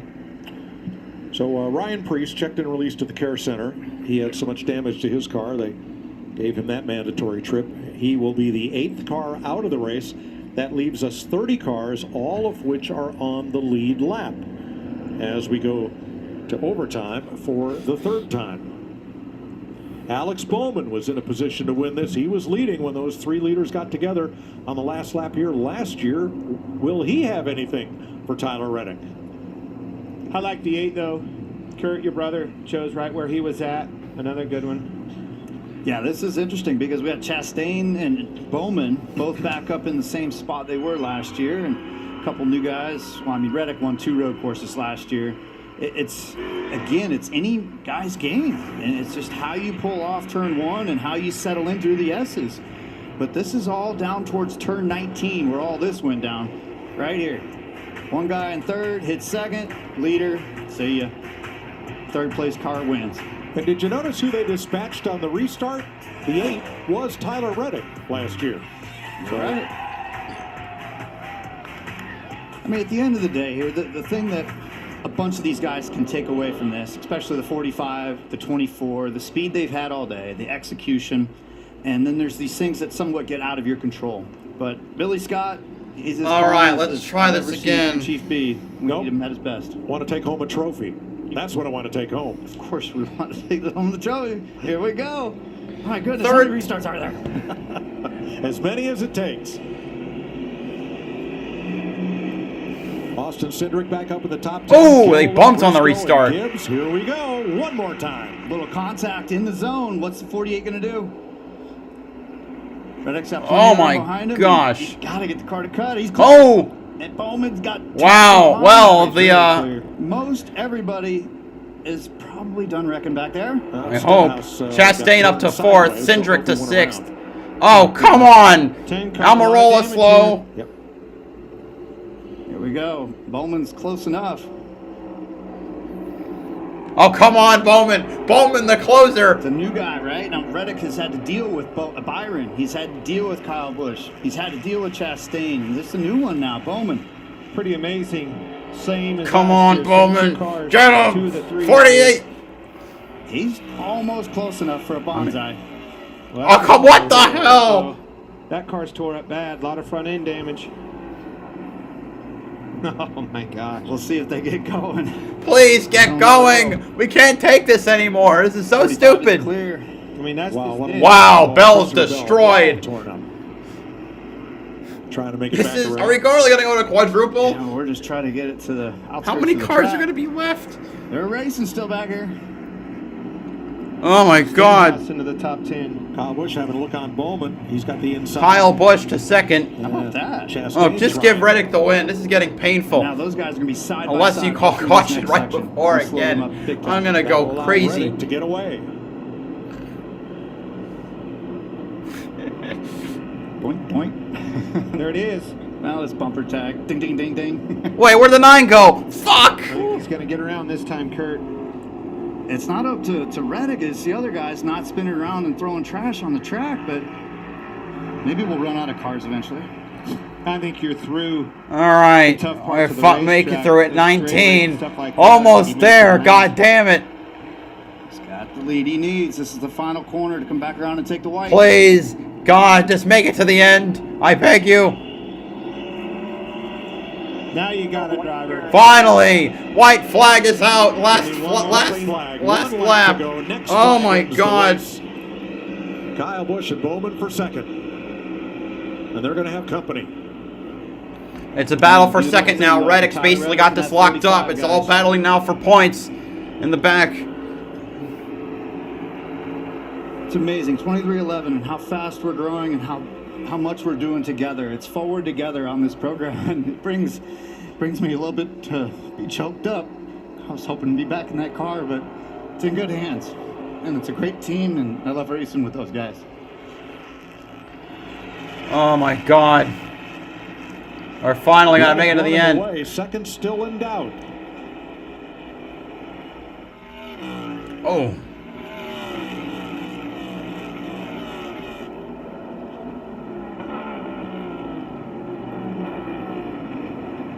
Bowman looking outside for 2nd.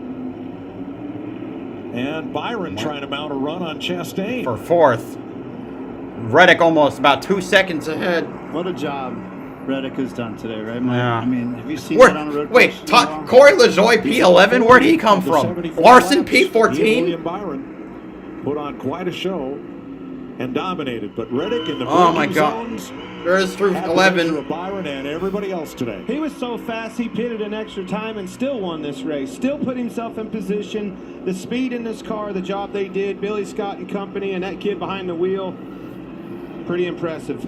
That is a big nugget to remember, is that they were off sequence, and Billy Scott's like, we have speed, I'm putting you back. Oh in my the group. God. Let's take our Okay, it's bumps finally almost over. and now Thank here God. they are. And through holding these guys off of so many attempts at these restarts, so Reddick, close, and then the caution star comes out. of the You show can't help but today. to Like I root said for him. before, a crappy ending start to the season. 2 bad races. Tyler Reddick, managed to get it back with Vegas and Phoenix. And finally, today he's going to pick up road course win number 3, career win number 4. Tyler Reddick wins the EchoPark Automotive Grand Prix. Kyle Busch 2nd, Bowman 3rd, Chastain 4th, Byron 5th, Cindric 6th, Stenhouse 7th, Buescher 8th, Ty Gibbs 9th, and Todd Gilliland in 10th. Corey LaJoie finishes in 11th. Kyle Larson recovers for P14. Jenson Button makes it P18. What an experience. What a last 20 minutes that man went through. Kyle Busch 1.4 seconds back. Alex Bowman 2.3. Chastain and Byron. And Reddick wins before anybody at Joe Gibbs Racing. Nice drive up into the top 10 behind Austin Cindric. And Buescher, Gibbs, and Todd Gilliland worked his way up into the top 10 on the, I think, 3rd to last restart. Great finish for Todd Gilliland, 10th place, top 10. LaJoie, 11th place. Got to be there at the end of these things. I couldn't be any happier for that group at 23-11. I mean, just everyone that pulls together there, everyone will say that they'll push the credit and who works harder to the other person that's around them. My pick got junked right at the end. Jordan Taylor, P24. Oh, well. This kid's going to be excited when he gets out of this car. He's just as excited as the team. Started off rough. First 3 races, you knew the speed was there. You put that kid in that car. It was a tough go. They found their rhythm. Well, before we get down there to celebrate, we want to thank Chase Elliott for joining us today on the call. Hope you had some fun today. Not as much fun as being here, and we're looking forward to seeing you back at the track soon. Yeah, looking forward to being back. Thanks so much for having me. Congratulations to Tyler and everybody at 2311. He did a great job. He was tested many times there at the end and continued to pull through. So congratulations to them. Thank you guys so much for having me, and looking forward to seeing y'all back at the track. All right, thanks for being with us. Chase Elliott, recuperating in Colorado. So Reddick wins for Toyota. Kyle Busch, the first Chevrolet, in 2nd, and Austin Cindric, to no one's surprise, the first Ford today, finishing 6th. Careful on the burn it down comment, right? We had a truck light up the other day. What was that, Larry Mack? Jump on in, bud. Yeah, 3rd driver to win in the 45 car in less than a year. That's Billy Scott. Let them all. But he got the jump that he needed. There was that little contact that might have got the 48 off guard a little bit. But right here, he's able to make the cut and not get hit from behind. He did it perfect. It was a masterful job. He held that 48 out just enough, gave the 8 a window, but he got up in there deep enough that he was smooth sailing. The 8 was blocking the other 2, and that was the difference, man. That was a little bit of sprinkle of the 8, maybe giving him that extra bit of room and racing him clean. Just listen how hard he gets on the brakes.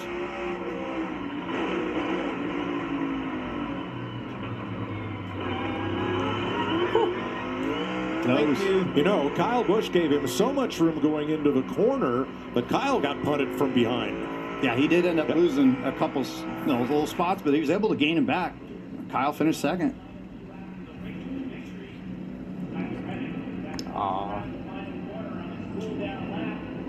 That's their little boy's first time in victory lane, maybe? Or he's old enough. He was old enough. He was around last year. Yeah, Tyler's last win was at Kansas last September. 13 races ago. He's done a burnout in about every turn. Can't be much tire left on that thing. I don't think Denny Hamlin cares. I don't think MJ cares. Correct, yeah. All right, overall, I thought it was a pretty good race. That's a family photo. Yep. Man, what a day. My Hendrick boys might not have got it done, but they came pretty darn close. Over the wall. All right. Good run for LaJoie, Gilliland, Larson, and I think Jenson Button for his first run did pretty well. Shame for Jordan Taylor. Thank y'all so much for watching this. Next week we got Richmond and Texas. Texas for trucks and IndyCar. And Richmond for Xfinity and Cup. Not to mention F1 in Australia. Thank you all so much for coming out. This is Bowser Jr.